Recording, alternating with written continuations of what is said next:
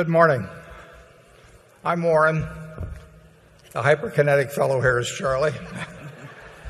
And we're going to go in just a minute to a question and answer section, at least a question section, that will be a little different than last year. We have a panel I can't see very well here over to the right of journalists who will ask questions and alternate with the people in the audience. And we'll go back and forth.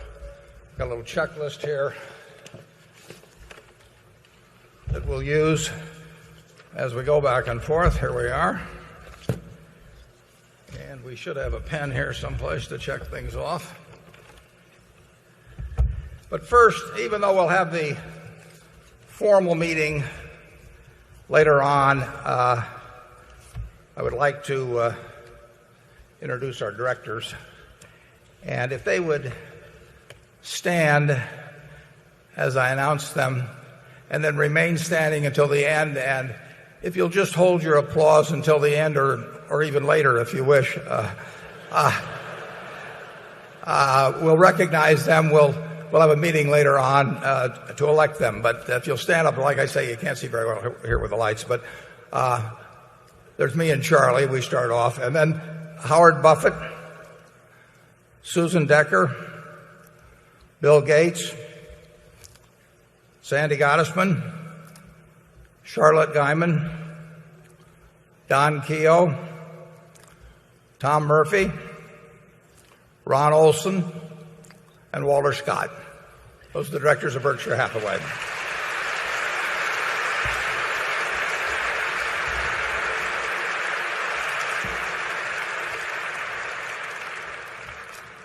Now, we only have one slide, which actually is more than we would usually have. And but it does tell you something about what happened last year, and it also acts as a commercial for our Nervous Nelly mattress with the famous night depository feature.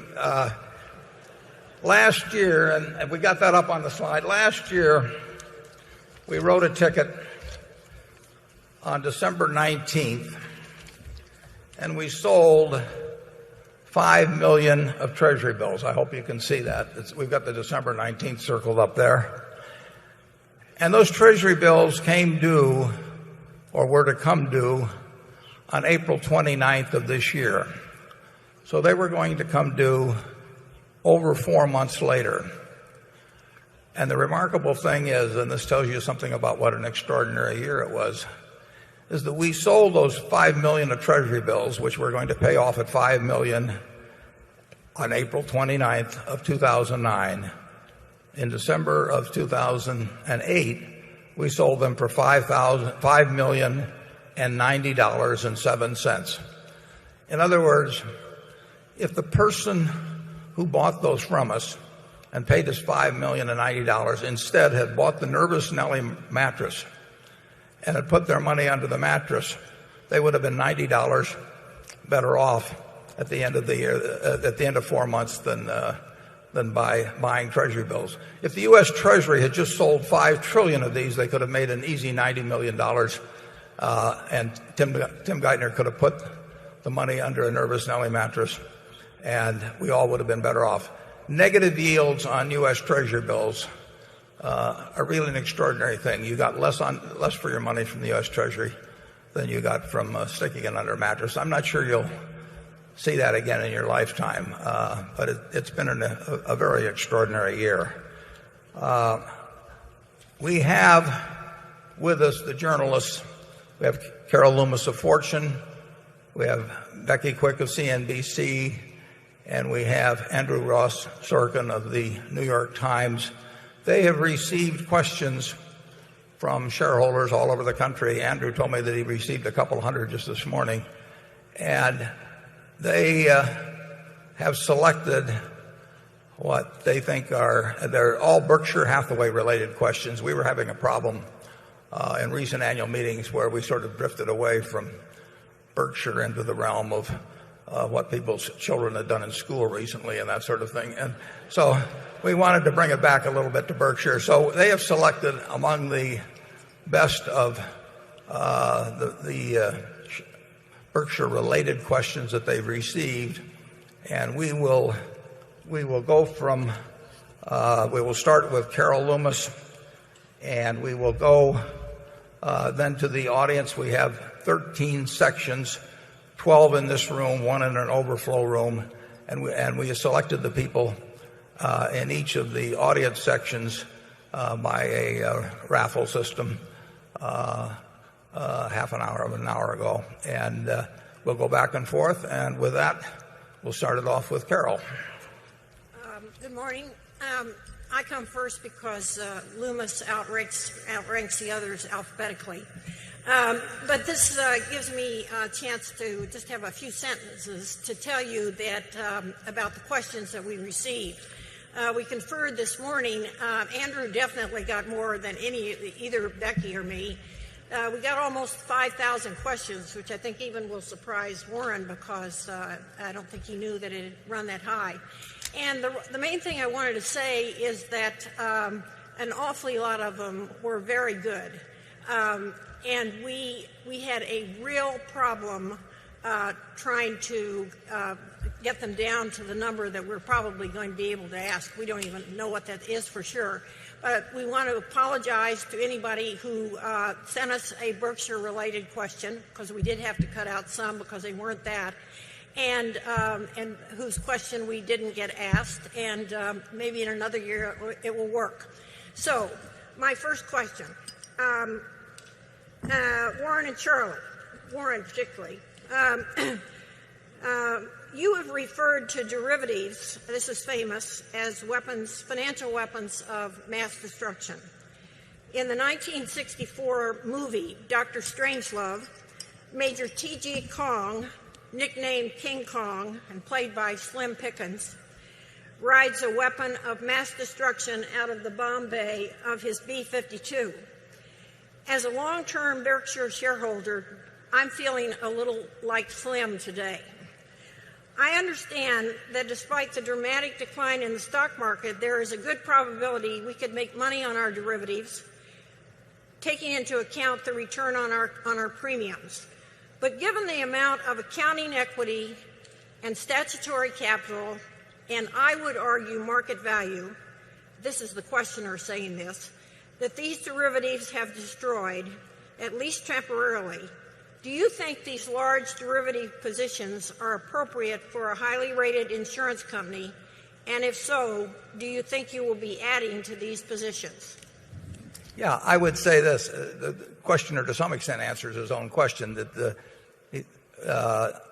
I don't know whether he anticipates as strongly as I do that net these positions will make money. But our job is to make money over time at Berkshire Hathaway. It does not impinge on capital. We have arranged them so that the collateral posting requirements, which are one of the big dangers in the derivatives field, that we have very, very minimal exposure to that. Even on March 31st, at a time when the market was down very substantially from when we entered into these transactions, we had posted collateral of a little less than 1% of our total marketable securities. So they pose problems to the world generally, and that's why I referred to them on a macro basis in the 2002 report as being financial weapons of mass destruction. But I also said in that report that we use them in our own business regularly when we think they're mispriced. And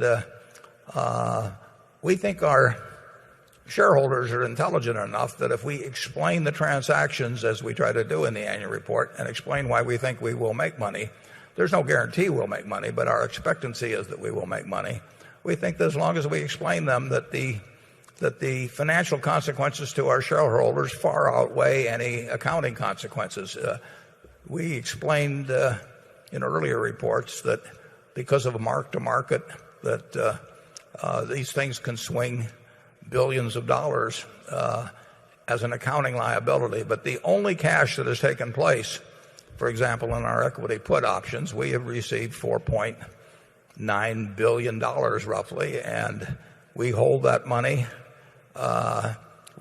Originally, the terms of these were 15 to 20 years, so we have the use of $4.9 billion for 15 to 20 years, and then markets have to be lower at that time than they were at the time of inception. So I personally think that the odds are extremely good that on the equity put options we will make money. I think on the high yield index credit default swaps we've written, I think that we will probably lose money before figuring the value of the money we've held. Now, I told you a year ago I thought we would make money on those, but we have run into far more bankruptcies in the last year than is normal. We've, in effect, had a financial hurricane. We insure against natural hurricanes, and we insure against a financial hurricane, and we have been in a bit of a financial hurricane. So I would expect those contracts before investment income would show a loss, and perhaps after investment income. The bigger contracts are the equity put contracts.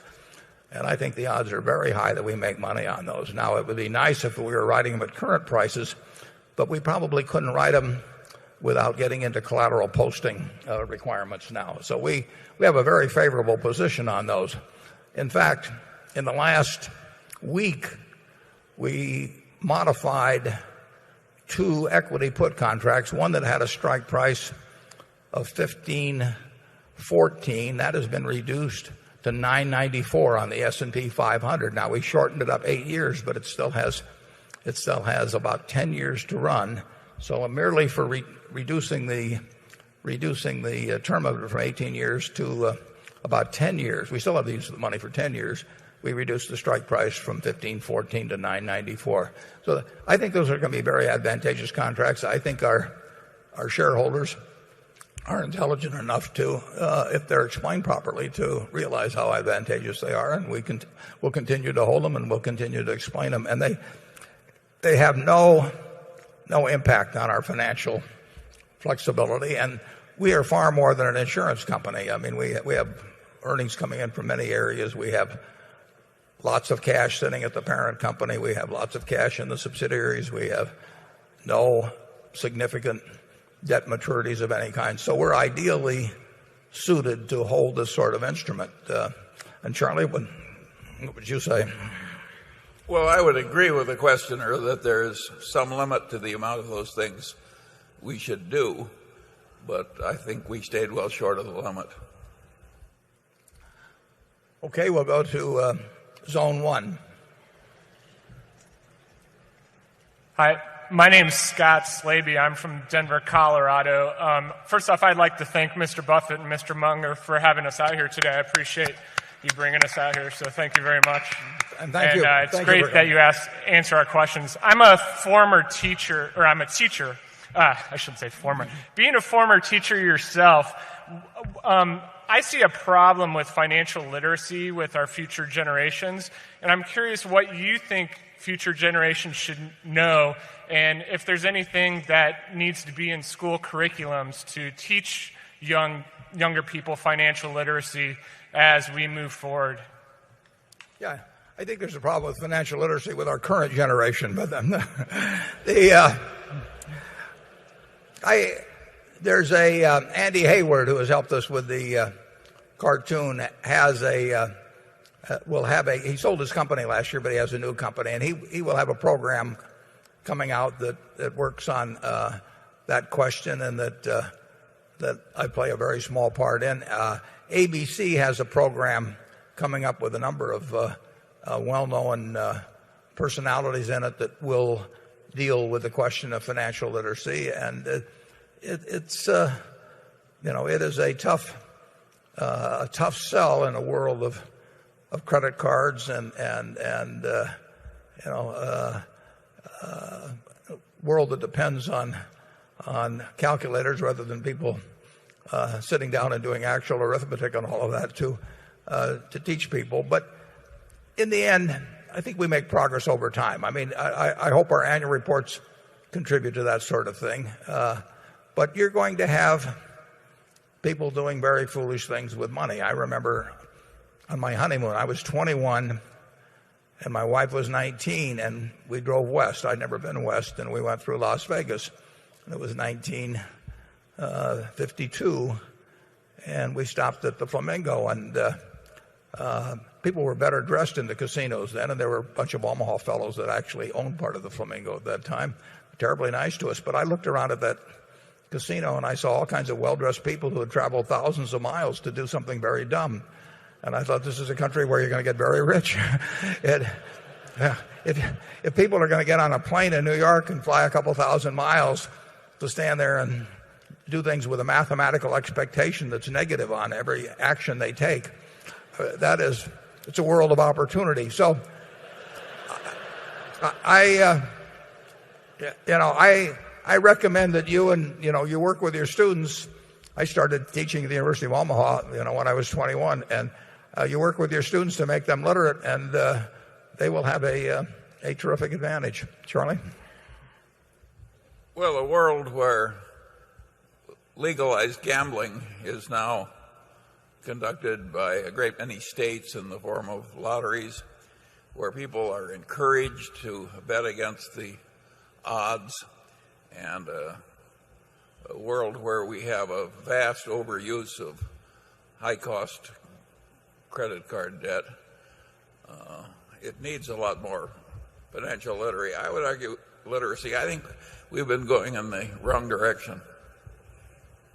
So I don't think you can teach people high finance who can't use a credit card intelligently. Yeah, if you're, I talk to students about that. If you're willing to pay 18 or 21% on a credit card, and the credit card companies need it, incidentally, currently, because you have losses running close to 10%. So with expenses, they may need that, but there's no way that you're going to financially come out borrowing money at those kind of rates, and I wouldn't know how to do it, and it's too bad. On the other hand, it's probably good for our business. I mean, that we are looking for things that are mispriced, and the more people think that borrowing money on credit cards is intelligent, they probably will not think that doing long-term equity put contracts is intelligent. And we'll go our way and they'll go their way. Becky? Warren, first of all, we've been asked to pass on a message that the attendance today is 35,000. Good. So, now, if they all just spend appropriately, it'll be a big day. This question comes from James Lewis from Logan, Ohio, who said it was okay to use his name and city. He says, one of the substantial investments of Berkshire is Wells Fargo. The chairman of Wells Fargo supposedly indicated that he did not want to take TARP funds from the federal government. He furthermore recently said that some of the programs of the federal government to reinvigorate the banks were asinine. Mr. Munger, do you agree with the chairman of Wells Fargo? And please explain why you do or do not agree. And Mr. Buffett, do you agree with Mr. Munger?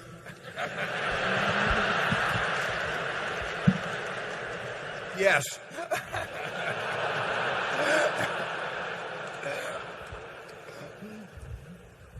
When a government is reacting to the biggest financial crisis in 70 years, which threatens important values in the whole world, and the decisions are being made hurriedly and under pressure and with good faith, I think it's unreasonable to expect perfect agreement with all of one's own ideas.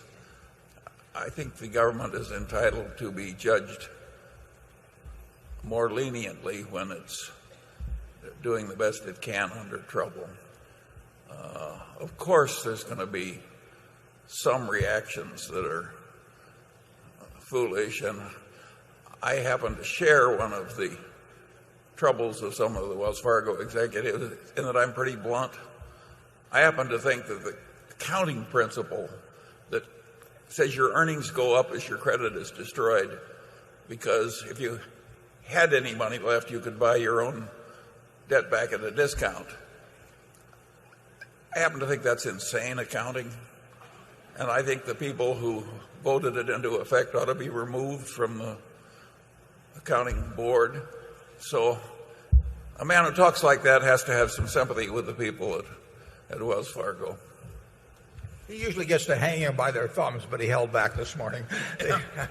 The government in September, mid-September last year, really did. They were facing a situation that was as close to a total meltdown throughout the financial system as I think you can imagine. You had a couple $100 billion move out of money market funds in a couple of days. You had the commercial paper market freeze up, which meant that companies all over the country that had nothing to do with the financial world basically were going to have trouble meeting payrolls. We really were looking into the abyss at that time, and a lot of action was taken very promptly. And overall, I commend the actions that were taken. So as Charlie says, to expect perfection out of people that are working 20-hour days and are getting hit from all sides by new information, bad information. That one weekend with Lehman going, AIG going, Merrill would have gone, in my view, unless the B of A had bought it. I mean, it was when you're getting punched from all sides and you have to make policy and you have to think about congressional reaction and the American people's reaction, you know, you're not going to do everything perfectly. But I think overall they did a very, very good job. I'm sympathetic. That remark was made by Dick Kovacevich, who came in second last year to Charlie in the plain speaking contest around the world. And it's true that Dick Kovacevich was called on a Sunday at little afternoon, as I understand it, and told to be in Washington the next day at 1 or 2 o'clock without being told what it was about. And there were 11 bankers there and some officials, and they were told that they were going to take TARP money and they're going to take loans from the government and preferred stock, and that they only had an hour or two to sign it, and they didn't get to consult with boards. But that's the nature of an emergency, you know. I think you're going to have some decisions that later can be looked back at, and somebody will say I could have done it a little bit better. But by and large, the authorities, in my view, did a very good job. And all banks aren't alike by a long shot. And in our opinion, Wells Fargo is among the large banks, particularly it's a fabulous bank and has some advantages that the other banks don't have. But at a time like that, you're not dealing in nuances. Incidentally, I would recommend to all of you that you go to the internet and read Jamie Dimon's letter to his shareholders, Jamie Dimon of J.P. Morgan Chase. It's a fabulous letter. It talks about a point that Charlie made there, but Jamie did a great job of writing about what caused this and what might be done in the future. It's as good a shareholder's letter as I've ever seen. So, by all means, look it up. It's long, but it's worth reading. Okay, we'll go to area 2. Yeah, thank you, Mr. Buffett and Mr. Munger. My name's Rick Franklin. I'm from St. Louis, Missouri. I'd like to follow up on the microphone one's question on financial literacy and my own question from 2 years ago on your discount rate. But before I do that, I hope you'll indulge me. Tor Stoll's wife, Rosemary Coons, if you could come to section 222, I found your husband. You can come to microphone 2 if that's easier. You get a little of everything here. So my question is free cash flow. Sell-side analysts like to do a 10-year discounted cash flow analysis with the terminal value. Even some of the books written about your style, the Warren Buffett way, Buffettology, imply that you go through that exercise. But I know you're famous for not using computers or calculators. I'm wondering if those type of exercises fall into the too hard file, and you just do a simple free cash flow, normalized free cash flow over a discount rate. And if you care to augment the answer with your numerical analysis of Coke, I'd appreciate that.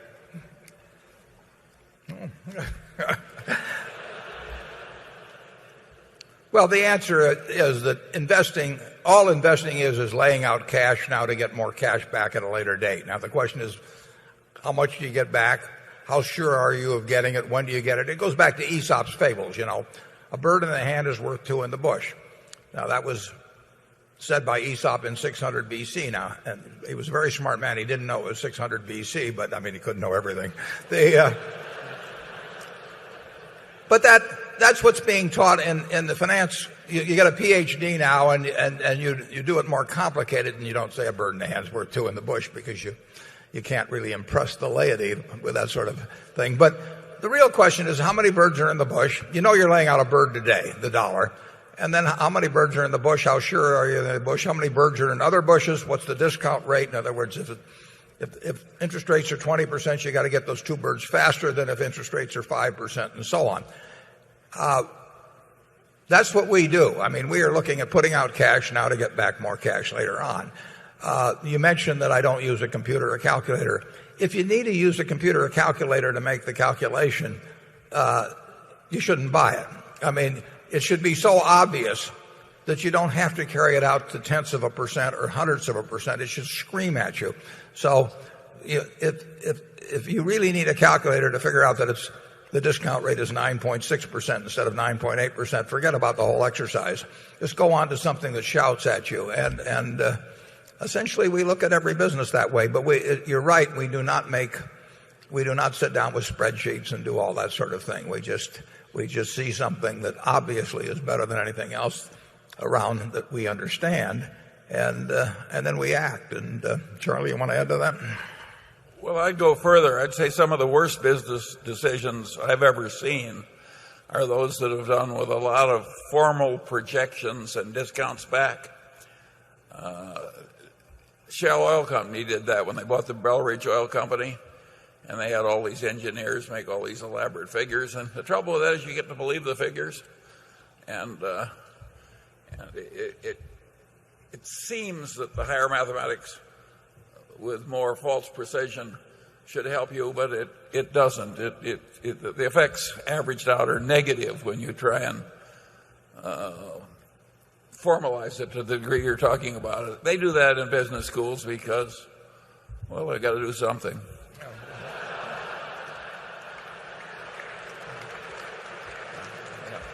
There's a lot of truth to that. I mean, if you stand up in front of a class and you say a bird in the hand is worth two in the bush, you're not going to get tenure.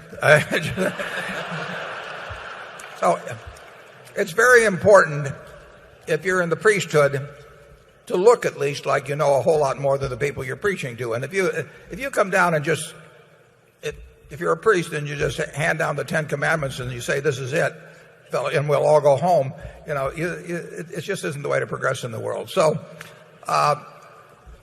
the false precision that goes into saying this is a 2 standard deviation event or this is a 3 standard deviation event and therefore we can afford to take this much risk and all that, it's totally crazy. I mean, you saw it with long-term capital management in 1998. You've seen it time and time and time again. And it only happens to people with high IQs. Those of you who have 120 IQs are all safe.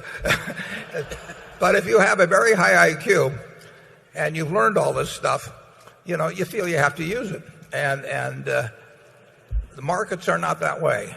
The markets of mid-September last year, when people who ran huge institutions were wondering how they were going to get funding the next week, that doesn't appear you can't calculate the standard deviation that arises at. It's going to arise much more often than people think in markets that are made by people that get scared and get greedy.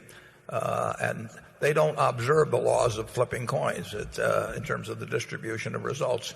And it's a terrible mistake to think that mathematics will take you a long place in investing. You have to understand certain aspects of mathematics, but you don't have to understand higher mathematics. And higher mathematics may actually be dangerous, and it will lead you down pathways that are better left untrod. Okay. Andrew, one of those 200 questions from this morning or what? This one's not from this morning, but it relates to Moody's, and we probably received about 300 questions at least on this topic. This question, which is representative of many, comes from Aaron Goldsmiser, and the question is the following. Given the role of rating agencies in the current economic crisis, their conflict of interests, their reliance on, quote, flawed history-based models, as you describe in this year's letter to shareholders, and the likelihood that a loss of credibility and or regulatory reforms could force drastic changes in their business models or earning streams, why do you retain such a large holding in Moody's? And more important, why didn't you use your stake to try to do something to prevent conflicts of interest and reliance on these flawed history-based models? Yeah, I don't think the conflict of interest question was the biggest, by anywhere close to the major cause of the shortcomings of the rating agencies in foreseeing what would happen with CDOs and CMBSs and all sorts of instruments like that. Basically, 5 years ago, virtually everybody in the country had this model in their mind, formal or otherwise, that house prices could not fall significantly. They were wrong. Congress was wrong. Bankers were wrong. People that bought the instruments were wrong. Lenders, the borrowers were wrong. But people thought that if they were going to buy a house next year, they better buy it this year because it was going to be selling for more money the following year. And people who lent the money said it doesn't make any difference if they're lying on their application or they don't have the income because houses go up, and if we have to foreclose, we won't lose that much money.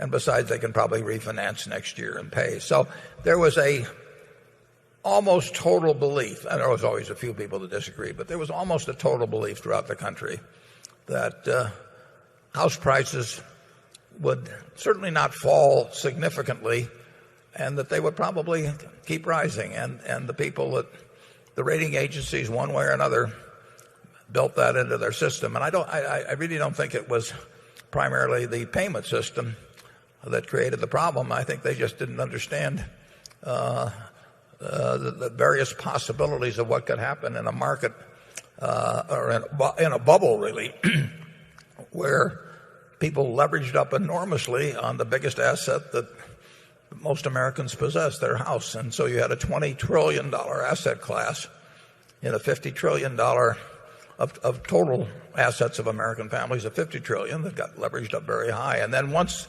it started melding down, it had self-reinforcing aspects on the downside. So I say that they made a major mistake in terms of analyzing the instruments, but they made a mistake that a great many people made, and that probably if they had taken a different view of residential mortgages 4 or 5 years ago, they would have been answering to congressional committees who would be saying, how can you be so un-American as to deny all these people the right to buy houses simply because you won't rate these securities higher. So they made a huge mistake, but the American people made a huge mistake.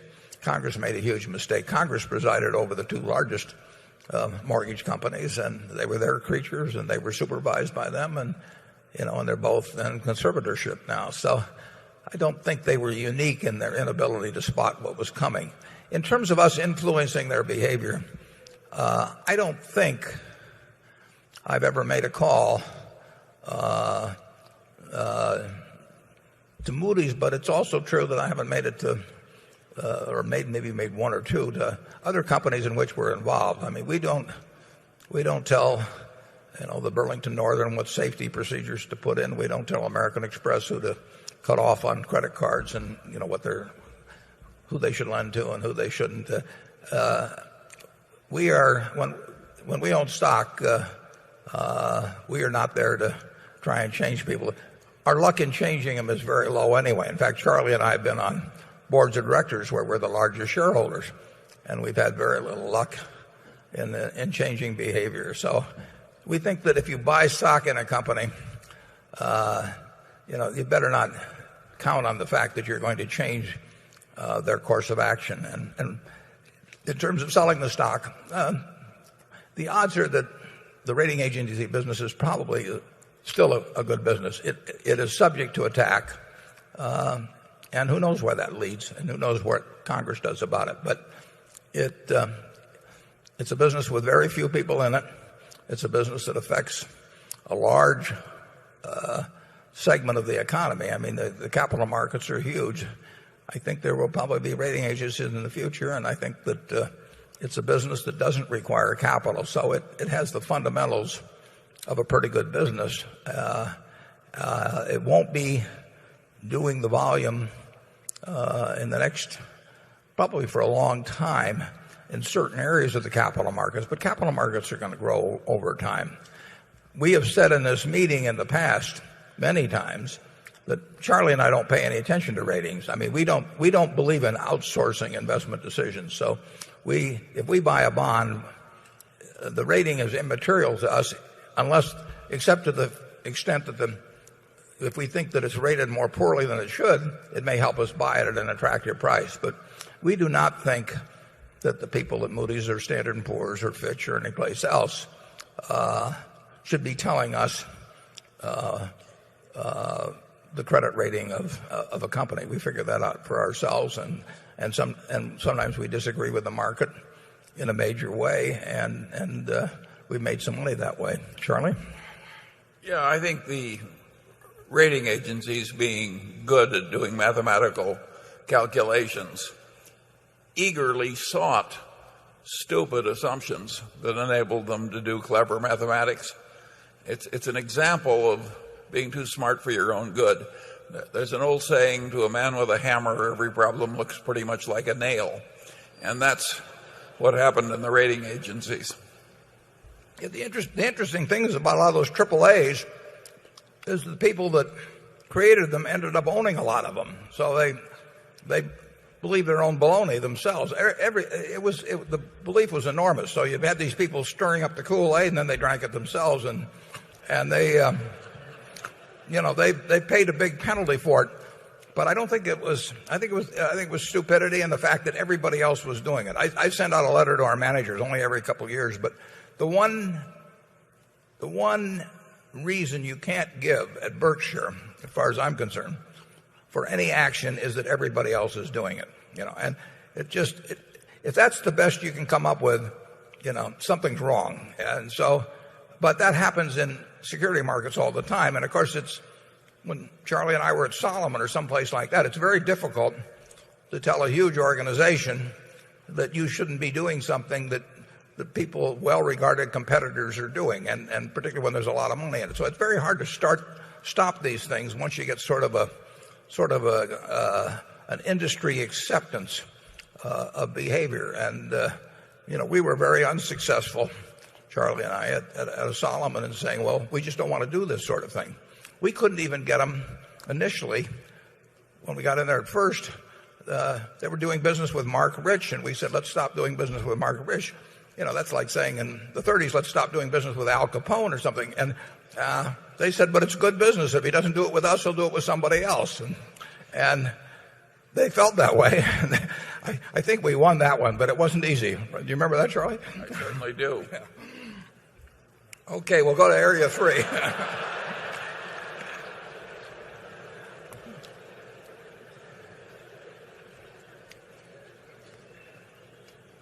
Okay, Zone 3, are we on? I'm Lori Gould from Berkeley, California.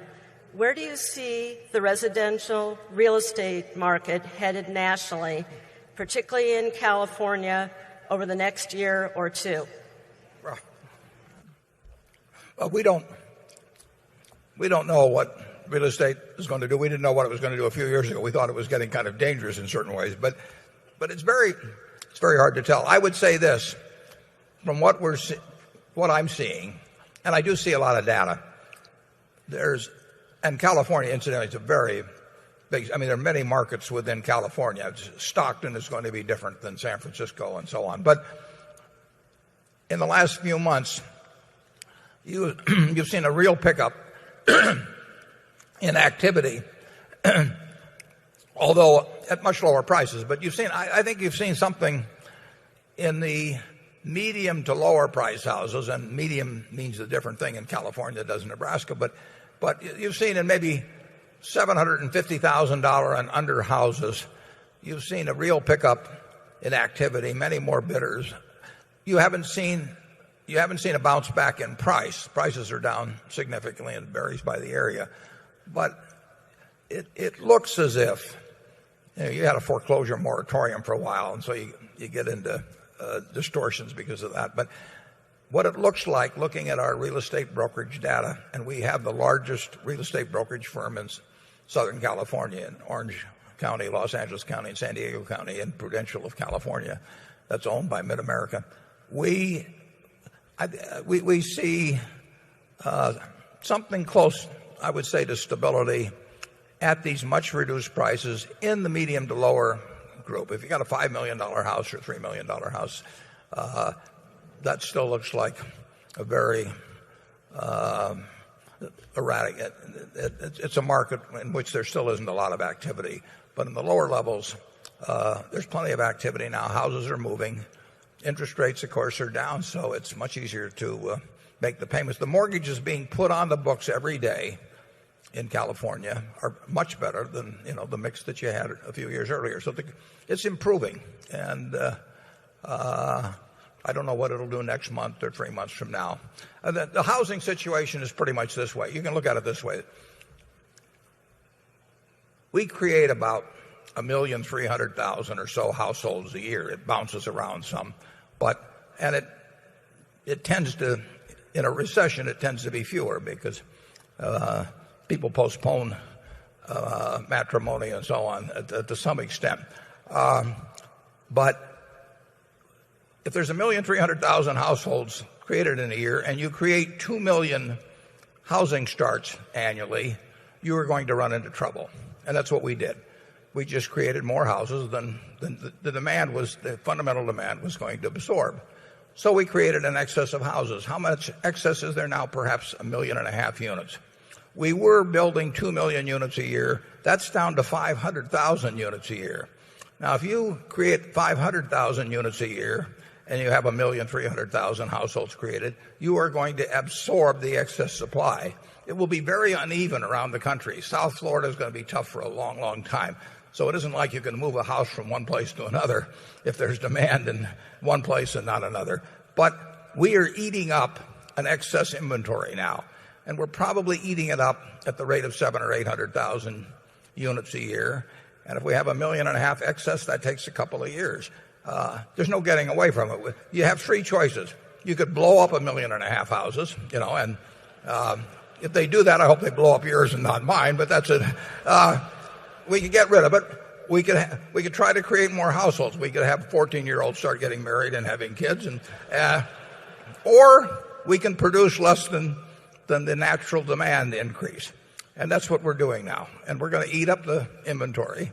And you can't do it in a day and you can't do it in a week. But it will get done. And when it gets done, then you will have a stabilization in prices.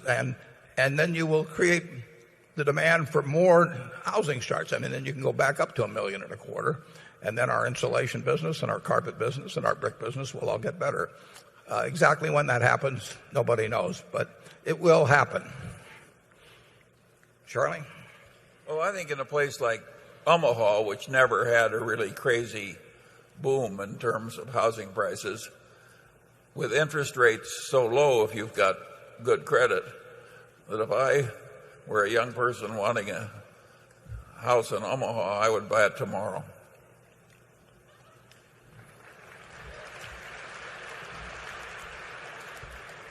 We own the largest real estate brokerage firm in Omaha, so Charlie will be called. If he qualifies, we will give him a mortgage application. It is true that 4.5 million houses will change hands this year. There's about 80 million houses in the country. 25 million of those do not have a mortgage. About a third of the houses in the country do not have a mortgage. You got about 55 million or a little less that have a mortgage. And 5 or 6 million of those are in trouble one way or another. But we're selling 4.5 million houses every day. And by and large, they're going into stronger hands. The mortgages are more affordable. The down payments are higher. The situation is getting corrected. But it wasn't created in a day or a week or a month. It's not going to get solved in a day or a week or a month. We are on the road to solution. Okay, Carol? Perhaps I should have said one other thing at the beginning. Those of you who read the annual report carefully know that Charlie and Warren were to be given no clue as to what any of the three of us were going to ask, so don't think that they have gotten a little list. They've seen nothing. This question, I got many versions of this question. This one happened to come from Jonathan Brandt of New York City. It concerns the 4 investment managers you have said are in the wings as possible successors to you. Can you please tell us, without naming names, but preferably in both quantitative and qualitative terms, how each of the 4 did in 2008 with the money they were managing for their clients? You said you hoped to pick people who would be able to anticipate things that had never occurred before. While the world has seen credit crises before, there were a lot of things that happened in 2008, especially in the last few months of the year, that few were predicting and that you yourself have described as almost unprecedented. How would you rate the way that these 4 managers, did in managing against these low probability risks?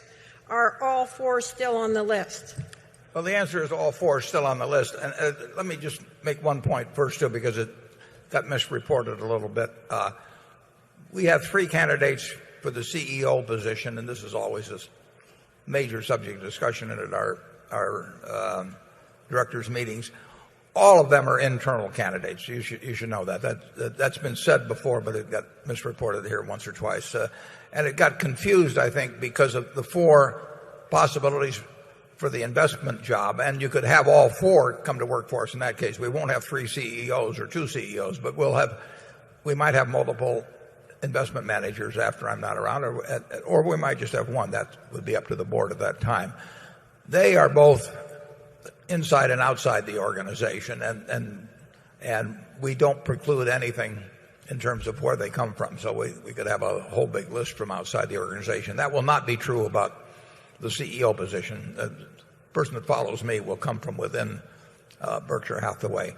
The 4, I don't have precise figures from them, although I've got a fair amount of information on some of them. I would say they did no better than match the S&P last year, which was minus 37 after adding back dividends. So I would say that in terms of 2008 by itself,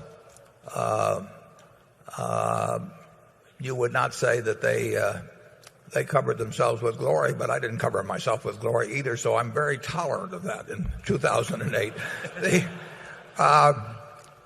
Charlie, you know some of the records pretty well. Wouldn't you say that's true? Yeah. What's interesting to me is that practically every investment manager that I know of in America and regard as intelligent and disciplined and with an unusual record of past success, they all got creamed last year. The group, I don't hear a lot of laughter about that. I think you're hitting a nerve out there, Charlie. The 4 have a better than average record over time. If you'd asked me at the start of the year, if you'd said there's going to be a minus 37% year, will this group do better than average? I would have said yes, but I think I would have been wrong. And like I say, I haven't gotten audited returns from every one of them, but I would say I would be wrong. I would say that their record over 10 years has been, in each case, has been anywhere from modestly to significantly better than average, and I'd be willing to bet that would be the case over the next 10 years. But certainly last year, there were a lot of things that didn't work, and our group was not exempt from them. I have not changed the list. That doesn't mean that we're always looking with the idea of finding more people to add to it. And as opposed to the CEO job, if I drop dead tonight, the board needs to put somebody in as a CEO tomorrow morning, and they will do so, and they know who it is, and they feel very good about it. Not too good, I hope, but on the investment officers, 1 or more, and it could easily be more, they don't need to do something the next day or the next week. I mean, the portfolio everything doesn't stop because of that. So that can be a somewhat more leisurely decision they'll have, and it will be made in an important way in consultation and agreement with the new CEO. So that is something that you shouldn't expect the next day to hear an announcement on the investment managers, but you should expect to hear it, within a month or something like that. I don't think we would want a manager who thought he could just go to cash based on macroeconomic notions and then hop back in when it was no longer advantageous to be in cash. Since we can't do that ourselves. Yeah, we think it's impossible if we can't do it ourselves. Yeah, right. So we're not looking for a type who went to cash totally. No, in fact, we would leave out anybody that did that. Yeah, we would exclude them. Yeah, they're not dumb enough for us.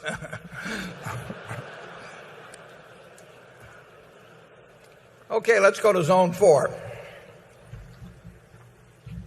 Hi, Mr. Buffett, Mr. Munger. My name is Vern Cushenberry. I'm from Overland Park, Kansas. I wonder if you might share your thoughts on the likelihood of a nationalized healthcare system, what that might look like, and the effects on your portfolio. Well, I'm going to let Charlie answer that one since I don't know how to. Yeah. Personally, I think something more like Europe will come to the United States in due course.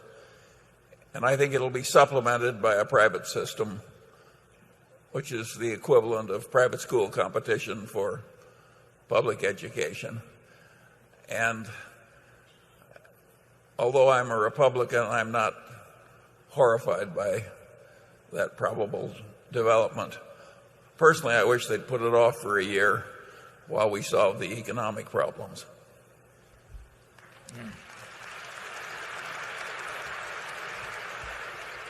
And I would say that in terms of its impact on Berkshire, we have a broad cross-section of companies. We have 246,000 people working for us. And we will adjust like American business generally will adjust to any developments along that line. It won't pose special problems for us. It won't offer us special opportunities. We'll see what the national sentiment is as expressed through Congress, and we'll behave accordingly. Becky?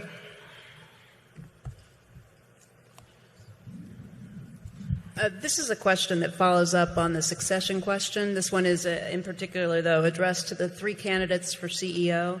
It comes from Irving Fenster, who writes, running Berkshire is very complex and complicated. Give us some insight for your reluctance to bring in your replacement to give him the benefit of your training instead of his having to tackle the myriad of problems of the transition on his own. The benefits for Berkshire, your replacement, and you are so compelling, your reluctance is puzzling. Having him on board may relieve some of the stress on you and help add many, many more years of good health for you. Irving is a friend of mine in Oklahoma. Went in my partnership 40 years ago, Irving and Irene. And he's been writing me on this for 30 or 40 years, and he's had no luck with me, so he decided to write Becky, apparently. If we had a good way to inject somebody into some role that would make them a better CEO of Berkshire, we would try it. But the truth is that the candidates we have are running businesses. They're making capital allocation decisions. They're doing things every day of an operating nature and these are major businesses. And to sit around headquarters while I'm sitting in there reading and on the phone and who knows what else, there wouldn't be anything to do. I mean, we could meet every hour.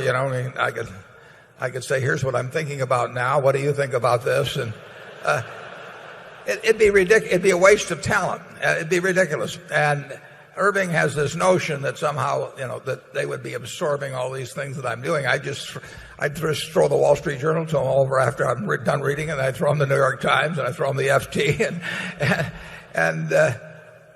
these are people that know how to run big businesses. They run businesses that make many millions or even billions of dollars. They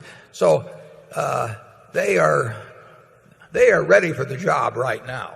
I wouldn't be happy unless we have. They are 100% ready. They know how to allocate capital.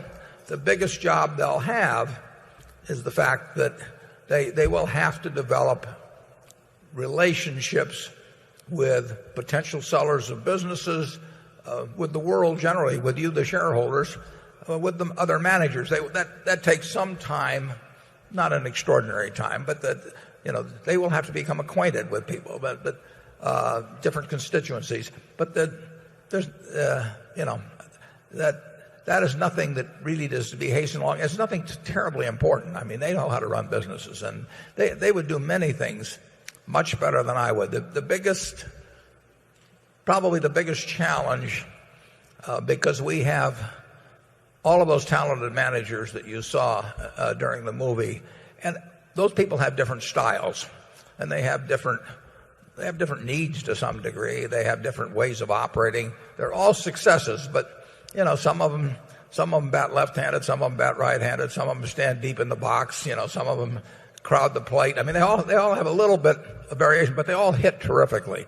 And for the CEO of Berkshire, it does require some knowledge of the individual personalities and which ones like to run by themselves totally and which ones like to check in occasionally and all that. But that is no reason to take a talent that's now running a business very successfully and building value and have him sit in an office next to me and have us chew over the day's events. I mean, Charlie and I work together now for decades, and I've learned a lot from Charlie, but I haven't done it by having him sit next door and have hourly meetings or anything of the sort. What do you think, Charlie? Well, I think averaged out, you're more likely to be qualified to be a CEO by running a subsidiary with an enormous amount of discretion than you are to be around headquarters watching somebody else do it his way. A lot of the models that have worked well in the world, like Johnson & Johnson, are quite Berkshire-like in that they're decentralized and they let these people pop up from the subsidiaries. They don't try and just create CEOs in a hothouse in headquarters. We have an unusual situation at Berkshire that most of the people at the top, virtually all of them, are doing what they want to do. I mean, they like running their businesses. That's what they came in expecting to do, and that's what they're doing, and we're letting them do it the way they like to do it. And so we don't have 50 people that are all think they're on some pyramid to get to the top. And Irving would like me to name, he's talked to me about it, he would like me to name who it would be, but that could change in the future. It could create some possible, well, you saw it at General Electric. I mean, when Jeff Immelt got appointed from among three, the other two left. And I don't really see any advantage in having some crown prince around, but Irving will keep riding me, I can promise you that.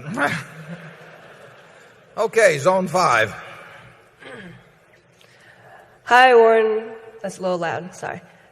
Hi. My name's Sarah, and I'm from Omaha, Nebraska. I'd like to know if you could explain your strategies, namely value investing, in regards to cultivating the next generation of investors. How will you teach this young group? Well, I had 49 mostly universities, a few colleges, that came to Omaha this year. We do them in clumps of 6, and then the last one we had an added university. So we had 8 sessions, full-day sessions. And they asked me sometimes they ask me what I'd do if I was running a business school teaching investments. And I tell them I'd only have 2 courses. One would be how to value a business, and the second would be how to think about markets. And there wouldn't be anything about modern portfolio theory or beta or efficient markets or anything like that. We'd get rid of that in the first 10 minutes.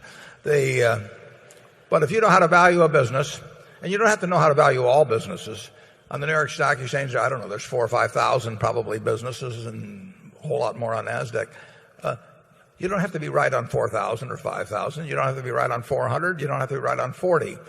You just have to stay within the circle of competence, the things you can understand, and look for things that are selling for less than they're worth of the ones you can value.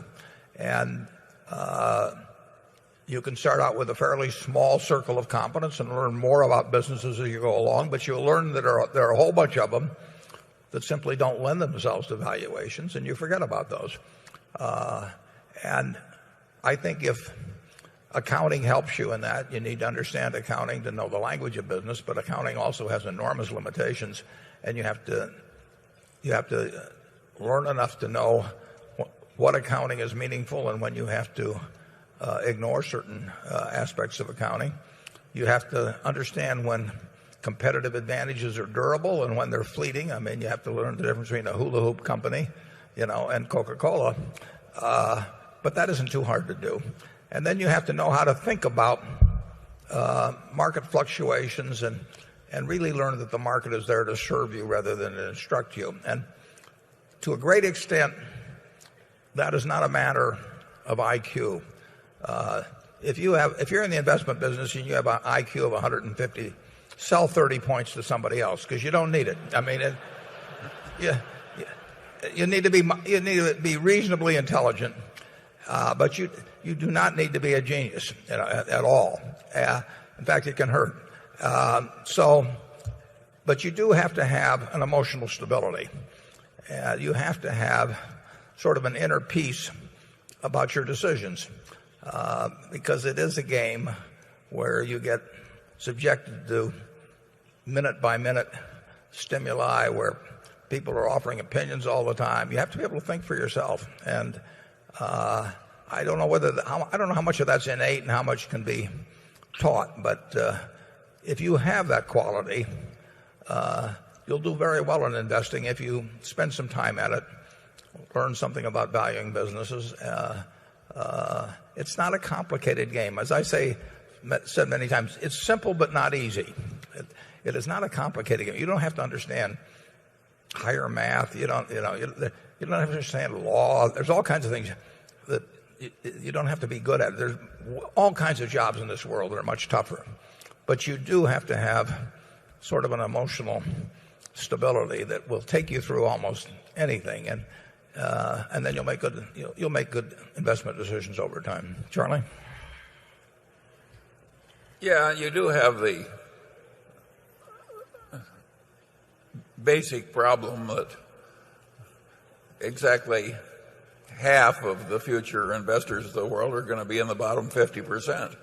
In other words, you're always going to have more skill at the top than you have at the bottom, and you're never going to be able to homogenize the investment expertise of the world. There is so much that's false and nutty in modern investment practice and in modern investment banking and in modern academia, in the business schools, even the economics departments, that if you just reduce the nonsense, that's all I think you should reasonably hope for. Beyond a certain basic level of skill, wouldn't you say your emotional makeup's more important than some super high degree of skill? Absolutely. And if you think your talent, if you think your IQ is 160 and it's 150, you're a disaster. Much better a guy with 130 that's operating well within himself. I get to see the students that come by. I love the fellow from the University of Chicago. One of the students said the first question that was asked to me is, what are we learning that's most wrong? I mean, that's the kind of, I wish they'd ask that sort of thing of the panel here. How do you handle that in one session? Yeah. But it was holy writ 25 years ago, efficient market theory, I never understood how you could even teach it. I mean, if you walked in the first 5 minutes, you said to the students, everything is priced properly. I mean, how do you kill the rest of the hour? But they did it. and they got PhDs for doing it well, and the more Greek symbols they could work into their their writings, the more they were revered. It's astounding to me, and it may have even given me a jaundiced view of academia generally, is the degree to which ideas that are nutty take hold and get propagated. And then I read a quote the other day that may have partially explained it. Max Planck was talking, the famous physicist, that Max Planck was talking about the resistance of the human mind, even the bright human mind, to new ideas, and particularly the ones that had been developed carefully over many years and were blessed by others of stature and so on. And he said, science advances one funeral at a time. And I think there's a lot of truth to that, and it's certainly been true in the world of finance. Okay, Andrew. Okay, we have a succession question. However, this one has a twist, coming from Ben Knoll. You famously said, quote, "You should invest in businesses that a fool can run because someday a fool will." Given your reinsurance company's capacity and inclination for big financial bets, can you provide us more reassurance about the risk once Ajit is gone? Do you have a succession plan for him? Ben says, the Titanic-like ending at AIG, once Greenberg was gone, has me spooked. Yeah, I would say that it would be impossible to replace Ajit, and we wouldn't try, and therefore we wouldn't give the latitude in terms of size of risk or that sort of thing that we give to Ajit. No, we've got a unique talent in my view there, and I think in Charlie's, and so when you get somebody like that, you give enormous authority to them after you firmly establish in your mind that that's who you're dealing with. But that doesn't mean that the authority goes with the position. The authority goes with the individual. And we would not, giving your pen away in insurance, as they say, is extraordinarily dangerous. And we have in this town, we have Mutual of Omaha, which in the 1980s had been built up carefully over probably 75 years by that time, and become the largest health and accident association in the world, I believe. And they got the idea that they should be writing property casualty reinsurance. So they gave a pen to somebody within the place, and probably nobody even heard the guy's name, and in just signing a few contracts, they lost half their net worth in a very short period of time, and they were worried that they might have lost more than that. So you can do enormous damage in the insurance business with a pen, and you better have to be very careful about who you give your pen to. And we've given our pen to Ajit in a way that we wouldn't give it to anybody else. Now, it just so happens that I enjoy hearing about the kind of things he does, so we talk daily, but we don't talk daily because he needs my approval on anything. We talk daily because I find it very interesting when he says, how much should we charge to insure Mike Tyson's life for a couple of years? I mean, that's the kind of thing I can get kind of interested in. I asked him whether there was an exclusion in case he got shot by a woman that felt unhappy about her treatment or something, but and it makes a difference in the price. But I enjoy that sort of thing, but I'm not needed, and Ajit is needed, and we won't find a substitute for him. And there's some things that just have to be faced that way. Charlie? Yeah, what that quotation indicates is sometimes stated differently. You say, if it won't stand a little mismanagement, it's not much of a business. Of course you prefer a business that will prosper pretty well, even if it's not managed very well. But that doesn't mean you don't like even better when you get such a business that's managed magnificently. And both factors are quite important.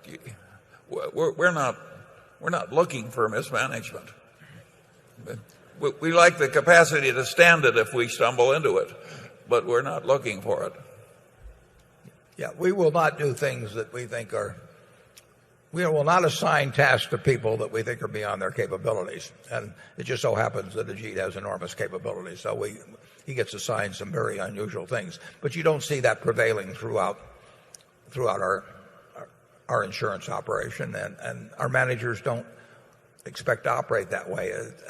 That's a one-off situation with Ajit, and he's in good health, and we send him all the cherry coke or fudge that he wants. Okay, area 6. I recommend this fudge, incidentally. It's terrific. I'm having a good time. Good morning. I'm Steve Fulton from Louisville, Kentucky. I gave up Buck's tickets to the Kentucky Derby this afternoon to come out and ask you this question. Thank you for this opportunity. My question relates to how you view, or what your view is, of the market's valuation of Berkshire shares. You commonly comment that Berkshire has two primary components of value, the investments that they own, the stocks, the bonds, and similar, and the earnings from the non-insurance operating companies that you've got. And when you compare 2007 to 2008, the investments were down about 13%, and the earnings were down about 4%, but the value that the market was placing on the shares was down about 31%. And I was curious as to your comments on that valuation. Yeah, well, I think you put your finger on something. We do think that we think obviously the investments are worth what they're carried for, or we wouldn't own them. In fact, we think they're worth more money than they're carried for at any given time, because we think on balance they're underpriced. So we have no problem with that number. We define our earning power. We leave out insurance underwriting profit or loss on the theory that insurance is, if it breaks even, will give us float, which we will invest. And on balance, I actually think that insurance probably will produce some underwriting profit. So I think we even understated a little bit on that, in that respect. But we think the earning power of those businesses was not as good last year as normal. It won't be as good this year as normal. But we think those are pretty good businesses overall. A few of them have got problems, but most of them will do well, and I think a few of them will do sensationally. So I think it's perfectly reasonable to look at Berkshire as the sum of two parts, a lot of liquid marketable securities, or maybe not so liquid, but at least fairly priced or maybe even undervalued securities, and a lot of earning power, which we are going to try and increase over time. And if you look at it that way, you would come to the conclusion that Berkshire was cheaper in relation to its intrinsic value at the end of 2008 than it was at the end of 2007. But you would also come to the conclusion that was true of most securities. In other words, the whole level of securities, and every stock is affected by what every other stock sells for. I mean, if the value of ABC stock goes down, XYZ, absent any other variables, but XYZ is worth less. If you can buy stocks at 8 times earnings, good companies, or 9 times earnings, it reduces the value of Berkshire, as opposed to when stocks were selling, well, 18 or 20 times earnings. I'm pulling those numbers out of the air, but everything is affected by everything else in the financial world. When you say a bird in the hand is worth 2 in the bush, you're comparing it. You got to compare that to every other bush that's available. So you're correct that Berkshire was cheaper in relation to intrinsic value at the end of 2008 than 2007, at least in my opinion, and that those two variables will count. We'll report them to you regularly, and over time we would hope that both increase, and we particularly hope the operating earnings aspect increases, because that's our major focus. We would like to move money into good operating businesses over time and build that number a lot. Charlie? Well, I would argue that last year was a bad year for a float business. it was naturally going to make the owner of the float appear briefly to be at a disadvantage.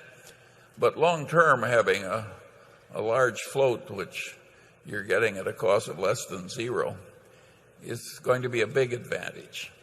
And I wouldn't get too excited about the fact that the stock goes down. I happen to know that there was one buyer there who rather inartistically bought about 10,000 shares when Berkshire was driven to its absolute peak. And how much significance does that have in the big scheme of things over the long term? What matters are things like this. Our casualty insurance business is probably the best big casualty insurance business in the world. Our utility subsidiary, well, if there's a better one, I don't know it.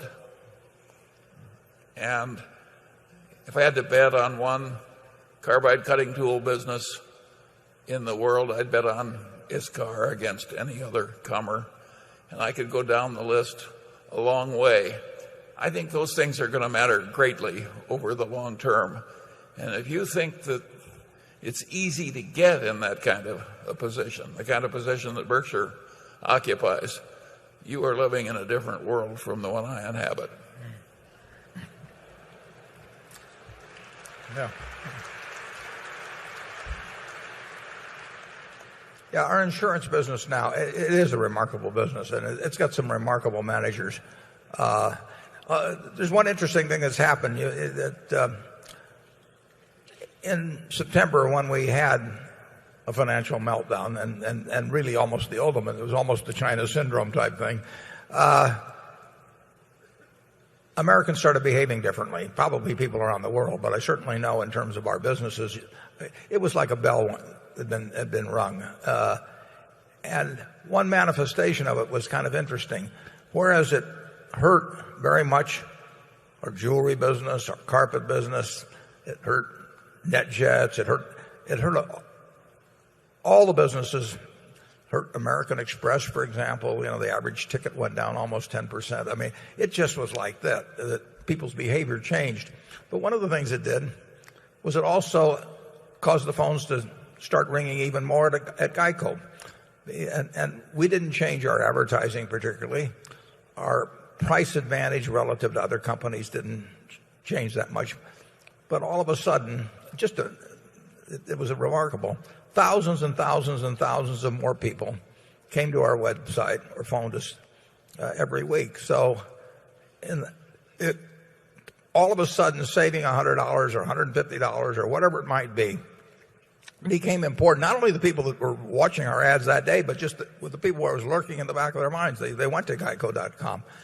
So in the first 4 months of this year, last year, we added about 665,000 policyholders. That's a lot of people. It made us by far the fastest growing auto insurer among the big companies. First 4 months of this year, we've added 505,000 in 4 months. I mean, it's the behavioral changes. And that franchise, that competitive advantage has been built up over decades. And Tony Nicely has nurtured it like nobody else could, just day after day, office after office, associate after associate. But then it just pays off huge when the time comes, because we are the low-cost producer among big auto insurance companies. That means we can offer the best value, and now people are value conscious. So these things are going on all the time with our subsidiaries, with those managers, and it builds a lot of value over time. I mean, every GEICO policyholder is a real asset to the company. I could give you an estimate of value, but I don't think it necessarily be smart. But they're worth real money, and we are now the third largest auto insurer in the country. I think we'll end up the year maybe at 8.5% of the market, and it was 2 and a small fraction percent back in 1993 when Tony took charge of the business. And the fundamentals are in place to take us much higher. Carol? Can you reach that peanut brittle? I promise you that this question did not come from Susan Lucci. However, it does concern dividend policy. It came from Peter Sargent of Yardley, Pennsylvania. And to ask it, he quotes from principle number 9 of the owner's manual. And Warren wrote there, quote, "We feel noble intentions should be checked periodically against results. We test the wisdom of retaining earnings by assessing whether retention over time delivers shareholders at least $1 of market value for each $1 retained. To date, this test has been met." Now, this was written some time ago. We will continue to apply it on a 5-year rolling basis. As our net worth grows, it is more difficult to use retained earnings wisely. So I'm now quoting the questioner here. "The recent annual report made me think about the performance of both the company and the stock price. Berkshire seems to have done quite well in the past few years, but the stock price seems to have not quite kept pace. So I looked at the last 5 years of earnings per share.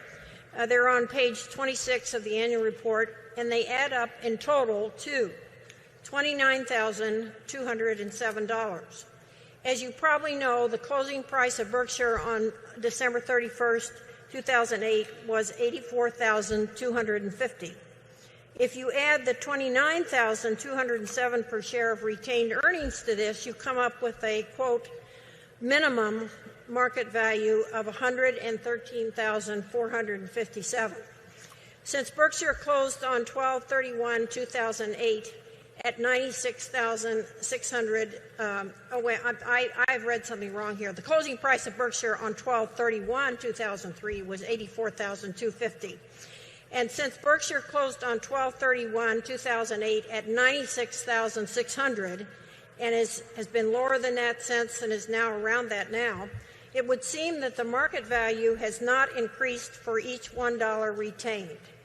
Assuming my analysis is correct, it raises the question of whether or not Berkshire will pay a dividend in the coming year or not." Well, we'll now have a short quiz on that program, on the question. The earnings, incidentally, of the 5-year period would include gains from things that were listed in unrealized appreciation at the end of the period. In other words, some of those were actually built into the asset value at the time, but then become realized. But the truth is, if you take all of the money we earned in the 5 years and the stocks, bonds, businesses purchased, and you sold them for cash on December 31st, 2008, we would have had a loss on that. I mean, under the conditions that existed on December 31st, 2008. I think that's probably true of almost all capital programs that were followed. If you really measured it by what you could have sold the businesses we bought, we love those businesses, but there was no market to speak of for many businesses at that time, and security values were down significantly. So I would say that he's absolutely right that measured on the value on December 31st, 2008, that the reinvested earnings had not produced $1 of market value at that particular market point. Now, I would say this, that we also say we measure our business performance against the S&P, and we use book value as a conservative proxy for intrinsic business value. We think intrinsic business value is higher, but we use that as a proxy, and we've done that consistently throughout the history of Berkshire. And during that 5-year period, or during we've never had a 5-year period when we've underperformed the S&P in terms of what I would call the intrinsic value measure of Berkshire. And as I said a few years ago, as we get larger, it's much harder to do that, and we'll settle for a couple of points better. But so far, that test has been met, and it's been met while we reinvested all earnings. So I think that we still have got the burden of we still should have to prove by the fact that Berkshire will sell above the earnings we've retained. Berkshire sells above it. Every dollar that's been retained in Berkshire translates, even today, into more than $1 of market value. But I would certainly say that if you took the 5 years and just sold all the things we bought during that period at that price, that there would be a loss. Charlie? Yeah, I don't get too excited about these oddball things that happen once every 50 years. If you're reasonably prepared for them and you're dented a little on the bottom tick and other people are suffering a lot more and unusual opportunities are coming to you that you don't see under other conditions, I don't think we deserve any salt tears. Take Wells Fargo. I think Wells Fargo is going to come out of this mess way stronger. The fact that the stock at the bottom tick scared a lot of people, I think will prove to be a very temporary phenomenon. Yeah, Wells Fargo got down actually ticked below $9 a share at a time when spreads on business were never better, when deposit inflows were never better, when their advantage in relation to cost of funds versus other large banks had never been better. But, in a market that was terrified, it literally, I had a class meeting that day, and it was the only time any of those classes have ever got me to name a stock, but they actually pushed me, and somebody there with a BlackBerry or whatever those instruments are that they carry around these days, checked the price and it was below $9. And I said that if I had to put all my net worth in one stock, that would have been the stock. Their businesses, the business model is fabulous. And then, when would you get a chance to buy something like Wachovia, which had the fourth largest deposit base in the United States, and bring that in and then start getting the spread on assets versus liabilities that Wells gets and build the relationships they have. It's a great business opportunity. Wells Fargo will be better off, unless they have to issue a lot of shares, which they shouldn't. Wells Fargo will be a lot better off a couple of years from now than if none of this had happened. And I think that's true of some other businesses as well. But you have to be prepared. You can't let somebody else get you in a position where you have to sell out your position. Leverage is what causes people trouble in this world. So you never want to be in a position where somebody can pull the rug out from under you, and you also never want to be emotionally in a position where you pull the rug out from under yourself. I mean, you don't want to have other people force you to sell, and you don't want to let your own fears or emotions cause you to sell at the wrong time. I mean, why anybody sells Wells Fargo at $9 a share when they owned it at 25 and the business is better off is one of the strange things about the way markets behave. But people do it, and they get very affected by looking at prices. If they own a farm like I do, 30 miles from here, they don't get a price on it every day.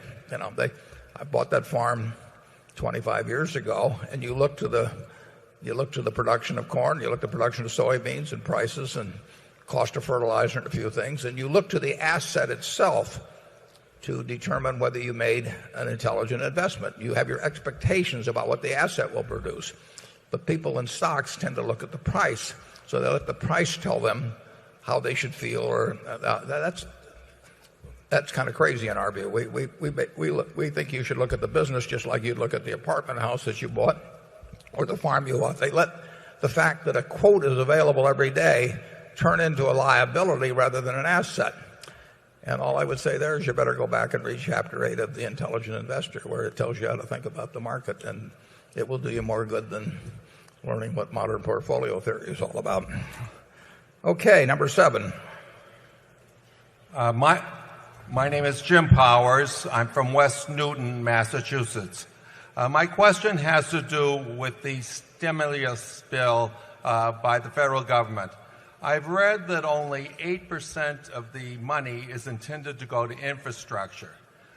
When you invest money, you normally look at the asset you're getting for the money. With the country going into so much debt, don't you think it would be better if a great percentage of the money invested by the federal government go to solid assets, as it did during the Great Depression with the Tennessee Valley Authority, Hoover Dam, other facilities that are still making money today and paying back the original investment by the government many times over, while putting numerous people to work? Let me answer that one. Yes.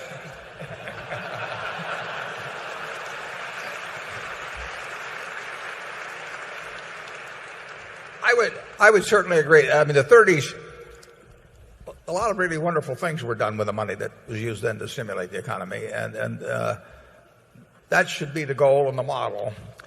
I can't evaluate perfectly what the current stimulus bill will do. I know that I did get a notice the other day from the Social Security Administration telling me I'm getting $250 or more. That ought to last me 6 or 7 months. Charlie will make his last longer, I'm sure. But that's the stimulus that the Buffett household has received at the present time.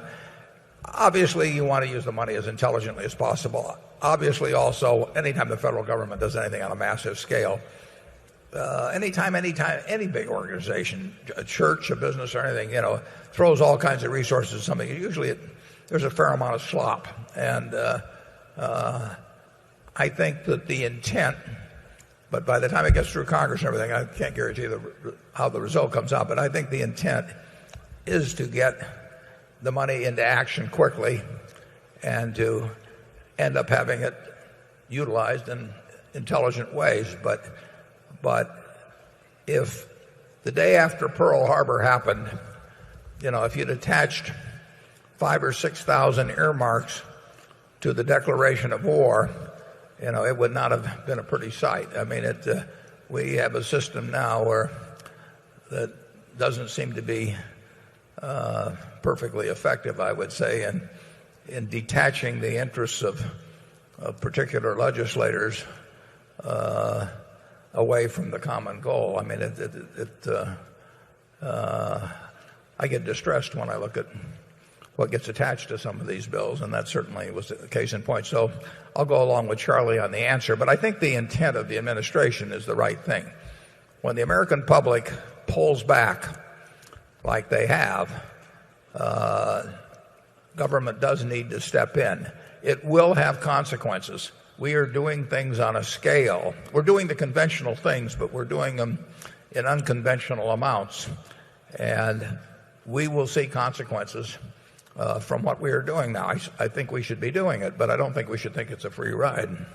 Yeah, we have one big no-brainer on the list of infrastructure investments that can be made, and that is a hugely improved nationwide electricity grid.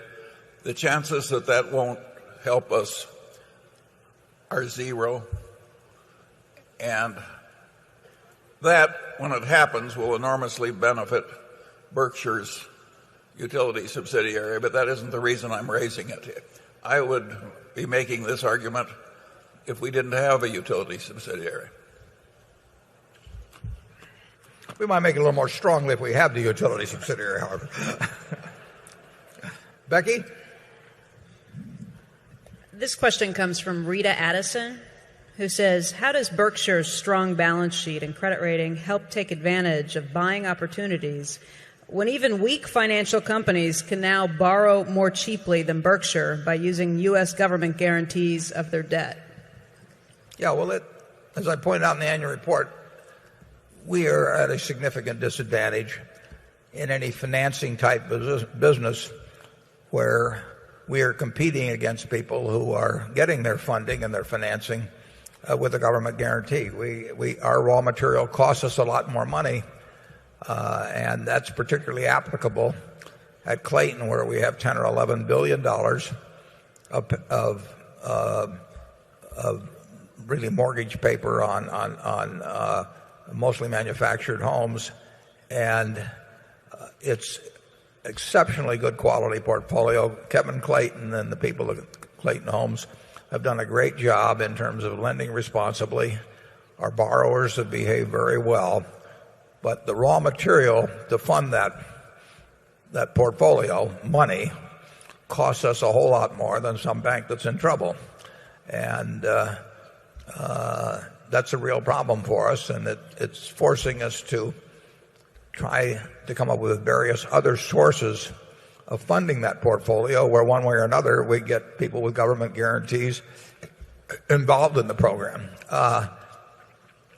That's just a fact of life with us now. There are the blessed who have government guarantees, and they're the ones that aren't. And of course, you see that dramatically in the case of some companies that have a government guarantee for part of their money and then sell other bonds that aren't guaranteed. I mean, just the other day, as I remember, I may be wrong on this, but I think Goldman Sachs sold something with a 400 basis point spread that wasn't guaranteed, whereas their guaranteed paper would be hundreds of basis points underneath that. General Electric sold something earlier this year that wasn't guaranteed, and the spread between the guaranteed and the unguaranteed was huge. We don't have anything guaranteed to sell, so we are not in that favored class in any way, and we can't become a bank holding company. So as long as the situation goes on, we have to figure out ways that we adjust. We only really use borrowed money. We use it in our utility business, but other utilities are not in this favored class. I mean, the utility industry generally. So our utility borrows money quite well compared to most utilities. Mid-American's credit is regarded as very good. And generally speaking, we've raised our money at a lower rate, which benefits our customers in the utility business. We don't use much money in the rest of our businesses except for the financing at Clayton, and we won't use much money. So we get our money by float, basically, and our float is it was $58 billion. I mentioned a little while ago that Wells Fargo raises its money in the first quarter at, I think, 1.12%, 112 basis points, which is very cheap. But our money's cheaper. We can't get as much of it as Wells does, but we do have $58 billion. In fact, we have more now that you would think will cost us less than zero over time, although there will be given periods when we have a cost to it. But we don't have an answer for going head-to-head against a government sponsored business that can raise money with a government guarantee. We do not have a way of going head-to-head with them in any business, no matter how prudently we conduct our operations. Charlie? Well, of course we're at a funding disadvantage, but on the other hand, we aren't regulated like a bank or a bank holding company. I think we'd be pretty ungrateful if we took this one disadvantage that has come to us and obsessed on it. I get those kind of lectures all the time. Okay, number 8. Hi, Mr. Buffett. Hi, Mr. Munger. My name is Mary Kimball from New York City. In getting back to basics, what do you think Ben Graham would have said about derivatives? He would not have liked them. I think he probably would have said pretty much what I said back in 2002, that they pose a real risk to the system. They cause leverage to run wild. They cause counterparties to sign up for things that may be difficult to achieve under certain circumstances. That they place an already fragile economic system, added strains on them, which can pop up in unpredictable ways. But he would probably also say if he saw something that were mispriced, he would act accordingly. But he wouldn't get himself in a position where the problems of the people who didn't act prudently could cause him any problems. And I think that probably would be the answer. One basic problem about derivatives, there's several problems. I mean, after 1929, Congress met, there was a PCORA committee and so on, and they decided that it was very dangerous to let people borrow a lot of money against securities, and that it contributed to the Great Depression. And therefore, they said the Federal Reserve should regulate how much people could borrow against securities, and it was important for society. And the Federal Reserve started requiring margin. They had margin requirements. Those requirements still exist. You are not supposed to be able to borrow more than 50% against your securities. Actually, during one period, they went to where they didn't. The Federal Reserve allowed no borrowing whatsoever. They went to 100% margin. But derivatives came along and just turned that into made those rules a laughing stock. You have what they call total return swaps, which means you can borrow 100% against what you own. That goes way beyond anything that existed in 1929. So derivatives became a way around regulation of leverage in markets which, like I say, Congress felt was important and the Federal Reserve still has a responsibility for enforcing. Derivatives also meant that settlement dates got pushed out. One of the problems in securities markets comes about when you have a trade today. If you didn't have to settle it for a year, you'd find it very hard sometimes to find a person on the other side. And derivatives allow these very long settlement periods, whereas security markets demand them in 3 days. There's a reason they demand them in 3 days. As you extend out periods, you get more and more defaults. So they're a danger. They are a danger to the system. There's no question about that. We have a book in the bookworm called The Great Crash by Galbraith. It's one of the great books. You really ought to buy it. It tells the story of the 29, and it gets into margin requirements. So Ben Graham would not like a system that used derivatives heavily, but I don't think he would have been above if he saw something that looked way out of line and he knew he could handle it himself. I think he would have been quite willing to buy or sell one that was mispriced. Charlie? I think there's been a deeper problem in the derivative business. The derivative dealer takes two advantages of the customer. One, there's a croupier-style mathematical advantage equivalent to the house advantage in Las Vegas. And two, the derivative dealer is playing in the same game with his own clients with the advantage of being a better player. And having knowledge of what they're doing. And having knowledge of what the clients are doing. This is basically a dirty business. And you're really selling things to your clients who trust you that are bad for the clients. We don't need more of this kind of thing in America. We need less.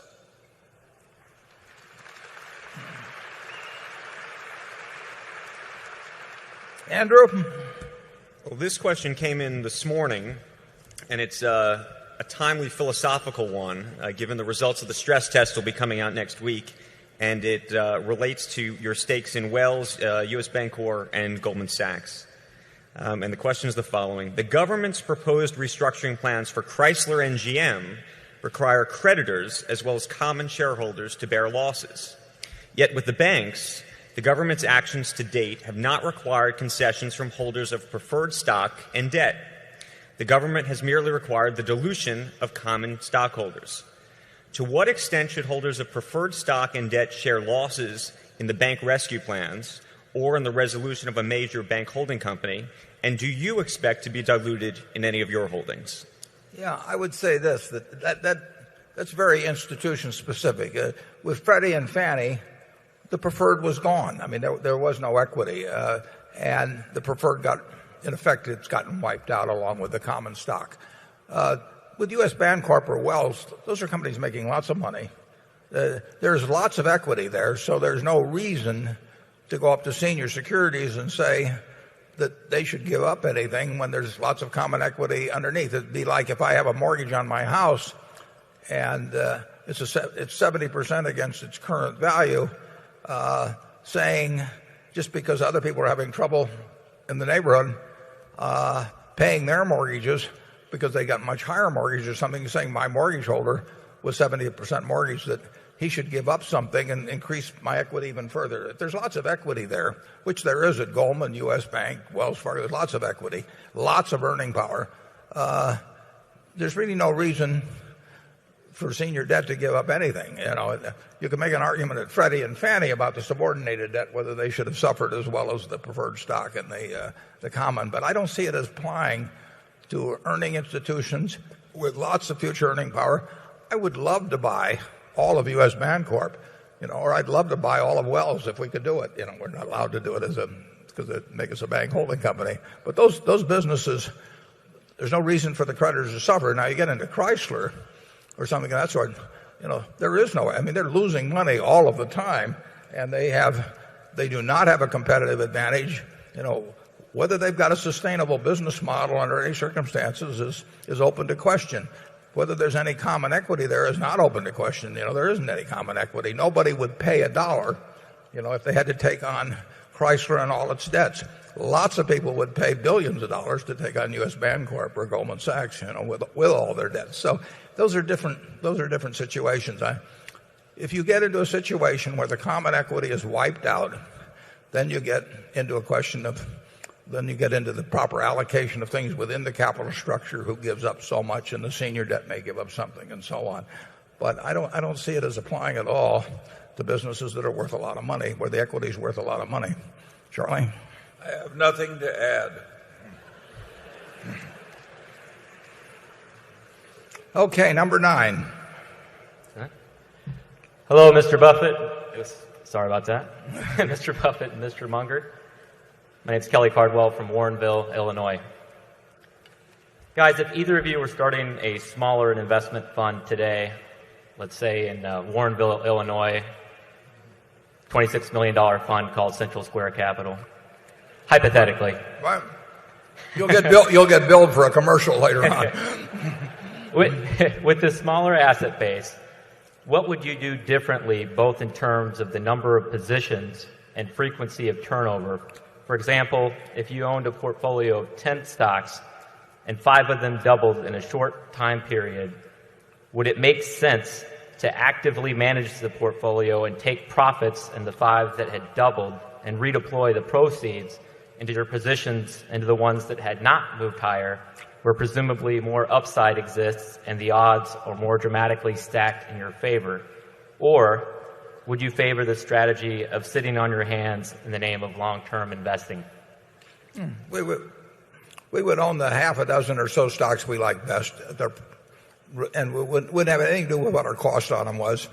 It would only have to do with our evaluation of their price versus value, and it doesn't make any difference what the cost is. And incidentally, if they went down 50%, we would say the same thing. And using your illustration, I don't know whether that fund has actually had something that went up or went down. So we would our cost basis, except in rare cases, and we actually have a situation like this at Berkshire now, which I may explain a little later, but the cost basis doesn't have anything to do with the fund. When Charlie and I ran funds, we didn't worry about whether something was up or down. We worried about what it was worth compared to what it was selling for, and we tried to have most of our money in very few positions which we thought we knew very well. We do the same thing now. We do the same thing 100 years from now. Charlie? Yes, he's tactfully suggesting that you adopt a different way of thinking. No.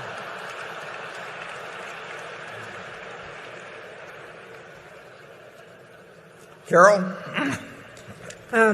This question is from Michael Welter of Portland, Oregon. You've often said that 2 things you look for in an investment are a sustainable competitive advantage and a simple, easy-to-grasp business model.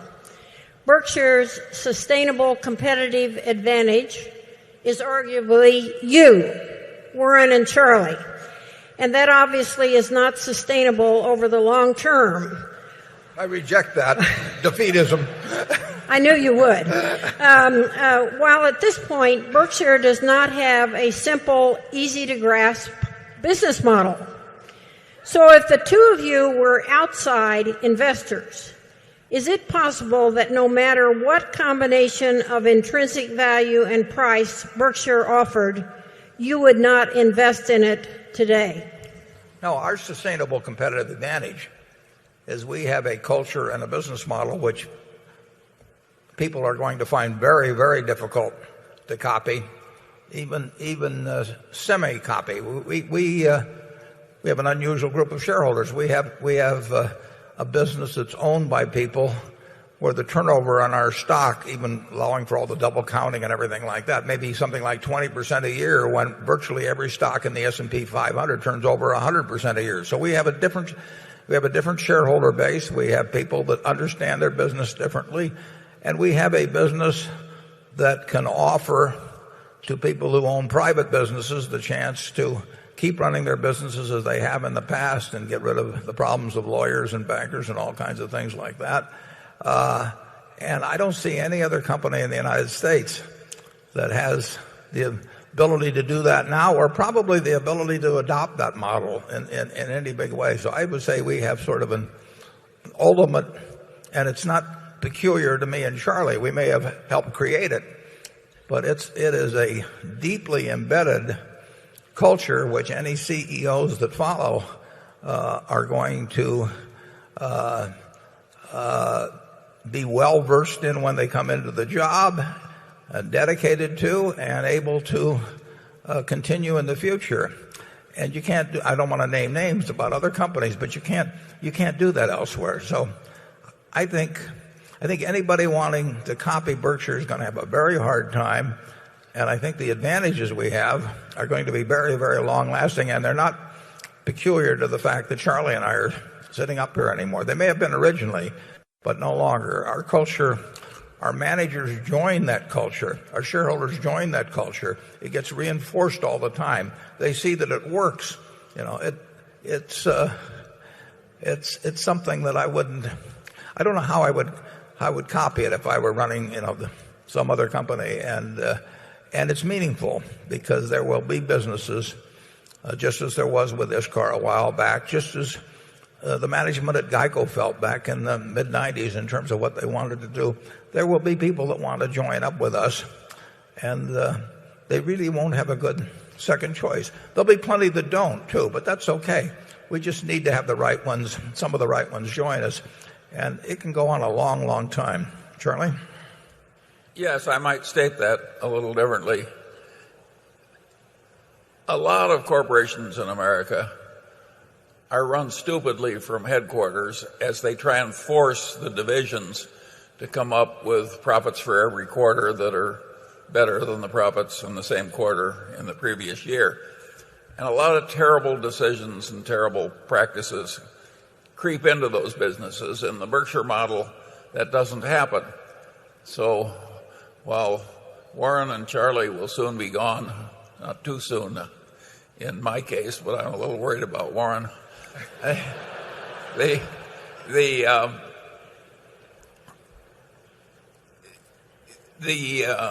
stupidity of management practice in the rest of the corporate world will likely remain ample enough to give this company some comparative advantage way into the future.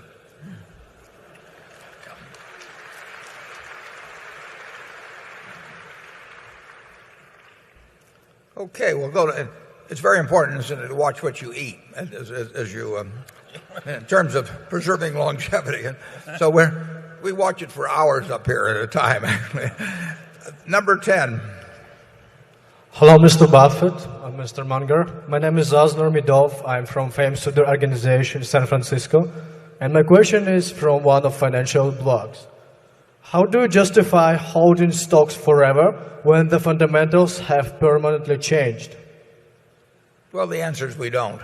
If we lose confidence in the management, if we lose confidence in the durability of the competitive advantage, if we recognize we made a mistake when we went into it, we sell plenty of time. So it's not unheard of. On the other hand, if you really get a wonderful business with outstanding management, but mostly the wonderful business part of it, when in doubt, keep holding.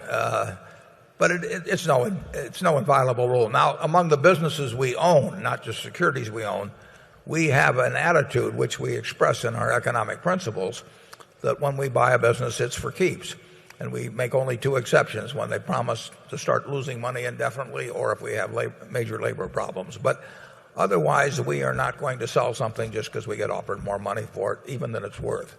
And that's a peculiarity we have, and we want our partners to know about that. We do think it probably helps us in terms of buying businesses over time. It's also the way we want to run our business. But with stocks, bonds, we sell them, but we're more reluctant to sell them than most people. I mean, if we made the right decision going on, we like to ride that a very long time, and we've owned some stocks for decades. But if the competitive advantage disappears, if we really lose faith in the management, if we were wrong in the original analysis and that happens, we sell. Or if we find something more attractive, normally we have plenty of money around. But in September of last year, late September, we had committed to put $6.6 billion in Wrigley. And then Goldman Sachs needed $5 billion, GE needed $3 billion. I sold a couple $1 billion worth of J&J just because I didn't like getting our cash level down below a certain point under the circumstances that existed then. That was not a negative decision on J&J. It meant that I wanted a couple billion more around, and I saw an opportunity to do something that I probably wouldn't see too much later, whereas I could always buy J&J back at a later date. But that's an unusual situation. I'd like to go back to one point on the earlier question, too. I frequently ask CEOs of companies what they would do differently if they owned the whole place themselves. When I'm talking to either companies where we've invested in, sometimes other companies, friends of mine run them, what would you do differently? You're 100% owned by you and your family. And they give me a list of things. There is no list at Berkshire. We basically run this place the same way we'd run it if we owned 100% of it. And that is a difference, that in terms of people joining in with us, they don't have to adjust their lives to a bunch of rules that are kind of self-imposed in terms of how people think about public companies, in terms of earnings predictions and all of that sort of thing.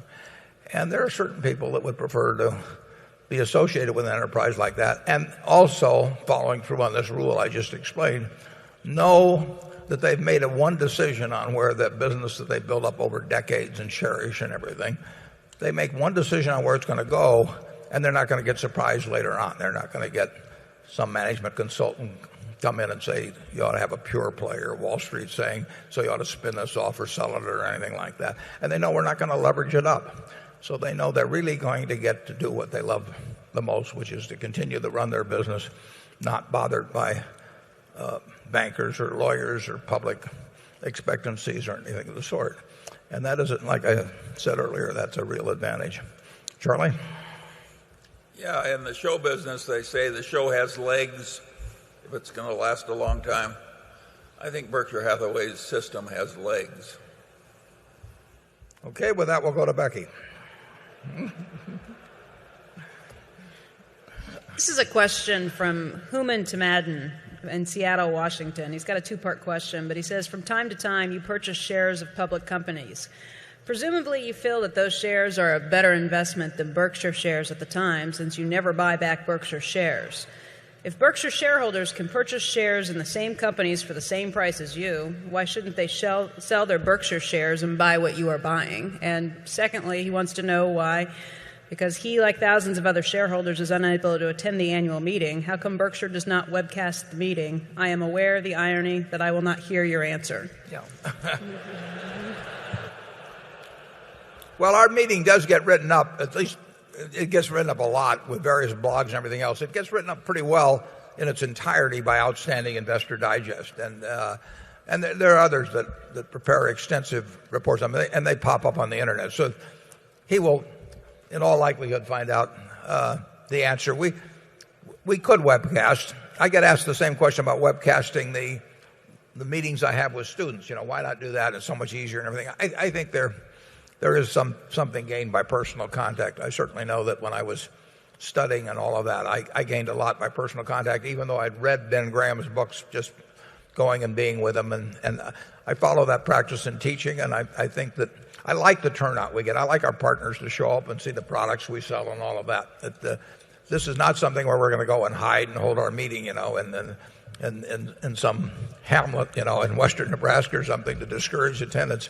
We've got a different attitude, and I think that I hope that comes across. And I think that if we webcast it, it was something like turning on a television show, I don't think it would be quite the same. In terms of the first part of the question about buying the securities we buy, plenty of people do that, and some of them. But they incidentally, they're not buying it with free float that's available from insurance. So So if they have $58 billion that they can get interest-free, they will be in the same position we are in buying those securities. But they are, on the other hand, they have some tax advantages we don't have. So I don't quarrel with people to do that. We have to publicize to some extent what we own. Some things they wouldn't be able to buy because we make direct purchases. They wouldn't be able to buy into the businesses we own. But they might very well do better piggybacking us in some way, and they're certainly free to do it. Charlie? Yeah, generally, I think it's quite smart to do what you're talking about, is to identify some investors you regard as very skilled and carefully examine everything they're buying and copy what you please. I think you have a very good idea. Yeah, when I was 21 years old, I had to mail away to the SEC in those days. You got these crummy copies about a week later and paid a lot per page to get them. But I used to get the semi-annual reports of Graham Newman Corp before I went to work there, and I would look at every security that was listed there, and I got some of my ideas that way. So there's nothing wrong with that. Number 11. My name is Sam Alter. I'm 11 years old, and I'm from West Windsor, New Jersey. My question is, how will inflation affect my generation, and how is Berkshire investing to prepare for this time? Well, that was about inflation. How inflation was going to affect you? Yeah, how is inflation? Yeah, well, inflation is going to affect you. It's certain we will have inflation over time. Paul Volcker got very upset the other day and spoke out about 3 weeks ago, I guess, when he read that a majority of the Federal Open Market Committee had sort of targeted 2% inflation as the number. And Volcker, who came in when inflation was raging and saw the problems of stopping it when it got a momentum of its own, said, 2% sounds great, but in a generation it cuts away purchasing power by 50%. He got kind of a long generation there, but he was right in that once you start thinking about a couple percent, you are on something of a slippery slope. And we are following policies in this country now to stimulate things, which stimulate business, which are bound to have some inflationary consequences. And to the extent that we borrow money from the rest of the world, it would be very human on the part of politicians in the future to decide that they would rather pay the rest of the world back in dollars that are worth far less than the dollars they borrowed. I mean, it's the classic way of reducing the impact and cost of external debt, and we're building up a lot of external debt. I always find it interesting when politicians now talk about using the taxpayers' money to do this and the taxpayers' money to do that, and how the taxpayers are paying the bonuses at AIG. We haven't raised taxes at all in this country. Taxpayers are paying nothing beyond what they were paying a couple of years ago. As a matter of fact, the federal revenues this year, which were close to $2.6 trillion a couple of years ago, maybe more like $2.3 trillion. So we are taking less money from the taxpayers.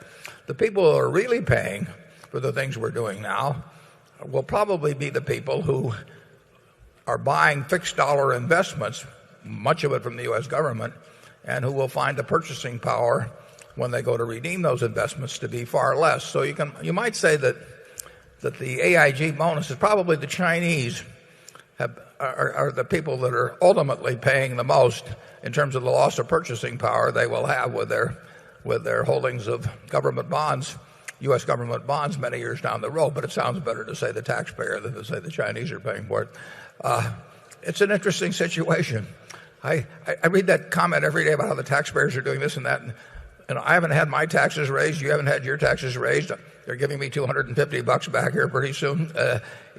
Taxpayers haven't paid anything so far, and my guess is that the ultimate price of much of this will be paid by a shrinkage in the real value of fixed dollar investments down the road. And that will be the easiest thing to do. And if it's the easiest thing to do, it's the most likely thing to have happen. So you will see plenty of inflation. Now, the best protection against inflation is your own earning power. If you're the best teacher, if you're the best surgeon, if you're the best lawyer, whatever it may be, you will command a given part of other people's production of goods and services, no matter what the currency is, whether it's seashells or Reichsmarks or dollars. So your own earning power is the best by far. If you're the best journalist, whatever it may be, you will get your share of the national economic pie, regardless of the value of whatever the currency may be as measured against some earlier standard. The second best protection is a wonderful business. If you own the Coca-Cola trademark company, you will get a given portion of people's labor 20 years from now and 50 years from now for your product, and it doesn't make any difference what's happened to the price level generally, because people will give up 3 minutes of labor, 5, whatever it may be, to enjoy, 12 ounces of a product they like. And so those are the great assets, your own earning power first, and then the earning power of a wonderful business that does not require heavy capital investment. If it requires heavy capital investment, you get killed in inflation. And with those guidelines, I would tell you the best thing to do is invest in yourself. Yes, the young man should become a brain surgeon and invest in Coca-Cola instead of government bonds.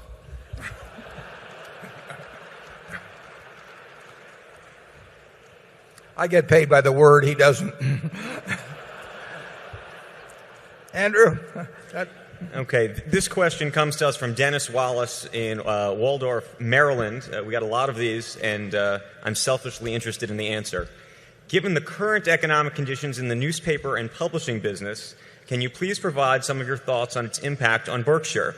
Given that our investee, the Washington Post Company, has had a substantial decline in its stock value, is it still a good use of capital?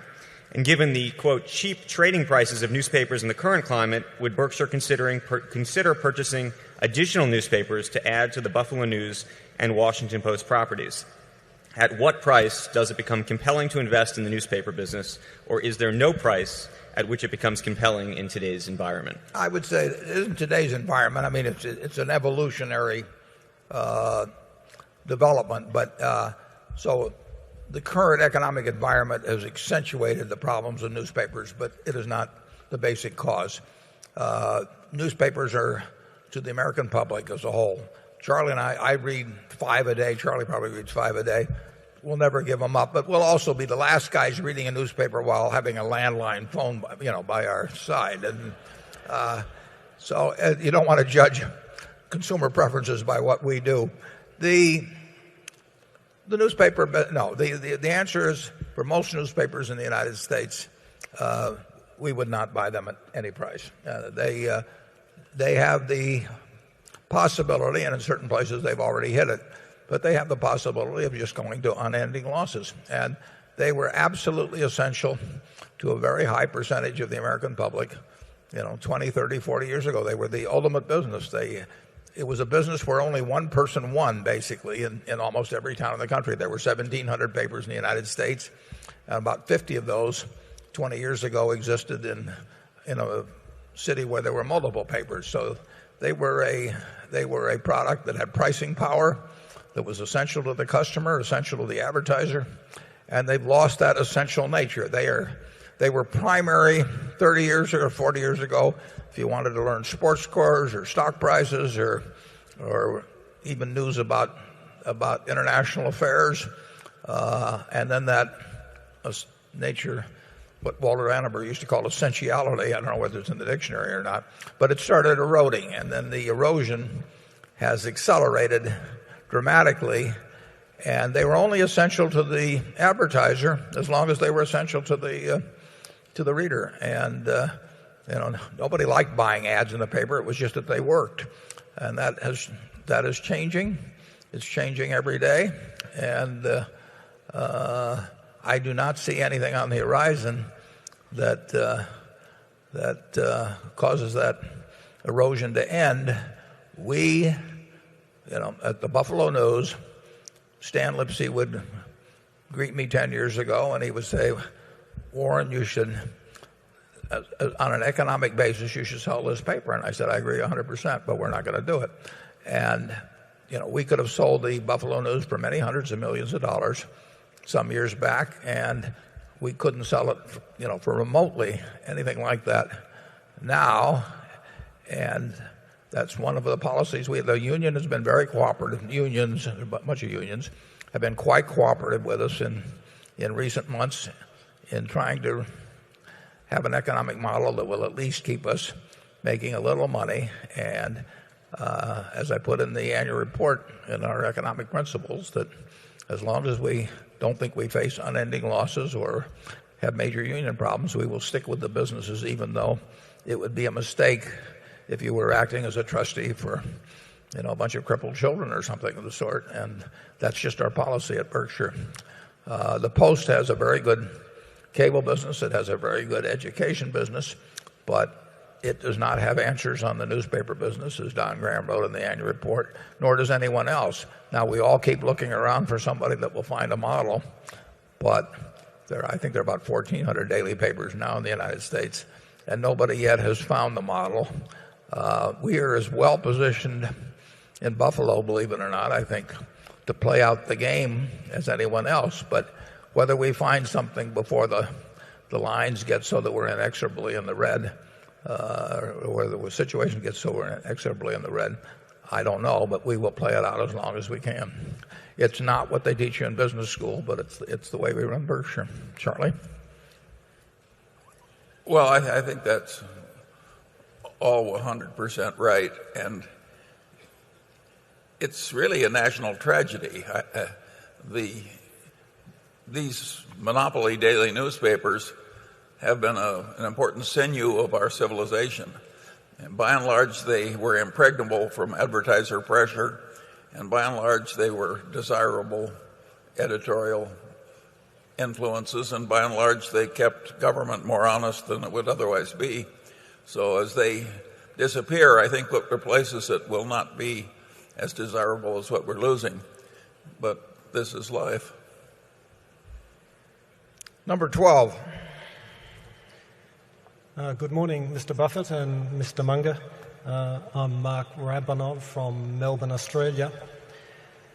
I'm wondering if I could ask you, our retailing, manufacturing and service businesses have been severely impacted by the recession. Given the way consumer spending has changed, is it likely the results will still be 20% below 2007 levels in 3 years' time? I don't know about 3 years' time. Certainly, those areas you named to varying degrees have been hit very hard. Some of the manufacturing would tie in with residential construction. If we hold housing starts at 500,000 a year, my guess is that in a couple of years at most, we would get something close to equilibrium in housing. Maybe quite a bit sooner. Nobody knows the figures with precision. But if you keep forming households at 1.3 million or something like that a year, and you create 500,000 new units, and a few of the old ones burn down and a few things, you will reach equilibrium at a point that's not ridiculously far in the future. And that will make a big difference in our carpet business and brick business and insulation business and paint business and so on. Retailing has been hit very hard. The higher the end of it, generally speaking, the harder it's been hit. There's been a big change in consumer behavior, and I think it will last quite a bit longer. I think for years government was telling people to save, and now that they're saving, they're unhappy about it. But I think the experience of the last couple of years, I don't think will go away very fast. I think it could last quite a long time. So I would not think our retailing businesses would do great for a considerable period of time. And I would say that in retail real estate, I would think that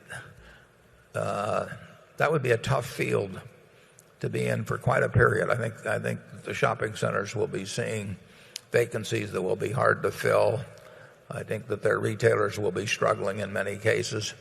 And of course, the supply of real estate doesn't go away. So that could be the shopping center business, which was selling at, these premier cap rates of 5%, even less sometimes. I think that is going to look very silly before all of this is done. In fact, it already is looking that way. So I wouldn't count. The service businesses are generally the better businesses. They require less capital, and they can be more specialized in what in the markets they serve in general. But I would not look for any quick rebound in the retail, manufacturing, and service businesses. We've got a ways to go on that, and we've got a ways to go on the ones that are construction related, but at least there you can sort of see the math of when it'll work out, and you can get a lot of information on what's going on in real estate markets. South Florida, I think, will be, for example, I think that's going to be a problem for a long, long time. I hope it isn't, but I just think the math of it is pretty devastating in terms of the number of units you have and net household formation down there. You've got a lot to wade through. Charlie? I've got nothing to add. Okay. Let's go to Carol. I got lots of questions sent in to me about the possibility of Berkshire buying its own shares. And here's what one said. You recently described Berkshire's policy regarding share repurchase as self-defeating because before repurchase you said you would write a letter to shareholders explaining why we are going to do it. You said the letter would by necessity tell investors that the stock price was at a substantial discount to intrinsic value, which would cause the stock price to rise. The letter would be in essence a buy recommendation, though as a matter of policy you don't make those. In the past, you have emphatically endorsed share repurchase by other companies and criticized managers who would not buy when the price was right. You have said no alternative action can benefit shareholders as surely as repurchases. Your previous views suggest little patience for a manager with a self-defeating policy. You have said when you have a manager who consistently turns his back on repurchases, when these are clearly in the interests of owners, he reveals more than he knows of his motivations. And the market correctly discounts assets lodged with him. Would it not be rational to conclude that the market will appropriately discount Berkshire's share price unless and until you abandon your self-defeating policy and engage in repurchases of shares? Yeah, incidentally, and this is important actually, the comments I made about repurchasing overwhelmingly, those go back a lot of years when stocks generally were, or frequently were cheap in relation to intrinsic value. I did not make that. You haven't seen me writing about that in the last 10 years or so because I would say most of the repurchasing done in recent years I've thought has been foolish because people have been paying too much. And companies got, in many cases, they would never acknowledge this, but they were buying because they basically liked, they were trying to give out buy recommendations when buy recommendation when it wasn't justified. In the 70s and early 80s, Charlie and I would frequently urge people to repurchase shares because it was so much more attractive than other things they could do with their money. The only time we felt strongly that Berkshire should repurchase its shares was in roughly 2000, whenever it was that we thought it was demonstrably below intrinsic business value, and that we wrote we would do it, and it did become self-defeating.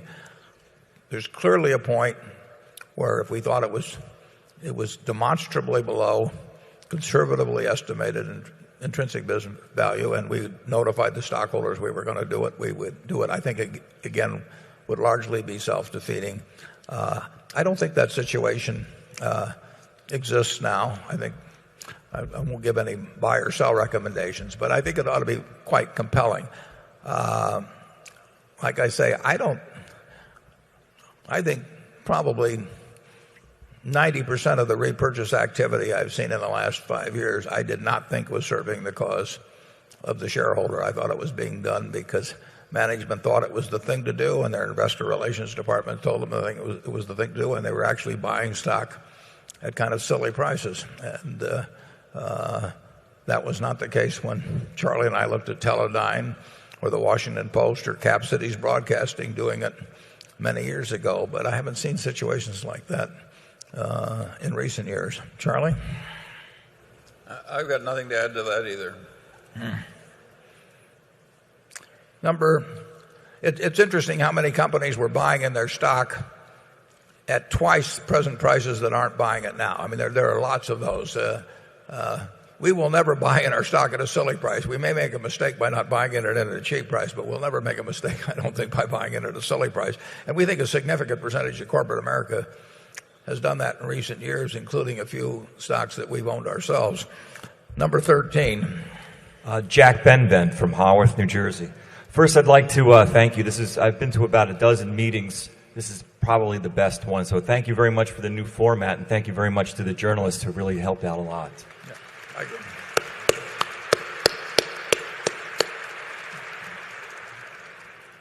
At past meetings, you and Mr. Munger have talked at great length about opportunity cost. The past year has presented you with many unusual opportunities. Can you discuss some of the more important opportunity cost decisions of the past year, and were those decisions at all affected by the macroeconomic picture? Thank you. Well, certainly opportunity cost has been much more in the forefront of mind in the last 18 months, when things are moving very fast, when both prices are moving and, in certain cases, intrinsic business value is moving at a pace that's far greater than we've seen for a long time. It means that in terms of calibrating A versus B versus C, it's tougher, it's more interesting, it's more challenging, and it can be way more profitable too. But it's a different task than when everything was moving at a more leisurely pace. And I described earlier, we face that problem, and it's a good problem to have. We face that problem in September and October because we want to always keep a lot of money around. We have all kinds of extra levels of safety that we follow at Berkshire, and we will never get so we're dependent on banks or other people's money or anything else. We're just not going to run the company that way. So we were seeing things happen. I mean, we got a call. We got lots of calls, but most of them we ignored. But the calls we got that we ignored helped us calibrate the calls that we paid attention to, too. And if we got a call from a Goldman Sachs, I think it was on a Wednesday maybe, that was a transaction that couldn't have been done the previous Wednesday and might not be done the next Wednesday. And we're talking real sums, $5 billion in that case. And we had certain commitments outstanding. We had a $3 billion commitment out on Dow Chemical. I think at that point, I could be wrong exactly on the day when we made it, we had a $5 billion commitment out on Constellation Energy. We had $6.5 billion we were going to have to come up with in early October on the Wrigley-Mars deal. So we were faced with opportunity cost type considerations. And as I said earlier, we actually sold something that under normal circumstances we wouldn't have thought about selling if it was 10 or 15 points higher in Johnson & Johnson, but we just didn't want to get uncomfortable. So you are faced in a chaotic market, particularly where people need large sums. So you're not talking about buying $100 million worth of something one day and $100 million the next day, but all of a sudden you're called on for billions if you're going to play at all. We face that opportunity cost calculation frequently during that period. I mean, when we decided to commit to buy Constellation Energy, we had to be willing to come up with $5 billion 7 or 8 months down the line. You didn't know exactly when because it would be subject to Public Utility Commission approval. But if something chaotic happened in the market next week, we would get phone calls or we would see stocks selling or bonds selling at prices we liked. And if if the relative values against what we held were interesting, we might sell things. Now, it's harder to sell things in huge quantities than it is to buy things in huge quantities during a period like that. So you have to measure whether you can actually get the offsetting transaction done to move from one to another. If we're going to move billions from one to another, it's much different than the problem you may have in moving hundreds of thousands or tens of thousands of dollars from one holding to another. We really can have big transactional costs unless we're careful. But that's the kind of calculation we go through, and we love the fact we get the opportunity to make those calculations. It's a sign of opportunity around, and we haven't had the flurry of activity like we had last year for a long time. So it was the first time we really faced the question, can we raise a couple $1 billion in a hurry to be sure that we've offset the cash needs of what we're committing to on the purchase side.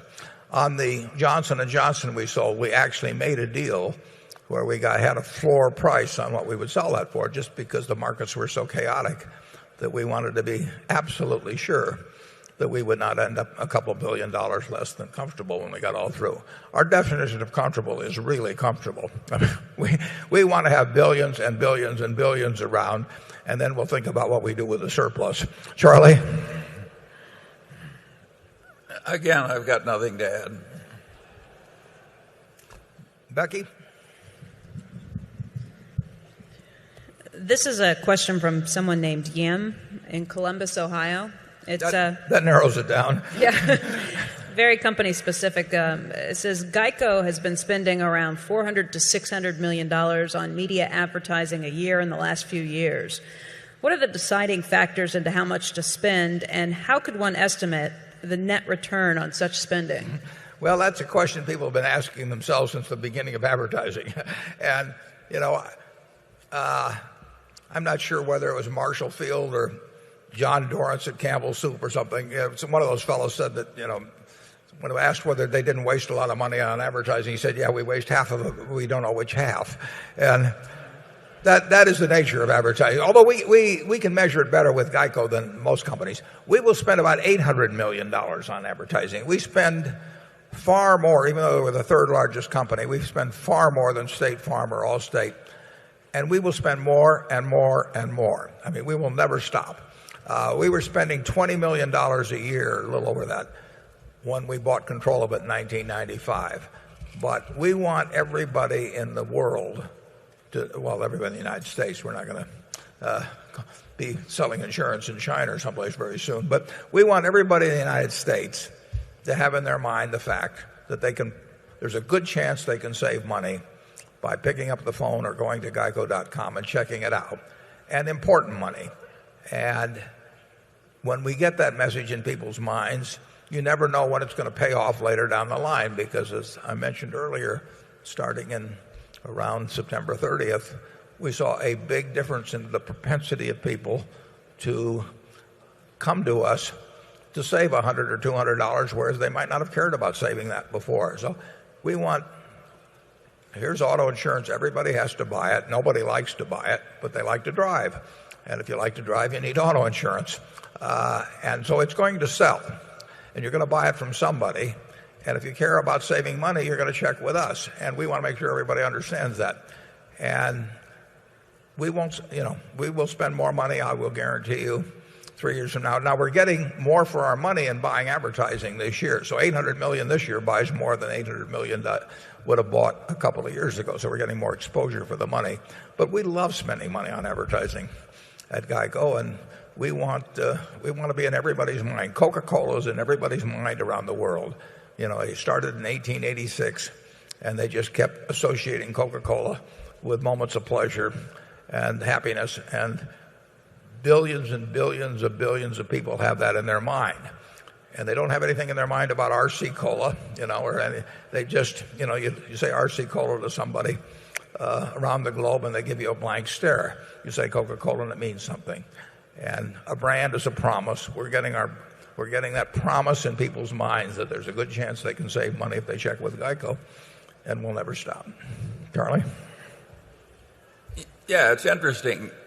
if GEICO would remain more or less the same size if we didn't advertise so healthy, and if the new subscribers are worth more than the $800 million we're spending advertising, then in an important sense, GEICO is earning $800 million more pre-tax in a way that doesn't even show. That's the kind of thing we like to see within Berkshire Hathaway. As the value of GEICO goes up by far more than the earnings every year, if we keep adding these people, as Charlie says, and we could maintain, I'm sure we could maintain for a very long time our present policyholder count and probably spend $100 million a year, maybe less. But we are getting more than our money's worth for what we spend. We probably waste some of it, but overall, we're getting a terrific return on it. And if I thought we could get anything like the same return by spending $2 billion next year, we'd spend $2 billion. I mean, it's a very attractive business, and I don't see how you create anything like it. I mean, we are the low-cost producer. And if you're the low-cost producer in something people have to buy and is roughly a $1,500 item, I mean, you've got a terrific, terrific business, and we have durable competitive advantage there. Okay, we'll go to number one, and I think then we'll break for lunch. Number one? Okay. Hello, Warren, Charlie. Felton Jenkins from Savannah, Georgia, longtime shareholder and partner. Just want to make a quick comment about something that was a big deal the last couple of years about Pacific Corp. There was some controversy, but I'm glad that Pacific Corp has agreed to work with the Native Americans and fishing communities on the West Coast to remove the uneconomic and harmful dams on the Klamath River. So I want to encourage Pacific Corp management to move quickly, close the deal, and open the river soon. But thanks for their improved efforts over the last year.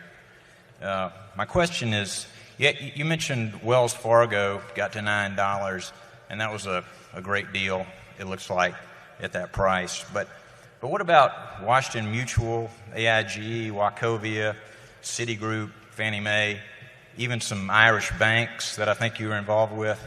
Those went through $9, and probably a lot of people thought they were still good deals or mispriced at $9. And now you've got very expensive toilet paper, essentially, out of those stock certificates. So, I mean, how would you know on the way down? And looking at something like Bank of America that was on the 13F sometime recently, what's the likely outcome for Bank of America, and how would you analyze what might happen? Thanks. Well, there's something you can't analyze, and on the Irish banks, I couldn't have been more wrong. But it isn't a matter of whether they go through $9 or anything like that. It's really whether what their business model is and what kind of a competitive advantage they have. I would say that Wells, among the large banks, has by far the best competitive position, of any of the really large banks in the country. And essentially, if you look at the four largest, they each have somewhat different models, but the model of Wells is more different from the other three than any one of the other three would be from the remaining group. But I was wrong on the Irish banks in a very big way. I simply didn't understand, and I should have understood, and it was available for me to understand the incredible exposure they'd gotten to more land development type loans, not property loans in terms of completed properties, but all kinds of land development loans. It was extraordinary for a country with 4 and a fraction million people. They had money lent for developing properties, homes that would extend just forever in the future. It was a terrible mistake by me. Nobody lied to me. Nobody gave me any bad information. I just plain wasn't paying attention. If you talk about the WAMUs, I don't want to go through all the names on them because it gets specific to some companies. But there were a lot of signs that they were doing things that a highly leveraged institution shouldn't be doing, and that could cause trouble if this model of ever-rising housing prices turned out to be a false model. You can get in a lot of trouble with leverage. I mean, you start creating $20 of assets or something like that. For every dollar of equity, you better be right. And some of those big institutions did some very, what in retrospect for certainly were foolish things, which if they hadn't been so highly leveraged would not have hit them as badly. And I would say most of them, if you read the 10Ks and 10Qs and did some checking, you could spot differences in them. Certainly you can spot, there's no comparison if you take Wells Fargo versus a WAMU or something like that. I mean, you don't have to have an advanced level of sophistication about banking to compare those two. They're two different kinds of businesses. It's like comparing a copper producer whose costs are $2.50 a pound with a copper producer whose costs are $1 a pound. Those are two different kinds of businesses. One is going to go broke at $1.50 a pound, and the other one's going to still be doing fine. And banking has real differences in it, but people don't seem to look at them. The figures are available, but they don't seem to look at them very carefully. When Wells reported the other day, they have an item of expense of over $600 million in a quarter for the amortization of core deposits. That is not a real expense. I mean, the core deposit figure will be up over time, and they are entitled under the tax law to put up, I don't know, $15 billion or so, and they get to amortize that, which is an advantage. But I didn't see one newspaper article or any commentator that mentioned that $600 million charge is in there, which is entirely different than looking at any other bank. But it goes unnoticed. So the figures are there, and the information's there. And I think with Freddie and Fannie, for example, I think it was pretty clear what was going to happen. Now, the interesting thing is the government was telling them to go out and raise some more money for investors. And if those investors had put the money in, it would have been gone. It was already gone, actually, within a month or two. So we had calls on that, people trying to, investment bankers trying to place billions of dollars with us on something, on those two institutions. And you just could take one look at them and you could tell they were in big trouble.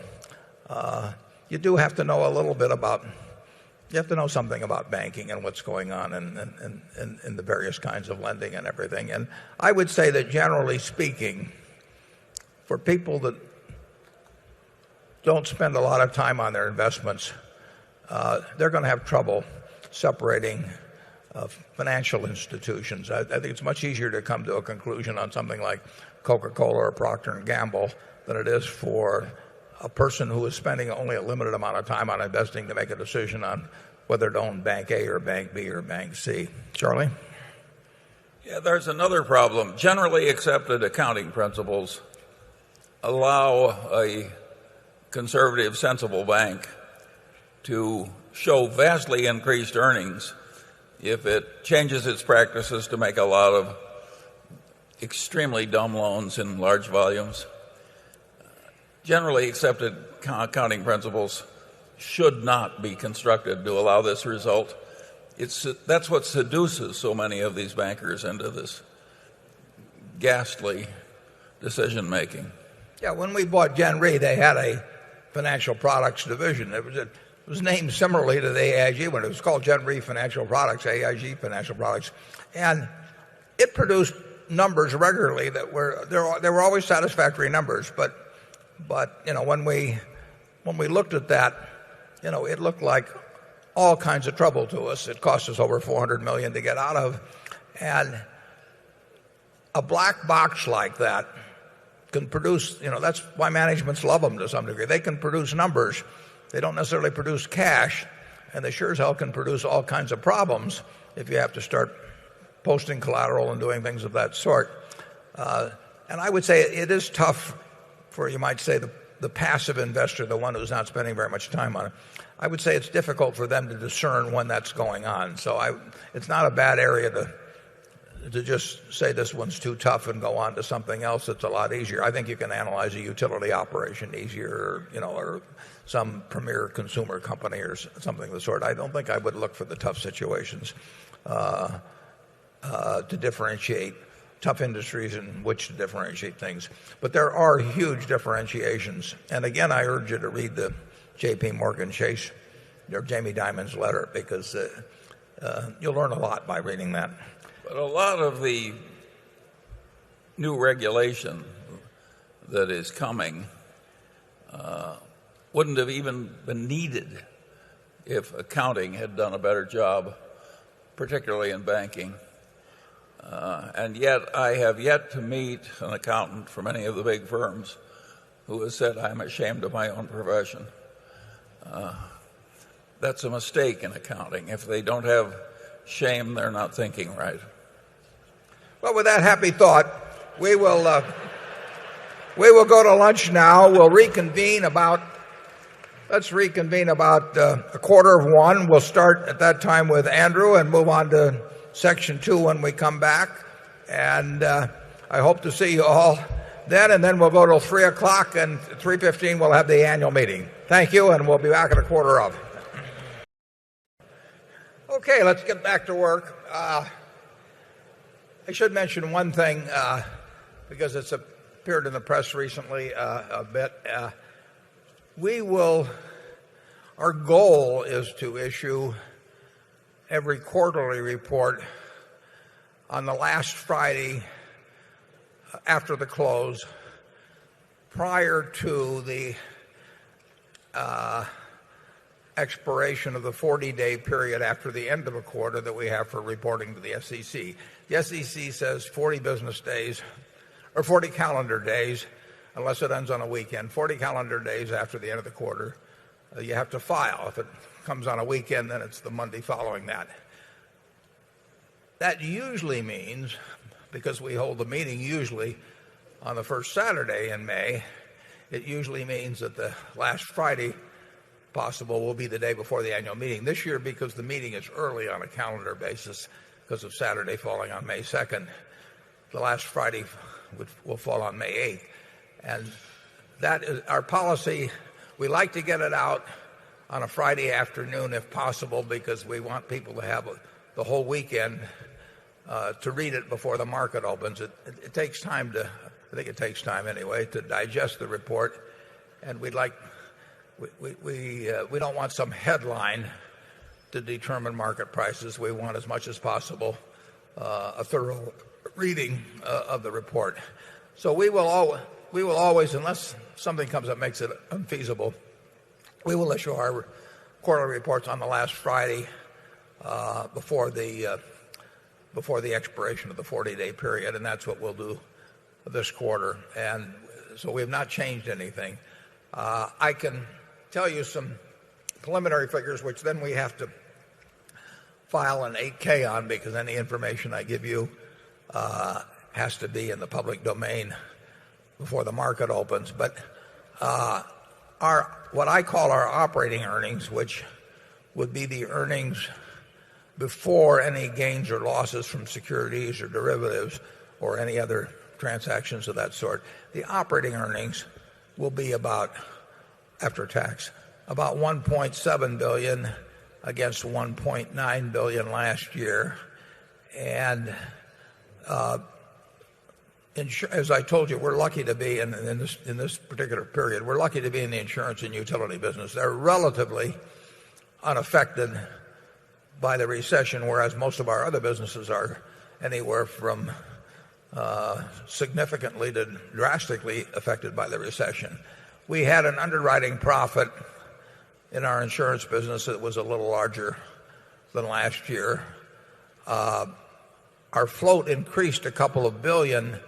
That was primarily due to a transaction that was announced with Swiss Re, which occurred in March, in which they bought what's known as an adverse loss development cover and gave us 2 billion Swiss francs for that. And that's a very, very long float. The probability is that we will not pay out on that probably for at least 15 years and maybe quite a bit longer. So that's long duration float. And that's what accounts for the roughly $2 billion gain in float. The utility business earnings are reported down somewhat, but there were two items that account for that. One is that on our Constellation Energy deal, which blew up last year, and we reported a significant gain on it, we got a bunch of Constellation stock, and that is marked to market and goes through our income account every day in theory, but certainly every quarter. And Constellation was down somewhat during the quarter, so that got charged against the utility earnings. And then a larger item was a payment, and the final payment in terms of options that were issued 10 years ago, which had the effect of increasing Berkshire's interest in Mid-American, which we like.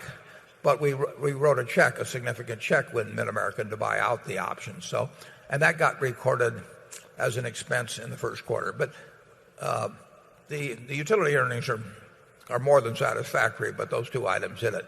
Then when you get into all of our other businesses, with just a couple of exceptions, those businesses are basically down. I mean, they're all getting hit to varying degrees by the recession. So that's basically the operating earnings story. Our book value per share went down about 6% in the first quarter, which is a combination of security markets and the fact that the credit default swaps, which I'm the one that's responsible for writing them, that experience has turned worse even since I wrote the annual report in terms of bankruptcy. So that loss, a potential loss, we're actually still funds ahead by a substantial margin, but that potential loss, and I would say expectable loss, is reflected in the first quarter figures. And of course there's been some bounce back since March 31st, but that's pretty much the story of the first quarter. We ended the quarter with cash equivalents of about $22.7 billion, excluding any cash at the utility or at the finance company operation. But we spent $3 billion of that the next day on a Dow Chemical preferred. So we actually ended effectively one day later the quarter with a little less than $20 billion in cash. We always keep a significant amount of cash at the parent company, not in the regulated subsidiaries, so that whatever comes along, we're prepared for. And that's pretty much the story of the first quarter. And I wouldn't be surprised. I guess I would almost be surprised if the opposite happened, if the world changed much over the remainder of the year. I think that we will continue, barring some huge natural catastrophe. We will do quite well in insurance, and we will do well in the utility operation, and we won't do well in most of the other operations, but we will have a significant operating earnings. As I mentioned, is about $1.7 billion the first quarter. If you look at our operating earnings, $1 billion or a little more that comes from Mid-American, from our energy business, basically we're going to leave in that business. I mean, there's all kinds of opportunities to do things even within our present subsidiaries. There's lots of projects that promise decent returns. So you should not think of that $1 billion or so as being available to us at the parent. It would be if we wanted it to be, but as a practical matter, we're going to leave it all in. The rest of the earnings are available to us in cash, plus or minus any change in the float, to do anything that's interesting that comes along. So that's an abbreviated summation of the first quarter. We will put out the 10Q next Friday after the close, and we'll continue to follow that policy. With that, we'll go to Andrew. Excellent. This question actually just came across the BlackBerry before lunch from what I think is an audience member. Josh Wolf of New York writes the following. BYD appears to be more like a venture capital speculative investment than a value investment. Would you both explain that investment, your logic behind it, and your expectations for it? Yeah. I'm going to turn that over to Charlie in just one second, but Charlie and I think there is no other kind of investment than a value investment. In other words, we don't know how anybody would invest in a non-value investment. And so we've always been puzzled by the term value and saying that contrasts with growth or anything. Value relates to getting a lot for the expectable flow of cash in the future in terms of what you're laying out today. So we've always, every time somebody characterizes us as value investors, we always ask them what other kind can there be. But Charlie is our team leader here on BYD, and he gets very excited. So I may have to control him, but go to it, Charlie. Yes, well, of course, BYD, although its founder is only 43 years old, is not some early stage venture capital company. BYD is one of the main manufacturers of the world of the rechargeable lithium battery, and it achieved that position from a standing start at zero under the leadership of the founder, Wan Chunfu. And they went on into cell phone components and developed a huge position. And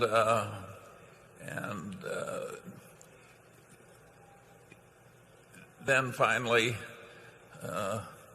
not satisfied with having worked a couple of miracles, Wan Chunfu decided he would go into the automobile business.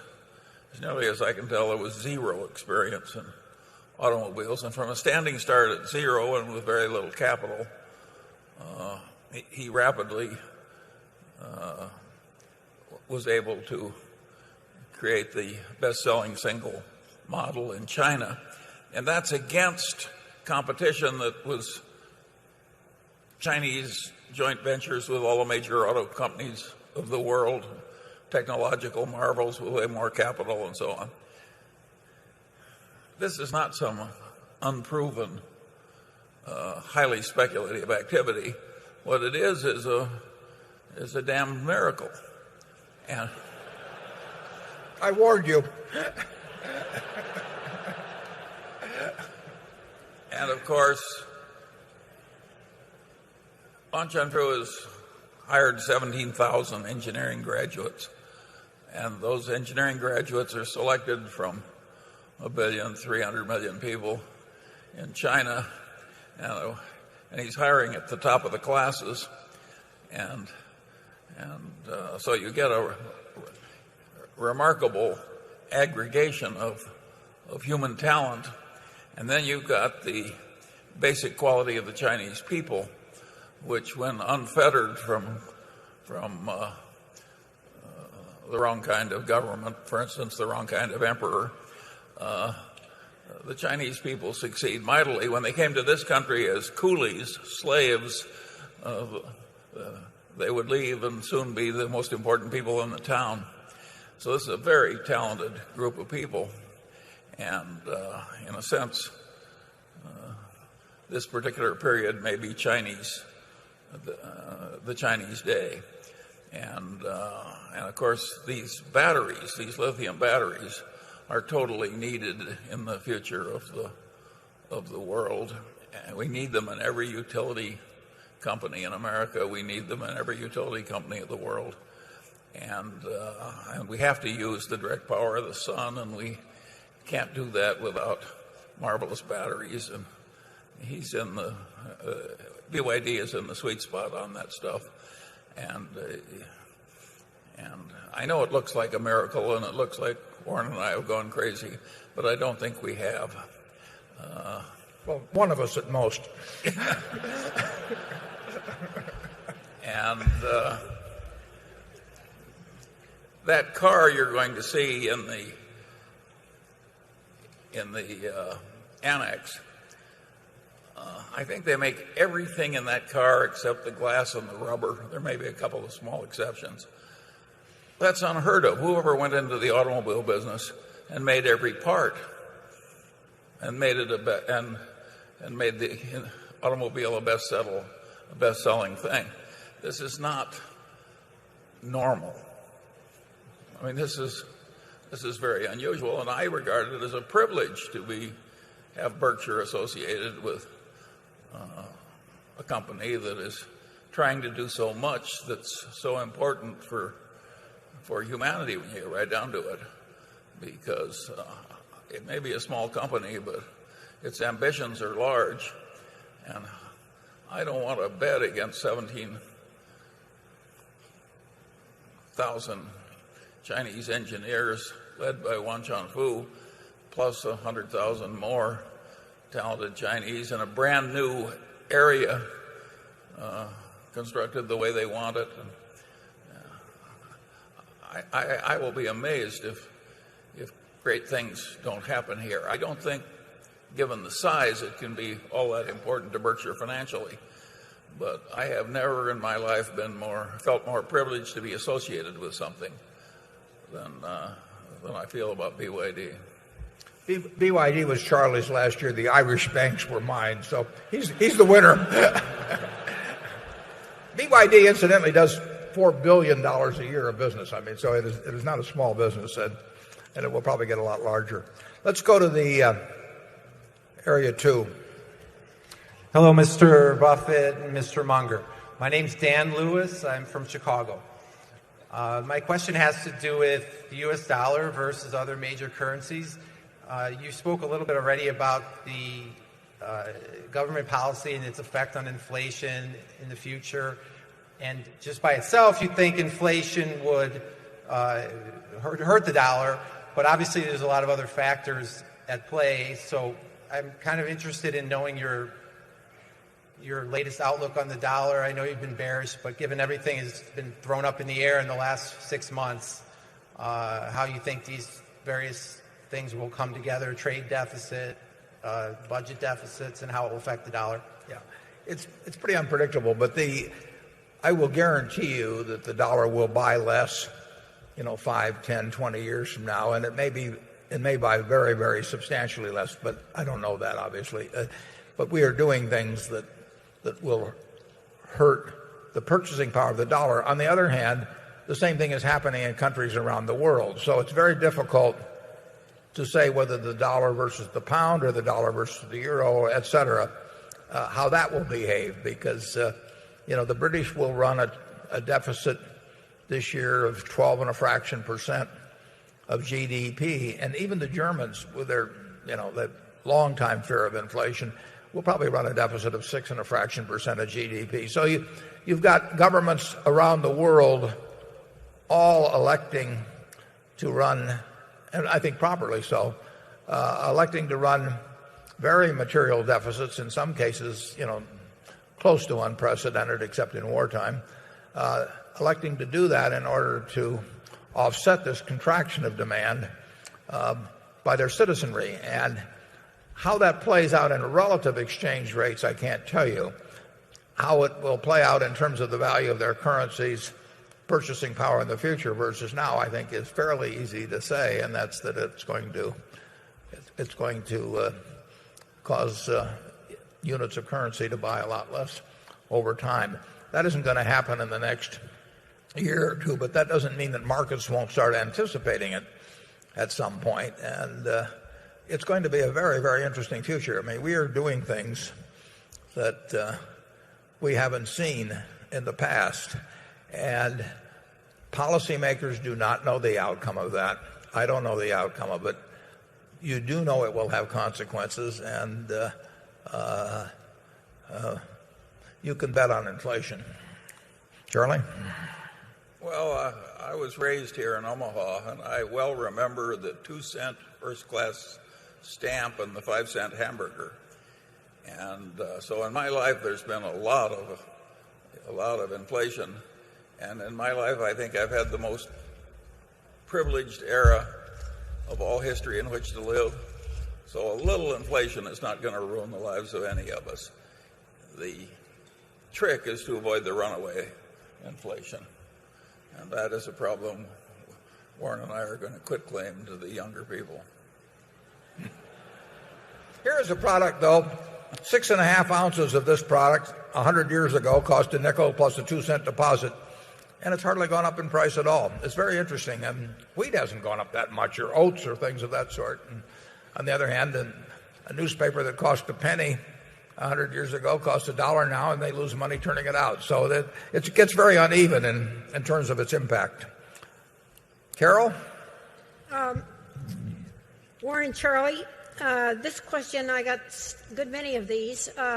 This one comes from, who does it come from? Well, it comes from Mr. Kempton. Kempton Lamb or Lamb Kempton, one of the two, from Calgary, Canada.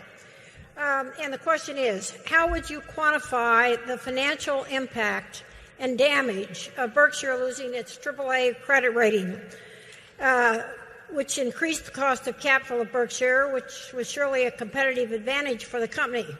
And Warren, what are you doing actively to try to restore Berkshire's AAA rating? Do you think that Berkshire will be able to regain it?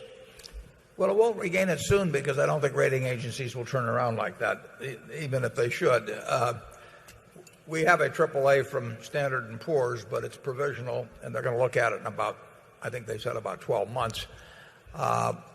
Moody's affirmed the rating early in January. Then we issued a bond at one point where that was right after the rating changed. And actually, in terms of our credit default swaps, which is a metric you can use for credit acceptance, although I'll tell you in a second, it's an interesting aspect of that. That spread came down, actually.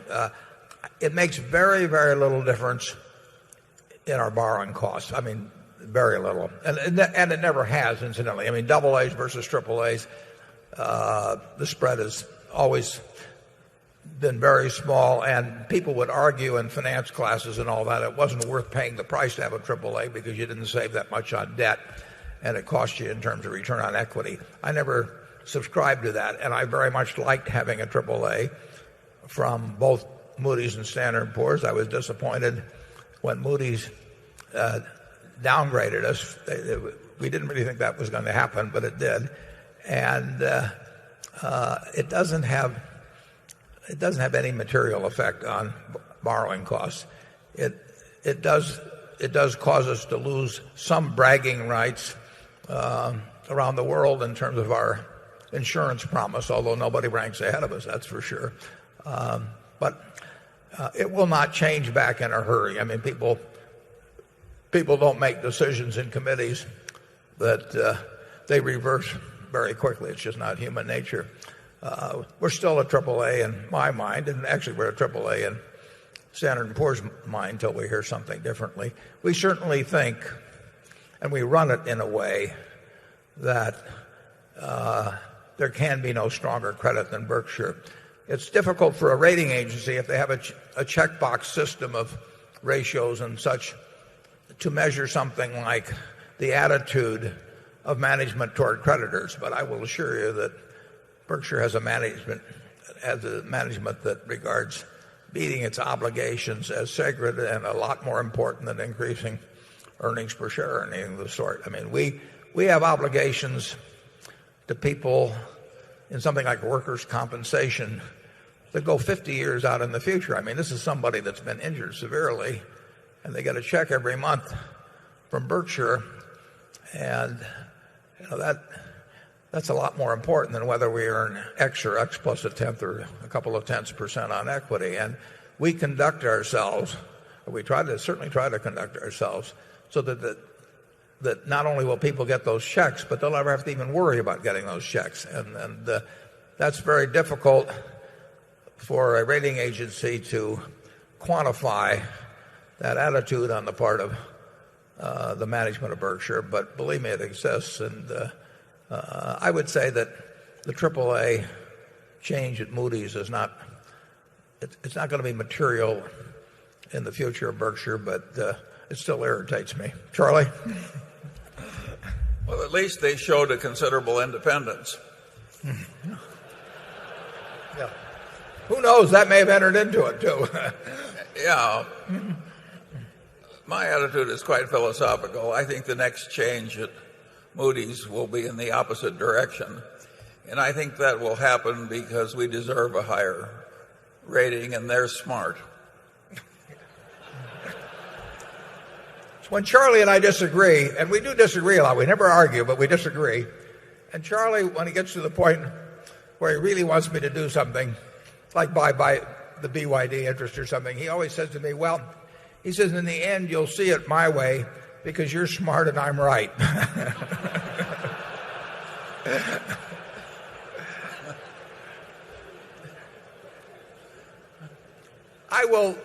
I can't resist pointing out one item that is maybe a little technical to most of you, but there's some people here who will find it quite interesting.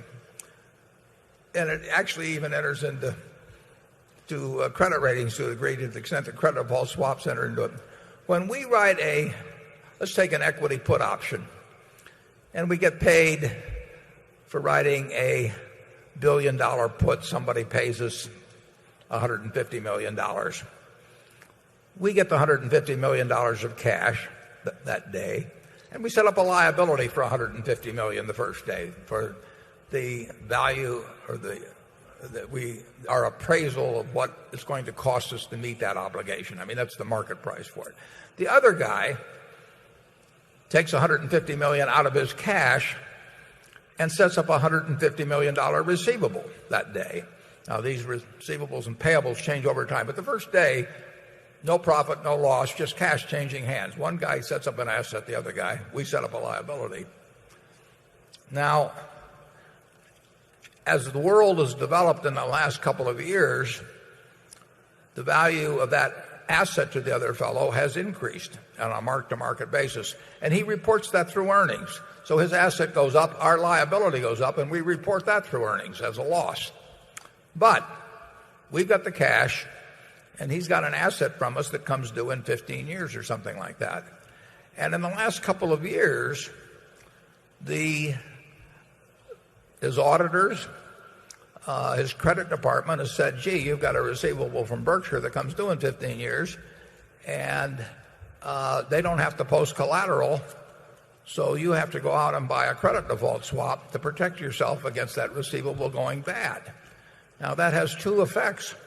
A, he's laying out money every year to buy something that doesn't cost us anything, but costs him real money. And the more he shows as a profit, the more of the credit insurance he has to buy, so the more money it costs him every year. And that has driven up the demand for credit default swaps at Berkshire, which made for some crazy prices. So at one point, our credit default swaps were costing that guy 5% a year. So if he was showing, say, a $200 million asset, he was laying out $10 a year, and he's going to have to lay it out for 15 years just because of these of his credit department's requirements. And it's made it very unpleasant for the people on the other side of our transactions, even though they keep writing up the profits. It doesn't cost us anything, but it does result in a kind of a crazy market in the credit default swaps. I realize that has not been a burning issue with many of you, but it is an unusual, it's something I didn't anticipate, and it explains why to some extent people may want to modify their contracts with us, and if they want to modify them enough, we'll answer the phone. But in the meantime, we're sitting with the money. Let's go to area 3. Jim Haddon, Cornhusker in Davenport, Iowa. On our drive over from Davenport, we noticed 2 rather large wind farms by Mid-America Energy. And my question is, when will be the return on investment of these wind farms? And are Berkshire Hathaway looking at any other alternative energies?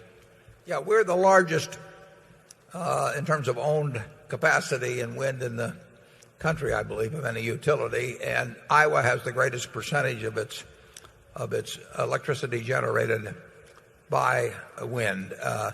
But, of course, the wind only blows about 35% of the time in Iowa, something like that. And we've got people here who can be more accurate than that. But so you can't count on it for your base load or anything of the sort. But Iowa has been very, very receptive, and I would argue progressive, in encouraging us, and we have encouraged them in return to bring in a lot of wind capacity. We are a net exporter of electricity in Iowa. Iowa is far more than self-sufficient in our service area in terms of electric generation, and I think that works to the benefit of the people of Iowa. And we have an arrangement with Iowa.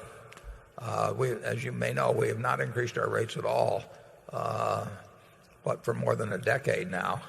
And that's been achieved by efficiencies. It's been achieved with wind generation. We have a return that's built in on that, that's fair to us, fair to the people of Iowa. And part of that return comes in the form of a tax credit. I think it's 1.8 cents per kilowatt hour that is given to anybody in the United States that develops wind power generation. We love the idea of putting in more wind, and we're doing it. We're doing it out at Pacific Corp, and I think we'll continue to be a leader in it. One advantage we have over perhaps some people is that we are a big taxpayer, so that we don't have to worry about whether the tax credits are useful. I guess the tax credit can be sold also, but we don't need to do that in our particular situation. So you'll see more and more wind generation by the Mid-American companies. When we went into Pacific Corp out on the West Coast, the 6 states out there, they had virtually nothing, maybe nothing at all in wind generation, and we've developed a lot, and we've got more coming on. Charlie? Oh, I think in practically anything that makes sense in utilities, the Berkshire subsidiaries will be leaders. I think we can all be very proud of Mid-American and its two leaders. Yeah, we're enormously proud of Mid-American, and we will do a lot more in utilities over time. Constellation didn't work out. I wish it had, but we were back there. Constellation, we learned of their troubles on a Tuesday at noon. I mean, we saw it in the stock price and so on. Dave Sokol and Greg Abel were in Baltimore that evening with a firm all-cash bid to solve Constellation's problems, and Constellation was likely to get downgraded within 48 hours, maybe 24 hours, and they would have had posting requirements in connection with various derivative transactions that they probably would not have met. I mean, they were facing bankruptcy, and we literally went from a phone call that Dave made to me at noon or 1 o'clock to handing them a firm bid that evening in Baltimore. And that's one of the advantages of Berkshire. I think that's a durable competitive advantage. I think there are very few organizations that will act in that manner, and that where you have the talent there that you feel as a CEO you can back them up with that kind of money without worrying about it. So that is a plus for a Berkshire, even though it didn't work out in that case. We will do more in the utility business. Well, you bought a pipeline, didn't you, in about 2 hours? Yeah, we did buy a pipeline, and it turned out very well. And in that particular case, the company Dynegy, this was back in 2002 or so, the company needed the money enormously. They'd gotten the pipeline from Enron. It was a very complicated transaction, but they needed the money, and we needed the Federal Trade Commission approval, the FTC approval on the deal, as would anybody that was buying it. And we literally wrote a letter to the commission, and I said, these guys need the money. They need it before the 30-day period is up, and let us go through with this early, and we'll do any damn thing you tell us subsequently. And Berkshire can make that kind of a transaction. We don't ask the lawyers before we do it or anything. We just do it. And that is an advantage, and it was an advantage to Dynegy. It got them through a period that I'm not sure they would have gotten through otherwise. So we can move fast when the time comes. But one of the reasons there's a couple of reasons we can move fast. A, we've always got the money, and we've got a mental attitude toward that. But we also know we've got the managers that can deliver on the properties once we own them, and that's a huge, huge advantage.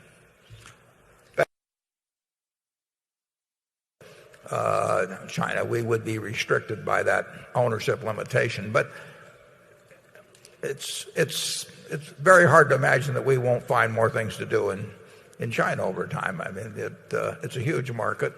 We do a lot of things, and some of those are exportable, and there will also perhaps be opportunities to buy more businesses there. We would have bought more than 10% of BYD if we could have, but that's all that they wish to sell us. So we hope that comes about. In terms of the Chinese dollar holdings, in a way they can't get rid of owning more dollar assets. I mean, the nature of it is, if we're going to run as we did a few years ago, or a year or two ago, if we're going to run a $250 billion trade deficit with China, I mean, if they're going to send us goods, and we want those goods, to the tune of $250 billion more than we sell to them, they end up with $250 billion of little pieces of paper. And they can convert those pieces of paper, called U.S. dollars, they can convert them into U.S. real estate, into U.S. stocks, U.S. government bonds. They can do all kinds of things. They can even trade them to the French, and get euros or something in exchange, but then the French have the problem. So the Chinese dollar assets are going to build as long as there's a significant trade surplus with China. And then they have the choice of what to put those dollars into. And they have elected so far to put a significant amount into U.S. government bonds. And I think a major official about a month ago or so in China said he wasn't too happy about the prospect of what's going to happen in terms of the purchasing power of that money that's been put in U.S. government bonds. And I would say he's right. I mean, anybody that owns dollar obligations outside of this country, if they hold them a long time, is going to get less back in the way of purchasing power than existed at the time that they took on those dollar obligations. And it's a major problem. Not the world's worst problem, but it's a major problem for a finance minister or a government in China to decide what to do with this buildup that comes about because they are running a trade surplus. And they've set up the Chinese Investment Corp, which has a couple $100 billion in it, in terms of deciding to make investments around the world. But it's an interesting question. If you made me the finance minister of China, what I would do with the trade surplus, the funds that came in because of the trade surplus. And I think I'll turn it over to Charlie and ask him what he would do if he were the finance minister of China. Well, I regard that as a very easy question. I would do exactly what they're doing. I think China has one of the most successful economic policies in the world. And China has advanced more rapidly than the rest of the world. And I would say their policies are exactly right. And their rate of advance is so great and so meaningful that if they lost a little bit of purchasing power on their dollar holdings, it's a trifle in the big scheme of things from the viewpoint of China. So I've got nothing but admiration for the way the Chinese have been running their own affairs. And they're going to be very hard to compete with all over the world. And that is exactly the correct policy for China. That's the way you get ahead fast, is to be very hard to compete with all over the world. So I think they're doing it exactly right. And I think that the United States and China should be very friendly nations because we're joined at the hip. So you'd suggest they keep buying U.S. Treasuries at no yield? Whatever they yield. They're not no yield because they can buy longer. Okay, we've got some advice for the Chinese government. Carol? In the past, you have stated that management should, this question comes from Ingrid Hendershot. In the past, you have stated that management should be required after several years to do a post-mortem on acquisitions it makes. Would you each provide us with your post-mortem on Berkshire's largest acquisition, General Re? Yeah, I don't think I'll comment on General Re, but I don't think we generally should make our postmortems public. I think that if we acquired, we do believe in postmortems, and we strongly believe in them, and we think they're conducted at far too few companies. it's easy to propose a deal, and it's much harder to account for it later on. And Charlie is a big fan of rubbing anybody's nose in their own problems, and it absolutely should be done. I don't think it necessarily should be made public. I don't think that you attract businesses and managers by pointing out, even though you were the one that made the mistake as the acquirer in your projections, pointing out the shortfalls that may have occurred with the managers that are maybe doing a very good job to try and overcome the fact that you made a mistake in buying it in the first place. So I wouldn't want to get into that. Gen Re has worked out well after a terrible start, and I was dead wrong in 1998 when I bought it in thinking that it was the Gen Re of 15 years earlier, which had absolutely the premier reputation in the insurance world, and some practices in terms of reserving and underwriting had changed somewhat. But I'm happy to say that thanks to the combined work of Tad Montross, who is with us here today, and Joe,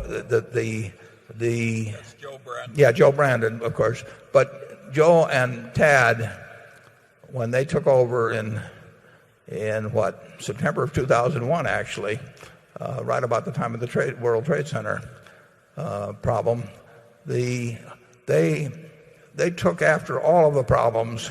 They went right after them, reserving, underwriting, whatever it might be.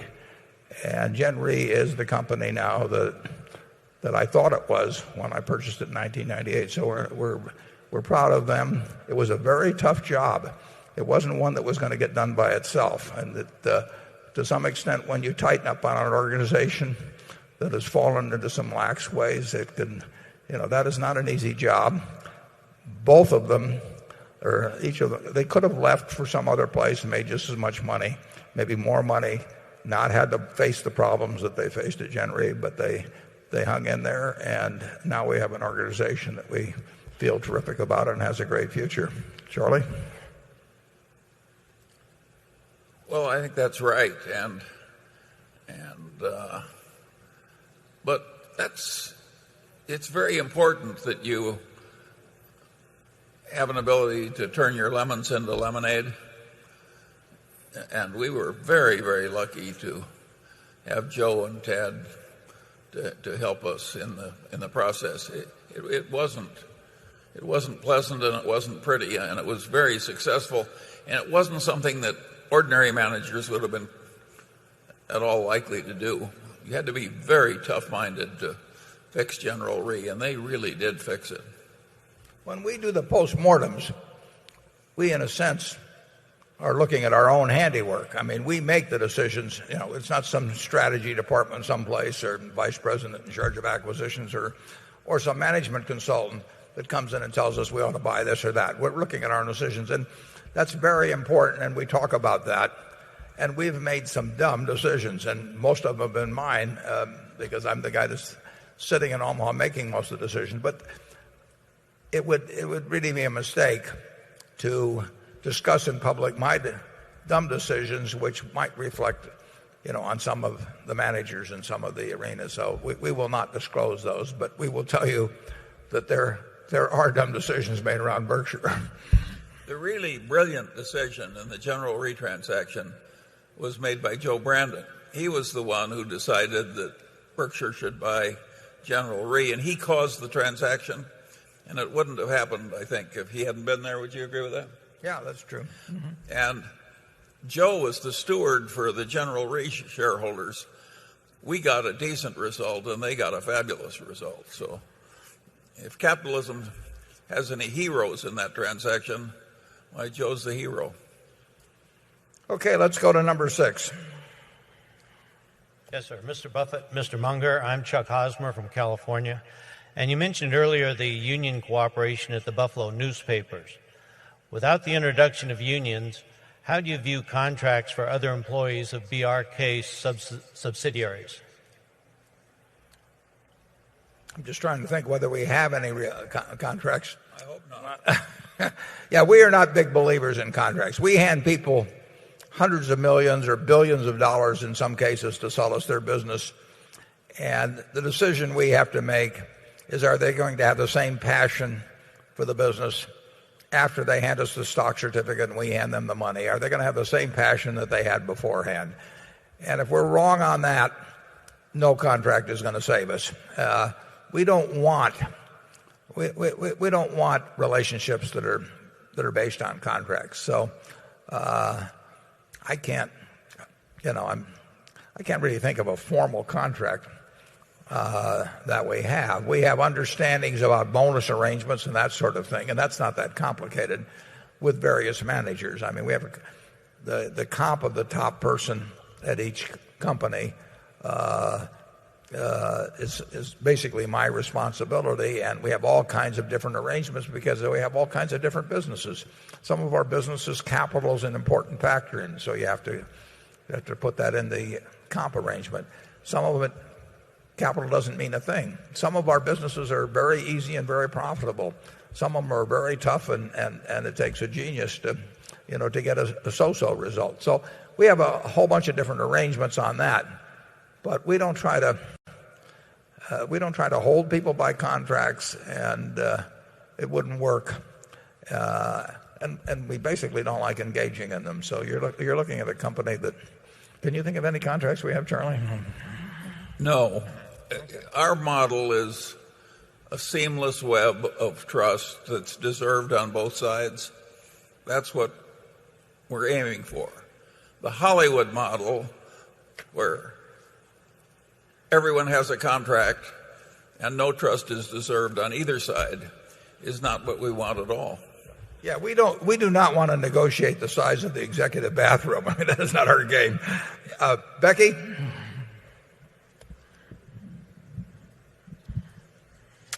This is a question from Edward Donahue from Belmont, Massachusetts. In the spirit of raising partnership value in these times, has Warren given any thought to spinning off as separate companies? My thinking is that some of these companies would sell at higher multiples to book value than Berkshire currently does. Further, where appropriate, consolidate companies with similar industries with the wish to save on management costs, administration, and even potential selling costs. Yeah, we will not be spinning off any companies. We had to.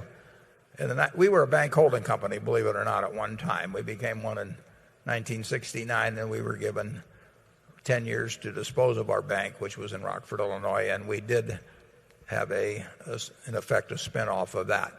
But if somebody comes around to us and says, gee, you've got a multiple of X and you're going to have a multiple of 1.5 times X for this subsidiary if you spin it off, we can't wait to throw them out of the office. I mean, it just doesn't interest us. We are not looking for something that gives a 1 month jump or something like that in market value. If we've got a wonderful business, we want to continue it within Berkshire. We've got this ability within Berkshire, which is a real asset in terms of moving money around into various opportunities without tax consequences. I mean, they're part of a consolidated return. So if a See's Candy is a wonderful business, which it is, but it generates a lot of capital that can't be used effectively in that business, we can move it to some other business or buy other businesses with it. And we have a real advantage in allocation of capital that a shareholder basically can't do as tax efficiently as we can do it within the company. Plus, when we buy businesses from people, we make them a promise. They can read our economic principles in the back of the annual report, and they know that we're buying for keeps. It is a marriage that's going to last, and we're not going to, because we can get a higher multiple or something for a temporary period of time, spin something off. On top of it, there would be those other costs, but that's not the determining factor. It's the basic principle at Berkshire that we buy to keep, and people can trust us to keep our word on that. Charlie? Yeah, so many of those spin-offs, because your market cap will be a little higher. Wall Street sells that stuff so they can get fees. It isn't really doing that much for anybody in the ordinary case. I suppose the one exception that could happen, if the regulation was crazy enough, you can imagine something that might cause Berkshire to go to two parts, but short of something like that, you're looking at what you're going to get. If it was actually hurting some operation, that because regulation was focused in that, and that tied the hands of other companies in the Berkshire Group, we'd have to look at that. But as Charlie said, we have listened to presentation after presentation over a lot of years by investment bankers, basically saying, if you just do this wonderful thing, that the market will love you, how much is conscious and how much is subconscious, we'll never know. But the one thing we do know is there's always a fee that accompanies it. Area 7. Good afternoon, Mike Nolan from Montclair, New Jersey. Until recently, the student loan business in the United States has been a very attractive and successful one. However, proposed changes coming out of Washington have thrown the industry into disarray. Could you comment on the industry, which is highly reliant on both faith, trust, as well as financing, and talk a little bit about the companies in this business? Yeah, I don't know that much about it. Maybe Charlie does.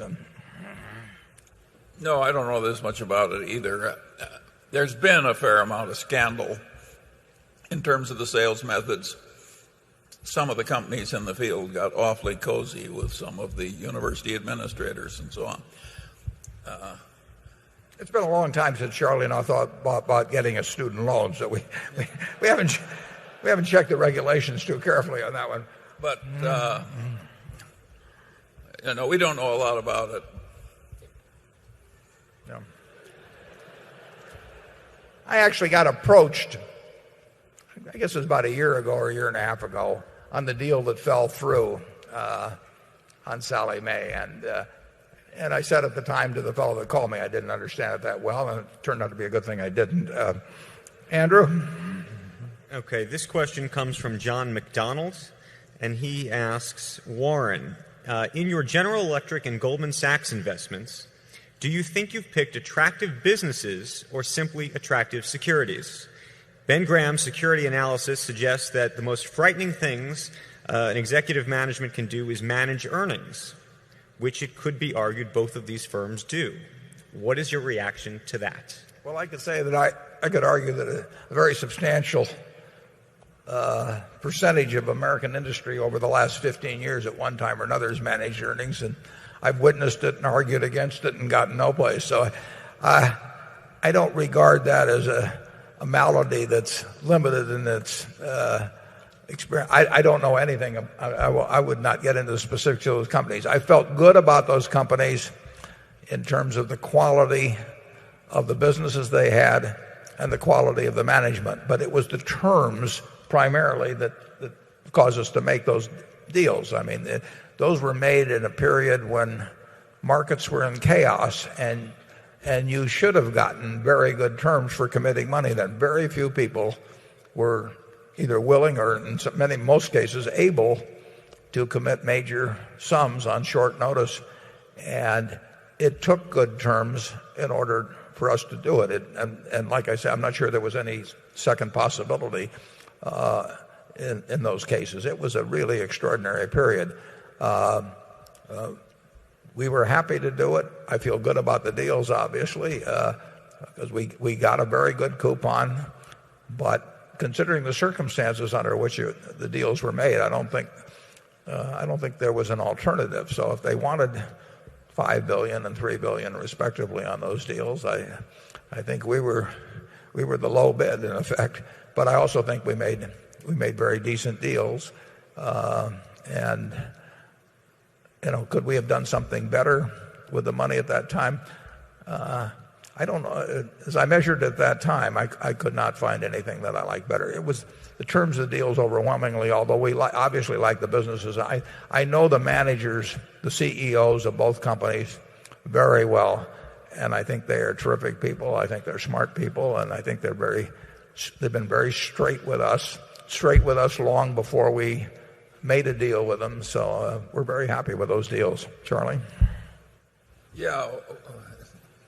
There's been a lot of criticism of investment banking in this arena, starting with that movie.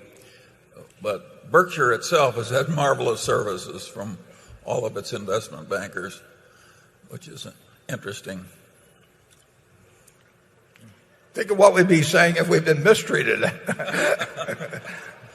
We've done a lot of business with Goldman Sachs over the years, and my experience goes back to when I was 10 years old and met Sidney Weinberg, who was running the firm and was a legendary Wall Street. Well, he was Mr. Wall Street for a long, long time, and I was a friend of Gus Levy's, and Gus Levy also did some really nice things for us, including when we had a little nothing company called Diversified Retailing, which Charlie and I and Sandy Gottesman jointly formed.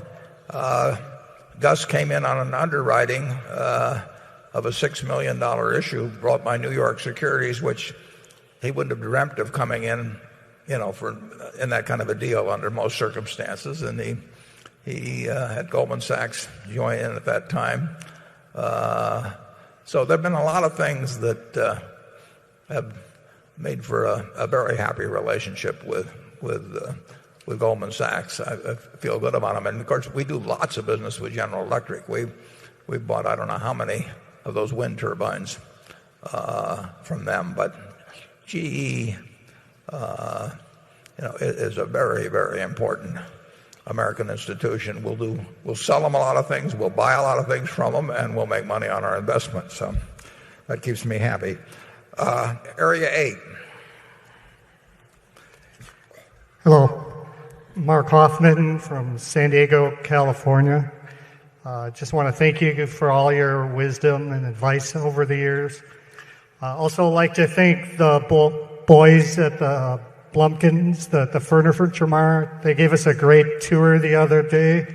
I'm from an organization called the EEO, and they really showed us the culture at Berkshire and what you guys do.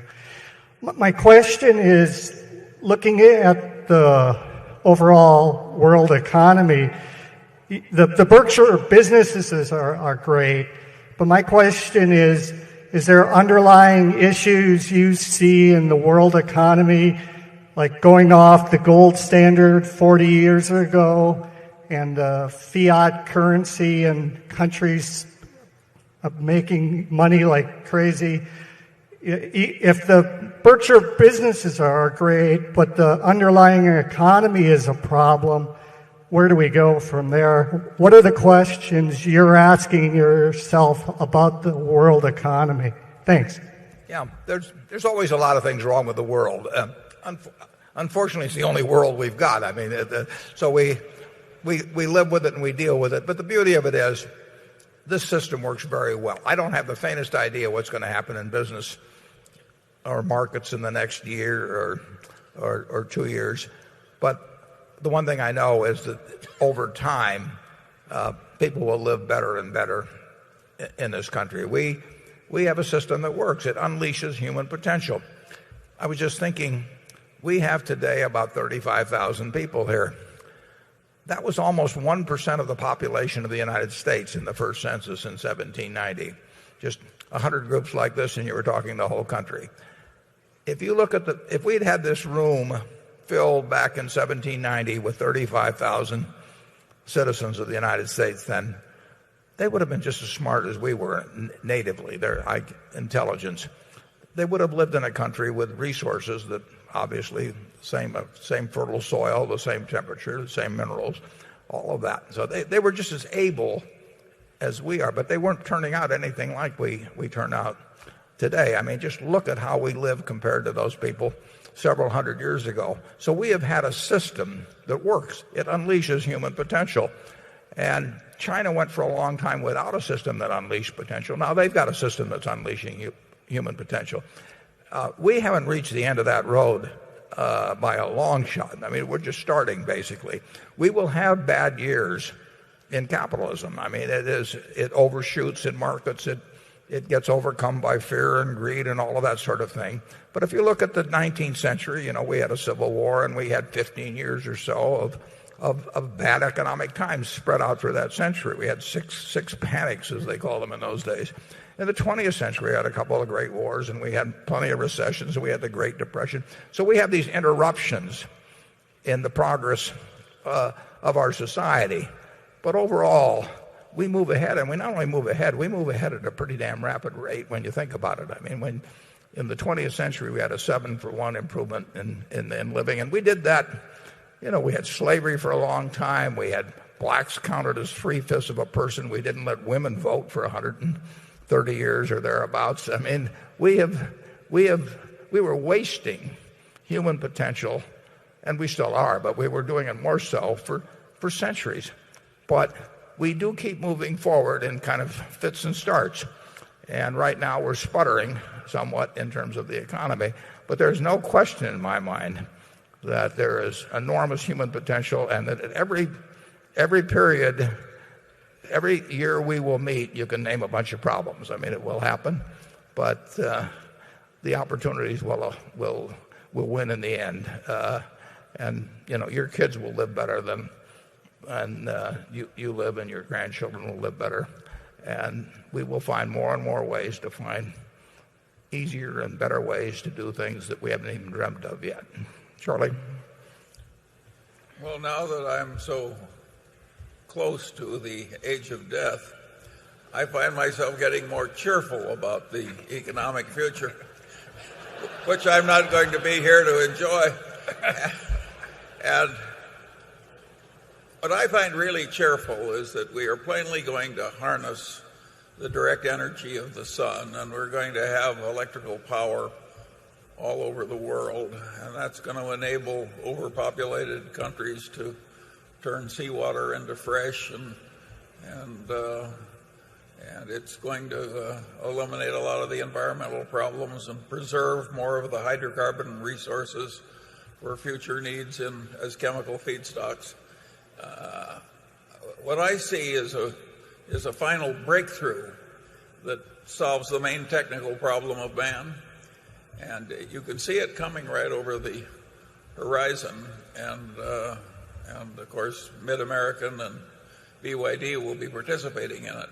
So I think it's usually a mistake to think only about your probable misfortunes. You should also think about what's good about your situation. And what's good about our situation now is the main technical problem of mankind is about to be fixed. When you have enough energy, you can solve a lot of your other problems. He is getting more optimistic as he gets older. Carol? This is a question about Berkshire's investment in Swiss Re.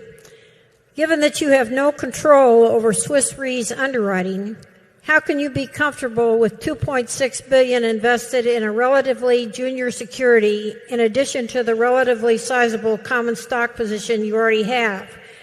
Did the Gen Re acquisition's problems over the first several years you owned it not make you wary of the potential landmines in reinsurance? And isn't Swiss Re even more likely to continue to make mistakes given that you have no management control? Or has your insight into its underwriting culture since you entered into the quota share agreement increased your comfort level with the risks it is taking? You have said in the past that Berkshire's float is worth as much or more than equity. Would you say the same about Swiss Re's float? About Swiss Re's what now? Swiss Re's float. Oh. We have several arrangements with Swiss Re. One was engaged in a little over a year ago, where we take 20% of their property casualty business, which is reinsurance business, primarily over a 5-year period. Then we made and that started about a year ago, and then a month or two ago, and at that time we bought about 3% of Swiss Re's common. Then about a month ago, we invested 3 billion Swiss francs in a security which pays us 12% a year, and which they can call after 2 years at 120% of its principal amount. And then if they haven't called it by the third year, it becomes convertible at 25 Swiss francs a share. The odds are probably pretty good that it will get called. And if it gets called, we'll be unhappy because the only reason they'll call it is if it's advantageous to them to call it and disadvantageous to us. But if it does get called, we will get 120% of par plus 12% a year for it. We are senior, actually, to the Swiss Re equity of roughly 20 billion Swiss francs. So I would not regard it as a junior security. Swiss Re's problems of the last year or so have not come about in any way through their insurance underwriting. Their insurance underwriting has been fine over the years. And we feel fine about having a 20% quota share in that. And we feel fine about our investment. So I would regard they develop a large amount, as many reinsurance companies do. They develop a large amount of float per dollar of premium volume. So we would expect that this 20% quota share that we've had for a year will develop a very significant amount of float relative to the $3 billion or so of premiums that it represents. And I think it will turn out to be attractive float. It will be attractive for us, and it'll even be a little more attractive for Swiss Re, because in effect they get the commission we pay them gives them a little override on that. I think, like I say, that the most likely thing is that our $3 billion position gets called. We also have that $2 billion or 2 billion Swiss franc. If I've said dollar, I meant Swiss franc. $2 billion Swiss franc adverse loss cover. And what that says essentially is that if their reserves, will say, in the property casualty business at the end of 2008 were roughly 60 billion francs, that once they paid out, these are not precise figures, but once they paid out 58 billion, 2 billion less than their carried reserves, that we pay the next 5 billion. And like I say, it's very unlikely we would be paying out money before 15 years on that. And if their reserves are accurate, we will pay out only the 2 billion. So that was a transaction, again, that was made at a time when Swiss Re was under considerable pressure. They were under threat of downgrade in terms of ratings. And I met with the CEO, the then CEO of Swiss Re, on a Sunday in Washington, D.C., along with his investment advisor. And we arranged a transaction which their shareholders and their directors later approved. And I think we met their needs, and I think we've got an attractive transaction. There's nothing wrong, we may prefer Gen Re, but there's nothing wrong with Swiss Re's underwriting. It did not cause any of the problems that they have now. That arose from something akin to the problems of AIG, although not remotely on the scale of AIG, but both somewhat in financial products and somewhat on the asset side. It did not arise from underwriting. Charlie? Yes, if that's a terrible problem, we wish we had more of it. Area 9, please. I'm Vishali from the Philippines.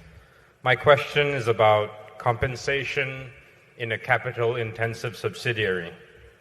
Now, I'm going to take the liberty to assume that the large number of bank failures were caused in a large part by incentive bias.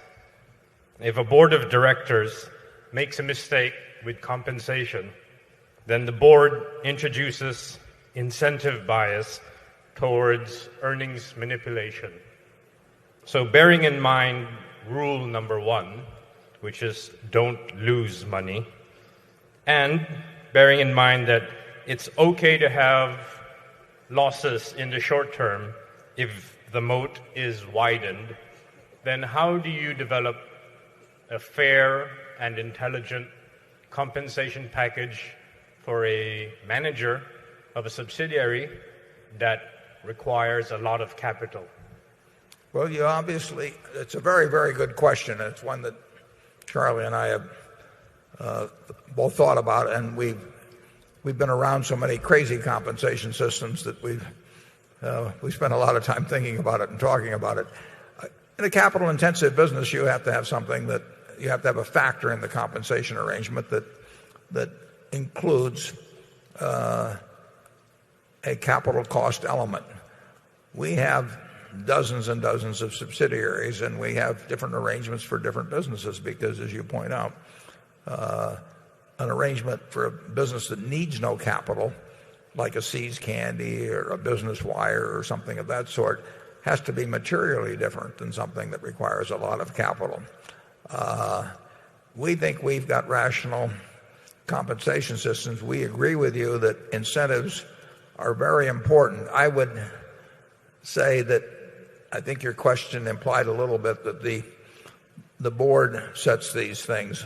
The truth of the matter is, at least over 40 years of experience and 19 boards that I've been on and observing behavior a lot of other places, basically the board has had relatively little effect on it. The CEO has managed in most cases, in a great many cases, to be an important determinant of his own or her own, usually his own compensation arrangement. The human relations, first of all, they pick the comp committee, So I have been on one comp committee out of 19 boards. I mean, people are not looking for Dobermans, they're looking for Cocker Spaniels.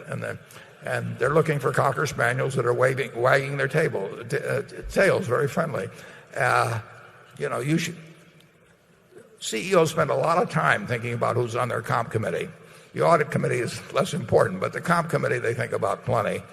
And the comp committee meets every few months, and a human relations vice president comes in who is responsible directly to the CEO and probably recommends a compensation consultant. And believe me, they don't go around looking for the ones that are going to upset the apple cart. So it's been a system that the CEO has dominated. And in my experience, boards have done very little in the way of really thinking through as an owner or as owner's representatives what the hell is the proper way to pay these people and how to incent them not only do the right thing, but also to incentivize them not to do the wrong thing. Charlie and I are fairly familiar with a company here in town, the Peter Kiewit organization. And Pete Kiewit, 50 years ago or more, figured out a very, very logical way to pay people in his business. And it wasn't rocket scientists, and I'll guarantee he didn't consult with any compensation consultant on the subject. He just figured it out. And you would be able to figure out one. I can figure out one. But you have to understand that not every CEO wants a rational compensation system. Who wants rationality when irrationality pays off more? So it's a real problem getting people at the board level. I don't think there should be a comp committee. I think the board as a whole actually should thrash this sort of thing out so that you don't get some report from the comp committee and that's treated as holy writ because they've debated for a couple of hours the day before or supposedly and then come in and give some recommendation. Everybody rubber stamps it. I think it ought to be a subject of general discussion. I think it's very important how you compensate the CEO. I've said in our annual reports, choosing the right CEO, making sure they don't overreach, and exercising independent judgment on major acquisitions or divestitures. If the board does that right, you can forget about all this other checklist stuff. And if they don't get that right, the other doesn't make much difference. So I would say that it can be done. It's very difficult to have a system where the board, thinking as owners or representing owners, care as much about it as the guy on the other side who's getting compensated. I do think it's gotten better in recent years, but it started from a very low base. Charlie? Yeah, there's some counterintuitive conclusions in the field that are quite interesting. I would argue that a liberally paid board of directors in a big American public corporation the liberal pay is counterproductive to good management of the company. There's a sort of a reciprocation. You keep raising me and I keep raising you, and it gets very club-like. And I think by and large the corporations of America would be managed better if the directors weren't paid at all. Well, working toward that. Well, it is interesting because the SEC would define independent directors, as they would question, my independence if we would own billions and billions of dollars worth of some security, but we would sell them some ice cream at Dairy Queen or something of the sort. And to get real owners' representatives is very and knowledgeable because they got to know business. They really have some business savvy. And the truth is, if you get somebody that's getting $200,000 a year or $250,000 a year for being director of a company, and they don't have that much income outside or net worth, and they would just love to get one more directorship for another $200,000, they are very unlikely to sit there and argue with the CEO and say that the system is rigged in favor of incentive compensation or something of the sort. There is more baloney in the compensation arrangements. And now you have these 100-page proxy statements. I mean, if you take 100 pages to explain how you're paying the people of the place, something is wrong. I mean, you don't need 100. We don't have 100-page understandings or anything of the sort. But it's gotten to be more and more of a game as it's gone along. And I would say that, as Charlie, that when compensation is a very important part of a director's well-being, you do not have an independent director. And the funny thing is, the way its system has been arranged, those are the very people that tend to be regarded as the independent directors in most cases. It's way worse than practically anybody recognizes. Elihu Root, who was the ultimate good cabinet officer in the United States, used to have a saying that no man was fit to hold public office who wasn't perfectly willing to leave it at any time. And of course, the minute he left public office, he went right back to being the leading lawyer of the world. So he didn't have much to lose by. But the man who has a lot to lose from his office is going to be very loath to be an independent director. So the way we do it at Berkshire Hathaway is 0.1% of America, and the way everybody else does it is silly.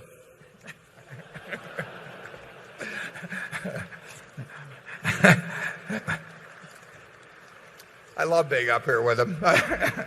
Becky. This is a question from Paula Sauer. And since Charlie seems to be getting more optimistic, maybe we should ask him this question first, and then Warren, you can try and top it. But Paula writes in, what's the worst case scenario you can imagine with respect to the insurance business? You mean ours or generally? I believe she means yours in particular. Yeah. Well, the very worst case is some catastrophe where we lose quite a few billions of dollars pre-tax. Even that, I don't think, significantly impairs the basic business in place. So I think we have a marvelous insurance business.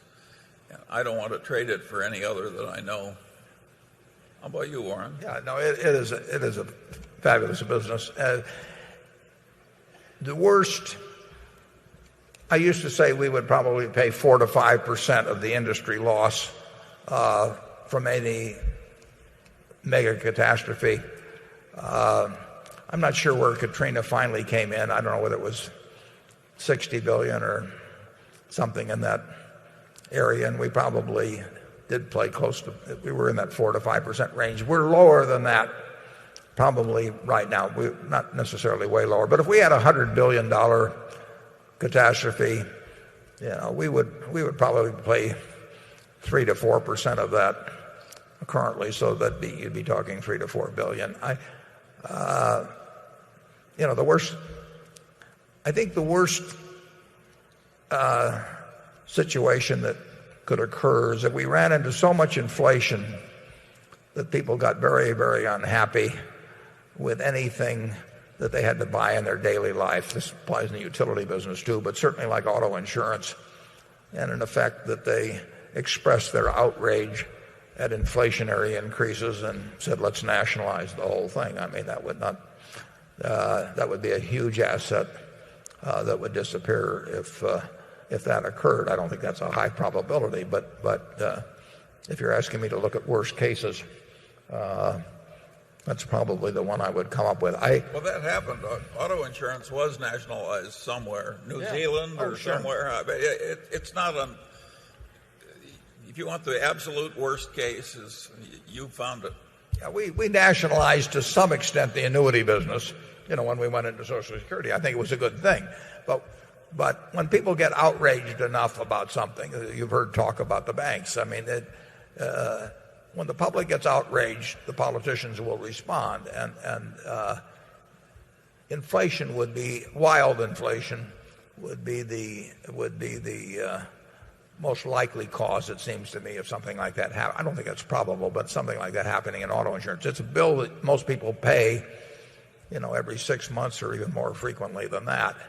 And if they see that bill going up and they don't want to get rid of their car, they're going to get mad. And utility companies are going to get utility customers are going to get very mad during inflation because they need to turn on the lights and they hate to see those monthly bills going up. It's something they can't give up, and it's very visible, and the reaction will be to go to their political representatives and say, do something about this. And one of the things they can do about it is take it over.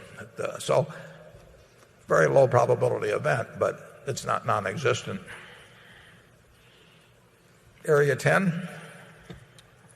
Gentlemen, Patrick O'Donoghue from Cork in Ireland. So I suppose I should start by saying I'm sorry you've had such a tough time in my otherwise wonderful little country. I love the Irish. We've had great luck with the Irish. It was my mistake. Okay. Now, I'd like to grow my investment in Berkshire Hathaway, and I think we've established it's a wonderful company. So I'm left with a couple of other issues, which for a foreigner are maybe a little different for people domestically. The first of which is that any gains in Berkshire Hathaway may be wiped out by a slide in the dollar versus the euro. And we're talking a long-term investment here, obviously. The second is perhaps you could discuss your global acquisitions, which will reduce your dollar dependence and increase your foreign source income. I've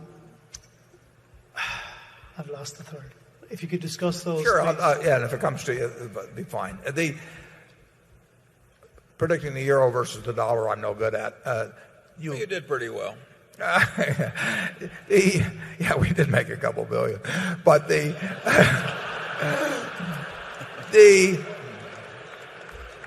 you could if you wished. I'm not suggesting this at all, but the euro dollar is an easy thing to hedge. I'm not recommending that. I'm just telling you that is an option if you're worried about a major currency.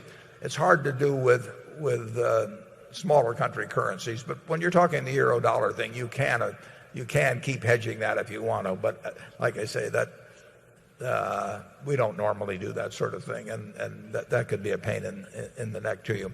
I would say, in terms of Berkshire's earnings, we will just keep doing things that we think makes sense.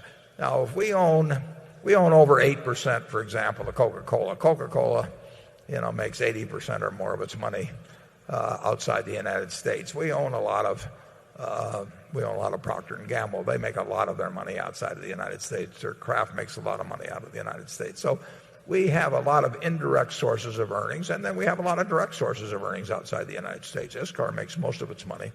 It makes money in the United States, but it makes a lot of money elsewhere. And we have other businesses like that.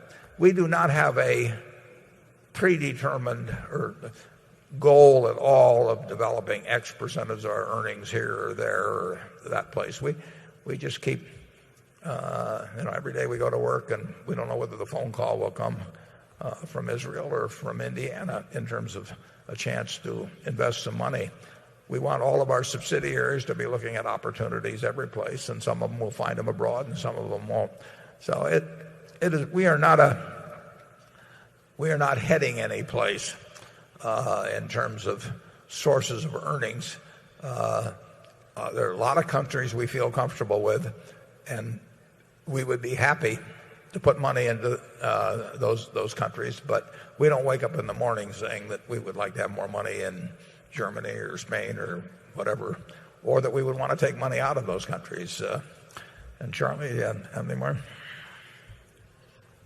Yeah, people look at a modern liberal democracy, and it's very easy to conclude that it's messy and full of defects. And I think that's a correct view. But it's not at all clear to me that the messy defects that we have are worse than the messy defects of Europe. I am an agnostic about these things. I think there's plenty wrong and plenty right on both sides of the Atlantic. Okay. Andrew? So this question comes from 3 shareholders who happen to be employees of Berkshire portfolio companies. They've asked not to be named, and they ask the following question. They say, "We are concerned with both the financial condition of the company and the stability of our jobs. Could you discuss your attitude towards the use of layoffs as a means of responding to short-term downturns in company profits?" Yeah, these are investee companies or these are I imagine they are investee companies. Yeah. And they're shareholders and employees. Yeah, I wouldn't have a different attitude. I was just clarifying it. There's no question that business conditions can change such as to necessitate temporary or permanent layoffs. I mean, there's scales of businesses change. We're fortunate in a place like GEICO where our business is expanding. So we'll probably add at least, I would guess, 1,000 jobs net at a GEICO. But at the same time, we probably have close to half of our brick plants closed in the Southwest because people just aren't building houses now. Now that business will come back and we'll rehire people. On the other hand, our textile business never came back, and we employ fewer people at the Buffalo News than we did a year ago, and we are not going to regain those or get back to previous levels. So there are some businesses that may permanently contract, and you have to face up to that in terms of layoffs. There's other businesses that have severe cyclical type contractions, and they are going to face significant layoffs. There are other businesses that are suffering a little bit during a period like this, but very little, and we will resist the idea of having layoffs.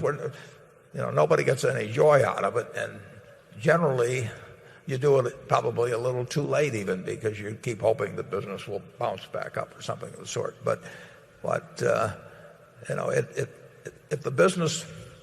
if the business changes in a material way, you better change your business model, or somebody else will, and you'll even have more changes facing you. On balance, we hope we get into businesses that don't face those kind of problems. But certainly in our construction-related businesses, we've had layoffs at Shaw, we've had layoffs at Johns Manville, we've had layoffs at Benjamin Moore, we've had layoffs at Acme Brick, and there's really no alternative. I mean, and our competitors all have had also. And in the textile business, but we got into it in 1965. In the end, we laid off everybody. I mean, it had contracted enormously before we got there. We tried all kinds of things, and we finally gave up. Their capitalism, is creative destruction, and sometimes you're on the short end of that. This year, in terms of the businesses we have, our employment will probably be reduced. I'm almost sure it will, even though GEICO will expand. It will not be reduced dramatically because it just hits in certain areas, but it will be reduced. And our managers have to look at the reality of the current situation. Charlie? Yeah, some of our businesses have a shared hardship model where they don't lay off, at least not yet. And the businesses with that model tend to be very strongly placed economically. So I guess it shows that Benjamin Franklin was right when he said it's hard for an empty sack to stand upright. And so we're all over the map on that, and so is all of industry. But I do think an ideal model would be a business so strong that it could operate in the shared hardship mode instead of the layoffs. Yeah, some are doing that where they, give up hours but a lot of operations don't lend themselves to that very well either. So his car is operating that way. Yeah, his car is operating that way, and in other cases you basically have to close down whole plants. I mean, sure. Yeah, it's just the nature of it. It's better. You really can't operate every plant at 50% and have it work as effectively as shutting down the least productive plants. In a world where you sometimes have to amputate a limb to stay alive, you can't expect that every business can stay exactly as it is. Okay, Area 11. Hi, Ralph Whitkin from Greenwich, Connecticut. I was first here in 1995, and I really appreciate the way you handle this meeting. I've been to dozens of others, and I know you're not obligated to do this, and I thank you for it, both of you. My question is very similar to, I think it was number 9 regarding executive compensation. Not so much your view on the compensation, but how we as shareholders can make some attempt to try to correct this and bring it back into some level of balance. Thank you. I had a senator call me just the other day, and his constituents obviously are enraged about executive comp. Yeah, probably, AIG really had a huge impact, although, you can take the Merrills and all the rest of them and also, but that story was huge with people, and it was probably, in a certain sense, the outrage was disproportionate to what happened. But it doesn't make any difference. The people are enraged about it. So this senator called me and he said, he was essentially saying, tell me about a statute we can enact that will make my constituents happy about executive compensation. And my advice to him was they probably couldn't. And that the last time Congress got into this was in the early days of the Clinton administration, when they passed a bill that said, as I remember, for the top 5 officers, that you couldn't get deductibility for comp in excess of $1 million annually unless it was tied to performance in some way. That was probably the most counterproductive piece of legislation that Congress has ever come up with, which is quite a statement to make in itself. The net result of that was that when the tax was imposed, of course, the stockholders paid it, and the officer didn't, so it penalized the shareholder, who was already getting penalized by the comp. It led to all kinds of arrangements that were designed to dance around this, which involved lots of lawyering and lots of consultants and lots of pages of proxy statements. The net effect of which was to ratchet up compensation very dramatically. Compensation increased far more, in my view, because that was put on the books than otherwise. So I suggested to them that the first thing they should do is probably repeal that and say we were wrong, and then figure out whether they should do something right. But that did not go over very well. So I would say that I've always proposed this. It never has gone anyplace, but that won't stop me from continuing to propose it.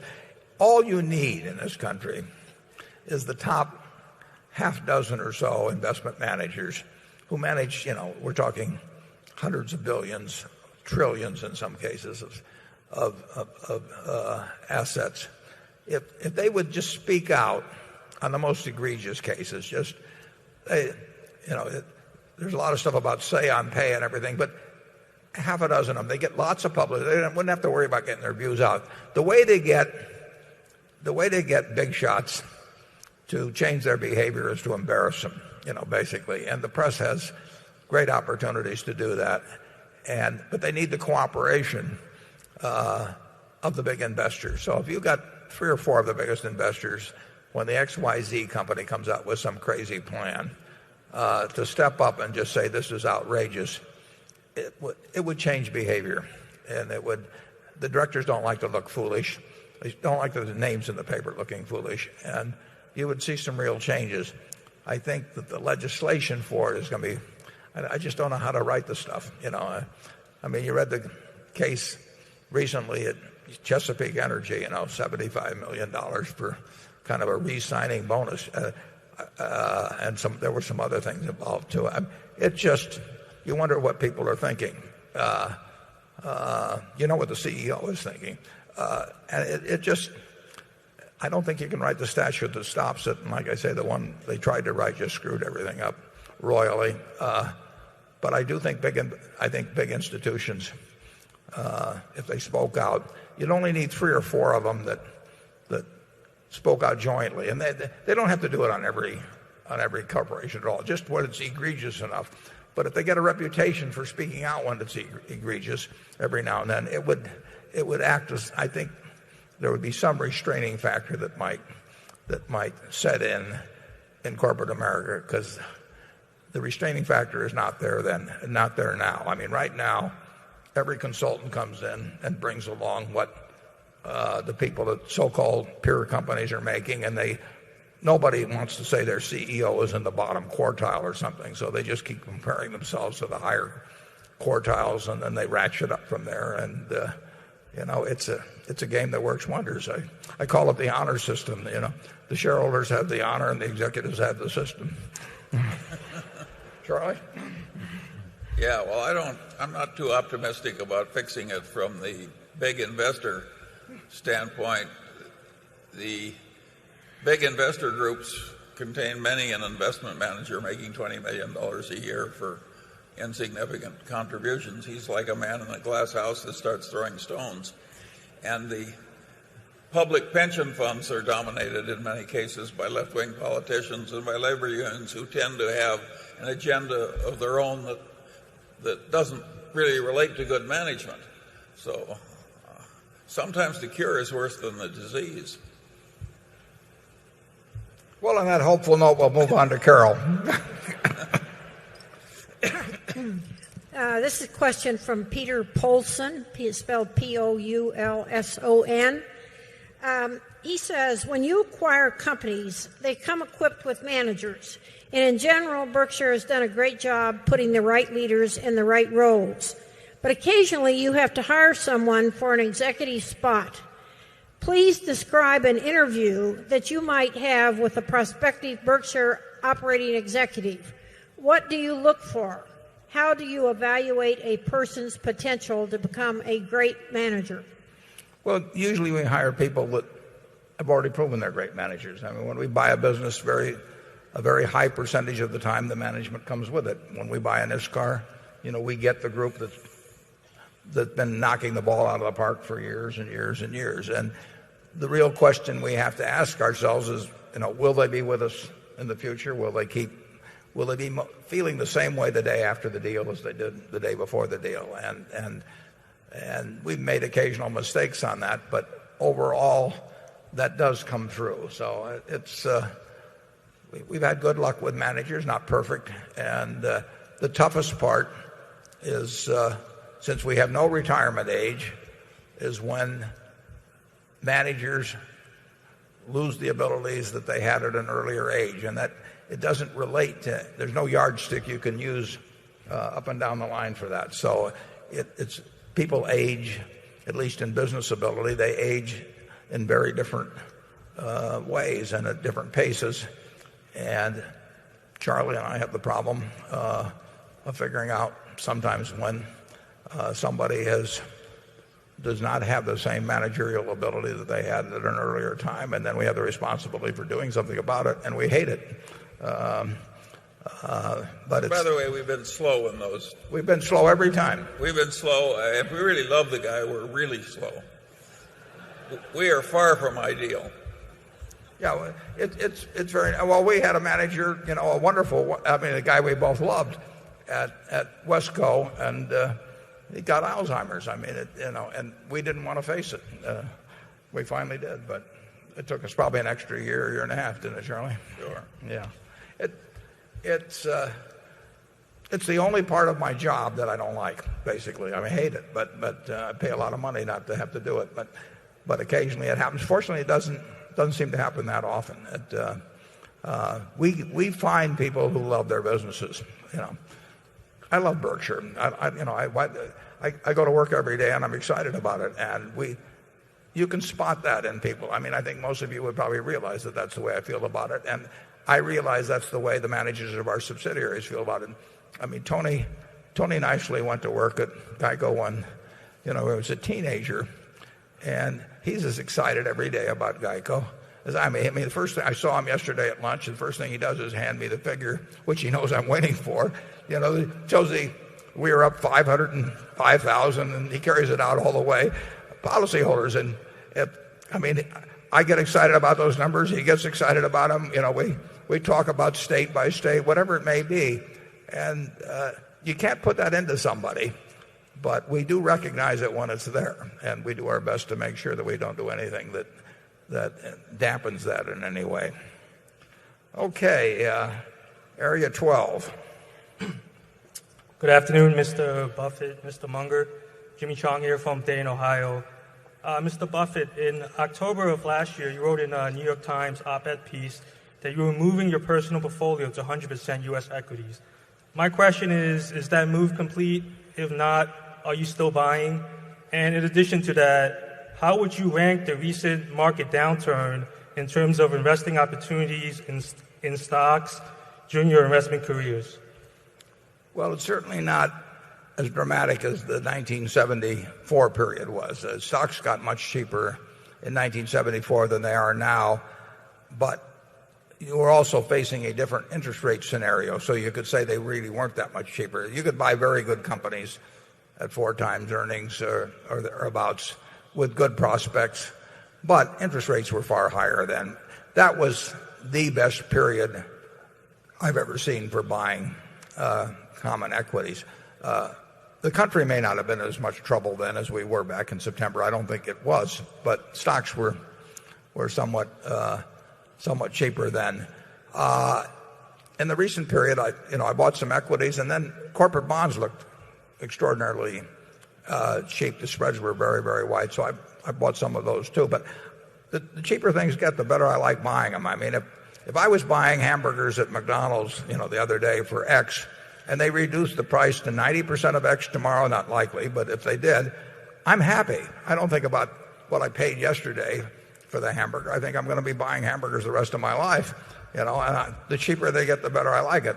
I'm going to be buying investments the rest of my life, and I would much rather pay half of X than X. And the fact that I paid X yesterday doesn't bother me if I get it, as long as I know the value is in the business.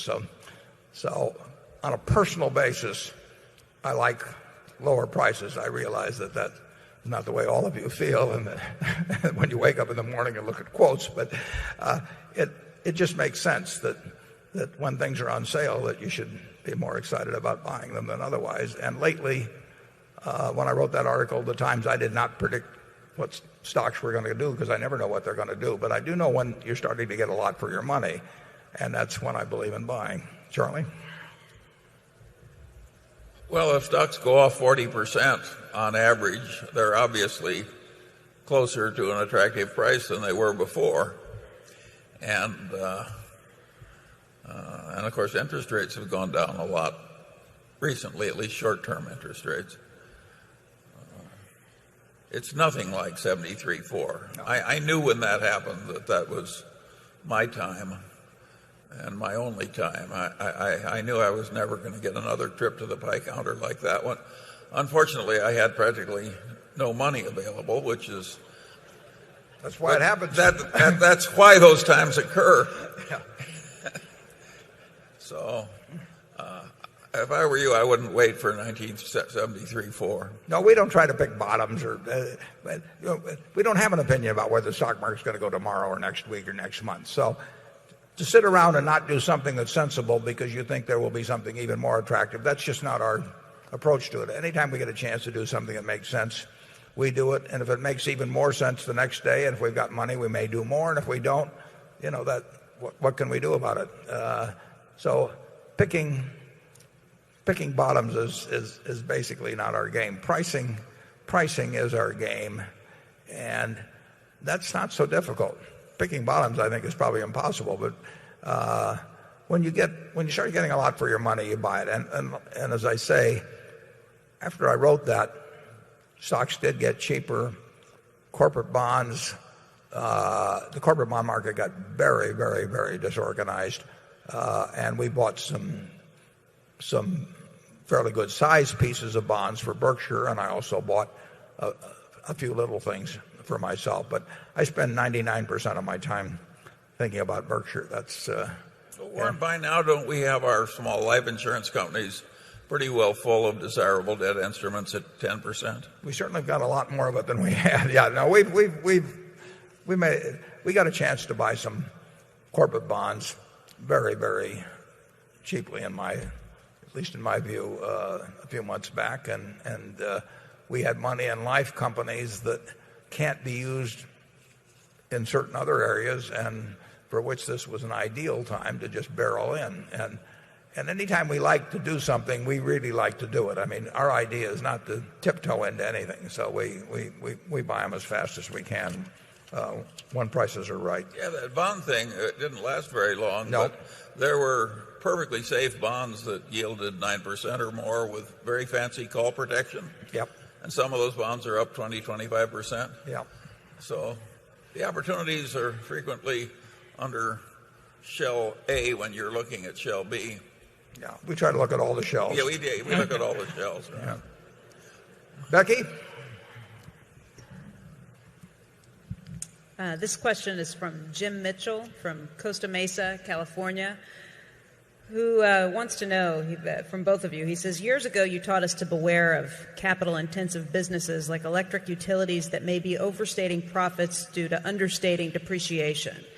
Now that you are investing in utilities and gas pipelines, have you discovered the secret of long life for power plants, or do we need to discount your utility earnings? Well, the utility earnings pretty much come about through a return on equity capital allowed by the jurisdictions in which you operate. So, for example, if something like pension costs or something of the sort you get surprises on, you do get to earn that back over time, but you don't get any bonanzas either. So I would say the capital intensive businesses that scare me more are the ones outside of the utility field, where you just pump in more money without knowing that you're going in a general way to get more or less within a range anyway, a guaranteed return. So I do not have.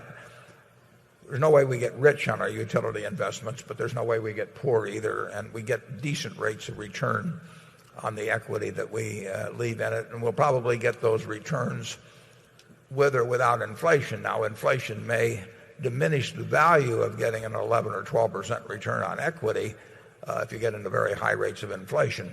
So in that sense, I'd agree with Jim, who I know, incidentally. He used to work with my daughter out there at Century 21. He's a good investor. But on balance, if you can find a good business that's not capital intensive, you're going to be better off than in a capital intensive business over time. I mean, the world, they're hard to find, but the best businesses are the ones that don't require much capital and nevertheless make good money. They've got some moat protecting them other than the capital required as entry in the business that's protecting them. And if you can find those that are durable, you've got a great investment and one that will do the best in inflation, which, as we mentioned earlier, seems fairly likely to come along. Charlie?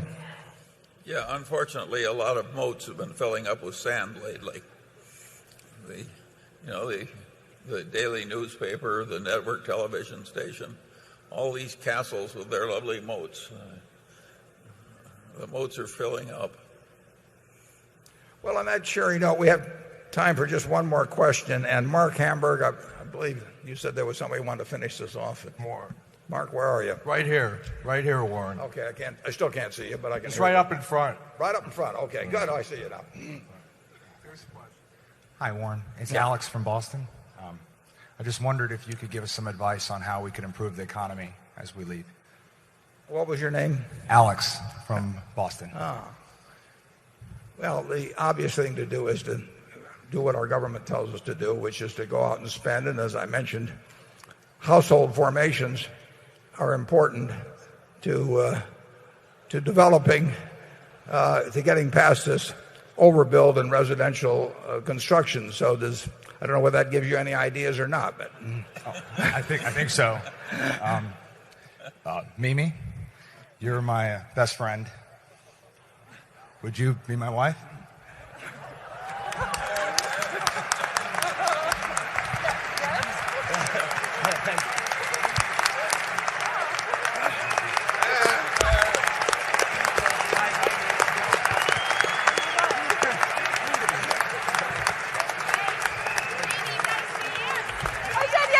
Yes. I have just two Thanks, Warren. Okay, I have two comments to make. Alex is my sister Doris's grandson, my great nephew, and Mimi is terrific. So on that note, we'll end the meeting, and we'll be back in 15 minutes for the board meeting. Thank you.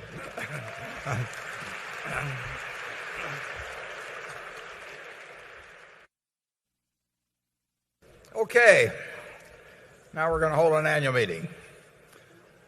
The meeting will now come to order. I'm Warren Buffett, Chairman of the Board of Directors of the company. I welcome you to this 2009 annual meeting of shareholders. I will first introduce the Berkshire directors that are present in addition to myself. We've got Charles Munger, got Howard Buffett, Susan Decker, Bill Gates, David Gottesman, Charlotte Guyman, Don Keogh, Tom Murphy, Ron Olson, and Walter Scott. Also with us today are partners in the firm of Deloitte & Touche, our auditors. They are available to respond to appropriate questions you might have concerning the firm's audit of the accounts of Berkshire. Mr. Forrest Cutter is Secretary of Berkshire. He will make a written record of the proceedings. Ms. Becky Amick has been appointed Inspector of Elections at this meeting. She will certify to the count of votes cast in the election for directors. The named proxy holders for this meeting are Walter Scott and Mark Hamburg. Does the Secretary have a report of the number of Berkshire shares outstanding entitled to vote and represented at the meeting? Yes, I do. As indicated in the proxy statement that accompanied the notice of this meeting that was sent to all shareholders of record on March 4, 2009, being the record date for this meeting, there were 1,057,573 shares of Class A Berkshire Hathaway common stock outstanding, with each share entitled to one vote on motions considered at the meeting, and 14,749,861 shares of Class B Berkshire Hathaway common stock outstanding, with each share entitled to 1/200th of one vote on motions considered at the meeting. Of that number, 821,400 Class A shares and 10,298,152 Class B shares are represented at this meeting through proxies returned through Thursday evening, April 30th. Thank you. That number represents a quorum, and we will therefore directly proceed with the meeting. First order of business will be a reading of the minutes of the last meeting of shareholders. I recognize Mr. Walter Scott, who will place a motion before the meeting. I move that the reading of the minutes of the last meeting of the shareholders be dispensed with and the minutes be approved. Do I hear a second? The motion has been moved and seconded. Are there any comments or questions? We will vote on this question by voice vote. All those in favor say aye. Opposed? The motion's carried. The first item of business is to elect directors. If a shareholder is present who wishes to withdraw a proxy previously sent in and vote in person on the election of directors, he or she may do so. Also, if any shareholder that is present has not turned in a proxy and desires a ballot in order to vote in person, you may do so. If you wish to do this, please identify yourself to meeting officials in the aisles who will furnish a ballot to you. With those persons desiring ballots, please identify themselves so that we may distribute them. I now recognize Mr. Walter Scott to place a motion before the meeting with respect to election of directors.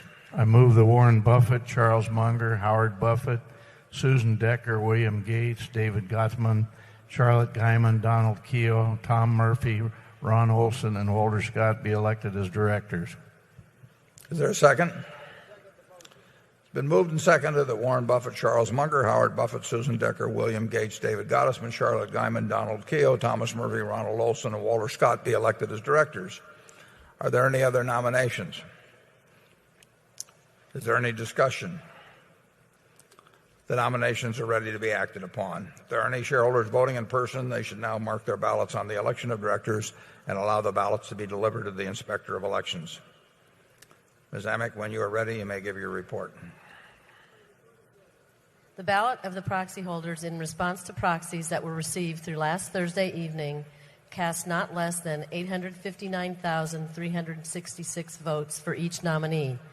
That number far exceeds a majority of the number of the total votes related to all Class A and Class B shares outstanding. The certification required by Delaware law of the precise count of the votes, including the additional votes to be cast by the proxy holders in response to proxies delivered at this meeting, as well as any cast in person at this meeting, will be given to the Secretary to be placed with the minutes of this meeting. Thank you, Ms. Amick. Warren Buffett, Charles Munger, Howard Buffett, Susan Decker, William Gates, David Gottesman, Charlotte Guyman, Donald Keogh, Thomas Murphy, Ronald Olson, and Walter Scott have been elected as directors. The next item of business is a motion put forth by Berkshire shareholder Joseph Petrovsky. Mr. Petrovsky's motion is set forth in the proxy statement and would request Berkshire Hathaway to prepare a sustainability report for shareholders. The directors have recommended that the shareholders vote against the proposal. We will now recognize, I believe it's Mr. Billings, Mr. Petrovsky's representative, to present the motion. To allow all interested shareholders to present their views, I will ask Mr. Billings to limit his remarks to 5 minutes. The microphone at Zone 1 is available. Well, we go first to Mr. Billings. Thank you very much, Mr. Buffett.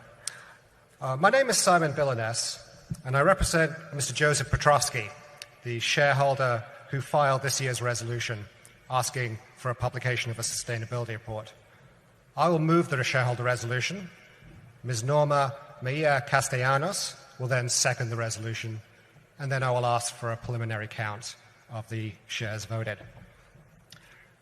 As shareholders, we are proud that in so many ways our company is a leader.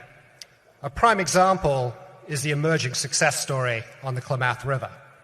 This may result in the largest river restoration project in U.S. history, and this makes economic sense for Pacific Corp and for us as shareholders. However, when it comes to managing environmental and human rights risk and disclosing those risks to shareholders, our management is sadly a laggard. Two respected proxy advisory firms, Proxy Governance and Risk Metrics, have advised shareholders to vote in favor of this resolution on the grounds that management badly lags other companies in disclosing these risks to shareholders. Last week, CalPERS, the California Retirement System, announced that it would vote close to $500 million worth of stock in favor of this resolution. Consider the situation today with Russell, the subsidiary of Fruit of the Loom and a Berkshire Hathaway company. Collegiate licensed apparel, sweatshirts bearing university logos, for instance, is a $5 billion a year market. Russell has admitted to repeatedly committing serious labor rights violations in Honduras. And now over 50 universities, including Harvard, Stanford, and the entire University of California system, have decided to terminate Russell's license to make clothing bearing their college logos. This particular sweatshirt I'm holding up right here is University of North Carolina. This was made in a Berkshire Hathaway factory, but the university has since ended their licensing agreement. The management of Russell, through its actions, has put $5 billion of potential business at risk. The management of Berkshire Hathaway should provide proper disclosure of that risk to us, the shareholders in this company. Now I will pass over to Ms. Mejia Castellanos. She is a sewing machine operator who worked in the factory in Honduras that is the center of these problems. And after she has spoken, I will ask for a preliminary vote count for this resolution.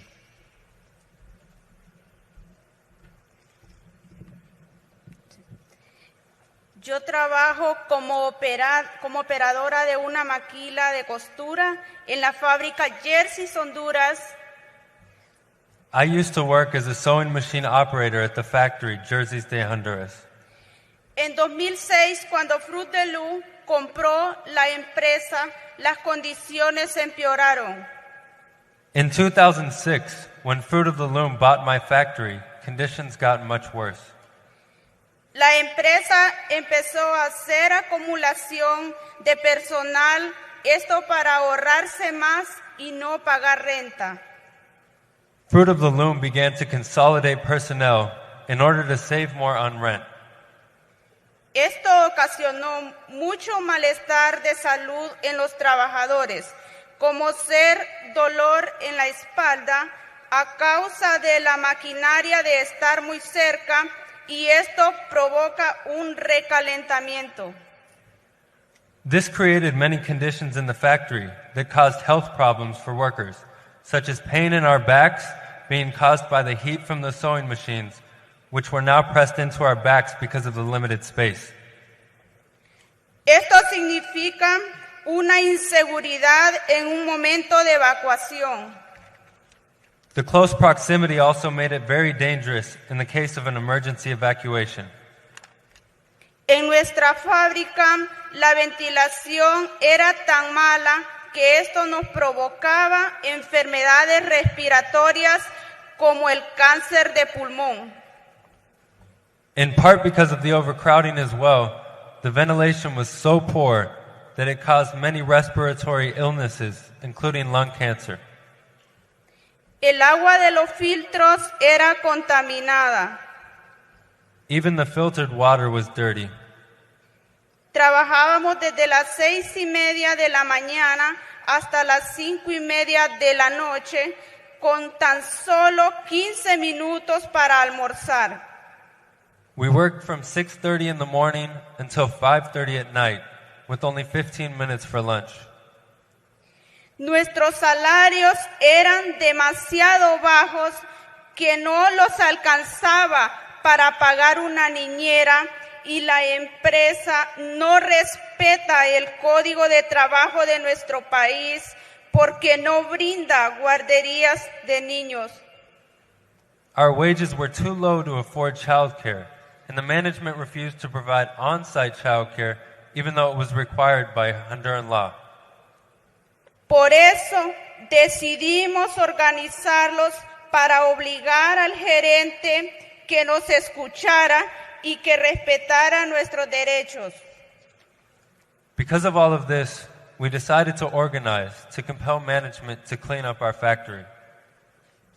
Entonces fue cuando despidió 145 trabajadores ilegalmente por organizarse a un sindicato. In retaliation, Russell illegally fired 145 workers for organizing a union.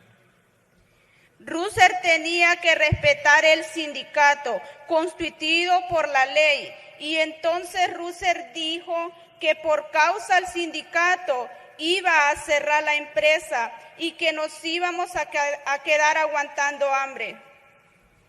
After we finally legally established our union, Russell said that because of the union, they would close down the factory and leave the workers to starve. Fue cuando empezamos a ser amenazados a muerte los directivos. And this is when we started to receive death threats. Me dejaban mensajes y dibujos en los baños y en el puesto de trabajo diciéndome que me iban a cortar la cabeza. They would leave me notes and illustrations in the bathroom and at my workstation, threatening to cut off my head.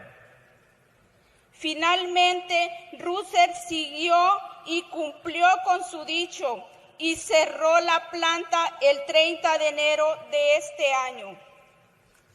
Finally, Russell Athletic did follow through with their threat and shut down the factory in January of this year.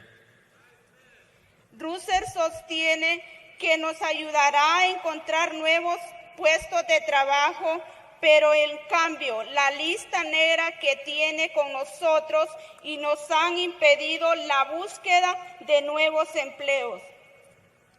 Now Russell has been claiming that they will help us find new jobs, but instead they have blacklisted us, preventing us from finding work elsewhere. Es porque tantas universidades han cortado sus contratos con Russell y porque esto se ha convertido en un problema para esta empresa. This is why so many universities have stopped doing business with Russell and why this has become such a problem for Berkshire Hathaway. Y por tanto, yo voto a favor de la resolución y exhorto que a los accionistas voten a favor. Gracias. And therefore, I second this resolution and urge that shareholders vote in favor. Thank you. Okay. I'd like to ask Mr. John Holland, the CEO of Fruit of the Loom, to respond to the comments just made, and after which we will act on the motion. First, I need to give you a little background. Russell was a public company listed on the New York Stock Exchange prior to the time that we acquired them in August of 2006. The acquisition consisted of 47 facilities with a little over 14,000 workers. And as we began to get involved with the Russell operations and how they were conducted to integrate those into our operations, we found that there were a couple of plants in Honduras that had some problems. And we acknowledged the problems, and we began immediately to remedy these problems. A little later, we had a letter from the WRC, the Workers' Rights Commission, indicating that there had been some abuses of the employees and that some had been terminated because they were involved in union activities. We were unaware of the union activities, and we investigated the abuses, but we thought it best to contact an independent third-party organization to do an audit. And we contacted the Free Labor Association, which is kind of a worldwide organization that's grouped with a group of businesses and the leading universities in the U.S. to try to make certain that workers' rights are adhered to on a worldwide basis. We asked them to conduct the audit, and they conducted the audit, and all of the abuses that we had been charged with, they said through the independent audit they were non-existent. But they did tell us that there were 2 supervisors who had conducted some abusive language with the employees, and also that it was very likely that some employees might have been terminated due to their union activity. So as a result, they gave us a list of items that they would like us to follow to remedy the situation. The supervisors, as well as the management of the facilities, were eliminated, and we have started immediately, progressively, to implement all of the recommendations of the Free Labor Association's independent audit. And part of that was that the workers that they felt might have been terminated due to union activities, that we reinstate the workers. The plant had not been organized at that point, so we voluntarily engaged the union and acknowledged them and accepted the union, and we rehired all of the workers that we could locate into a facility that was across the street from this particular plant. And since then, we have followed all of the recommendations of the Free Labor Association, and they have a monitoring process.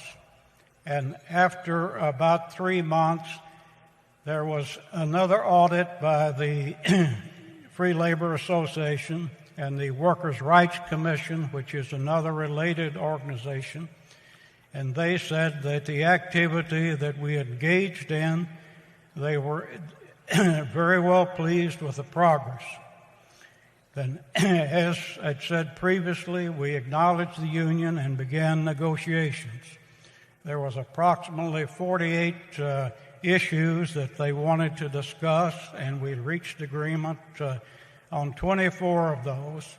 And the union even agreed that we had very good relationships, that we had approached the negotiations openly and fairly. There were some other points that they wanted to move to arbitration on, or mediation, that we could not agree on. And by that time, the time had passed till we reached the mid-year of 2008, when the recession in the apparel industry dramatically affected our particular business. And over the course of the next few months, we had to close 9 of our facilities. One of those was the Jersey's de Honduras plant that they have referred to. And there was a total of 12,780 employees involved in the plant closures. And out of that group, about 310 people, which has been acknowledged by the union, that were union employees, because in Honduras, under the laws there, only 30 people are required to form a union and be acknowledged as a union. And up until that time, there had been no indications of any issues that have been brought up by the union that were not solved. Now, beyond that, I would like to tell you a little about how we conduct business worldwide in our plants. We have been in Honduras since 1993. All of our plants are air-conditioned, excellent ventilation in all of those facilities.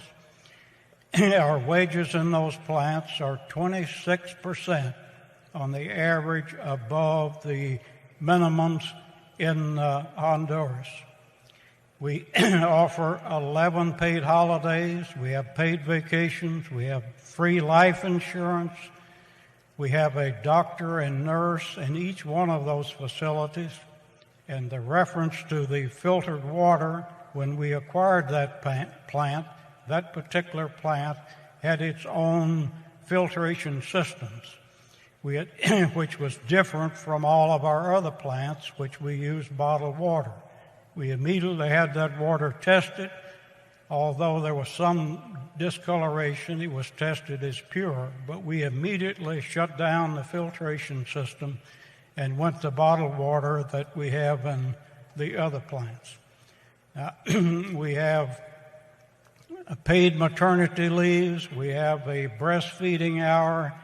We celebrate the employee birthdays. In fact, and also that we have a Children's Day, and that, I think our benefits, I'm proud to tell you, I think are far and above any that you'll find in most other apparel facilities throughout the world. And there have been no death threats. We have tried to conduct our business with honesty, integrity, and quite frankly, I've been with this company. I'm in my 48th year, and I would tell you that I'm very proud of how we operate our particular plants.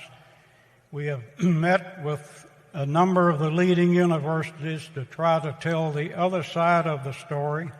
We've invited those presidents of the universities and the administration to come to see for themselves what our plant facilities are like, and we've had 2 acceptances that were down this past week, the representatives from Princeton and also from the University of Arizona, and we welcome putting all of this into an open spotlight.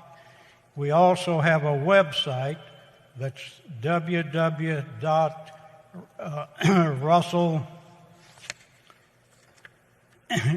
socialresponsibility.com, that all of this activity that we're responding to the recommendations of the Fair Labor Association is posted on that website. It's there for the world to see. And we continue. Fair Labor Association has a 3-step process of continued monitoring, and then they do independent audits periodically to see what our progress is, and all of that is posted on that website. Thank you. Thank you, John. The motion is now ready to be acted upon. If there are any shareholders voting in person, they should now mark their ballots on the motion and allow the ballots to be delivered to the Inspector of Election. Ms. Amick, when you're ready, you may give your report. My report is ready. The ballot of the proxy holders in response to the proxies that were received through last Thursday evening cast 49,251 votes for the motion and 702,963 votes against the motion. As the number of votes against the motion exceeds a majority of the number of votes related to all Class A and Class B shares outstanding, the motion has failed. The certification required by Delaware law of the precise count of the votes will be given to the Secretary to be placed with the minutes of this meeting. Thank you, Ms. Amick. The proposal fails. Does anyone have any further business to come before this meeting before we adjourn? If not, I recognize Mr. Scott to place a motion before the meeting. I move this meeting be adjourned. Is there a second? Motion to adjourn has been made and seconded. We will vote by voice. Is there any discussion? If not, all in favor say aye. Opposed say no. The meeting's adjourned, and I hope to see you next year. Thank you.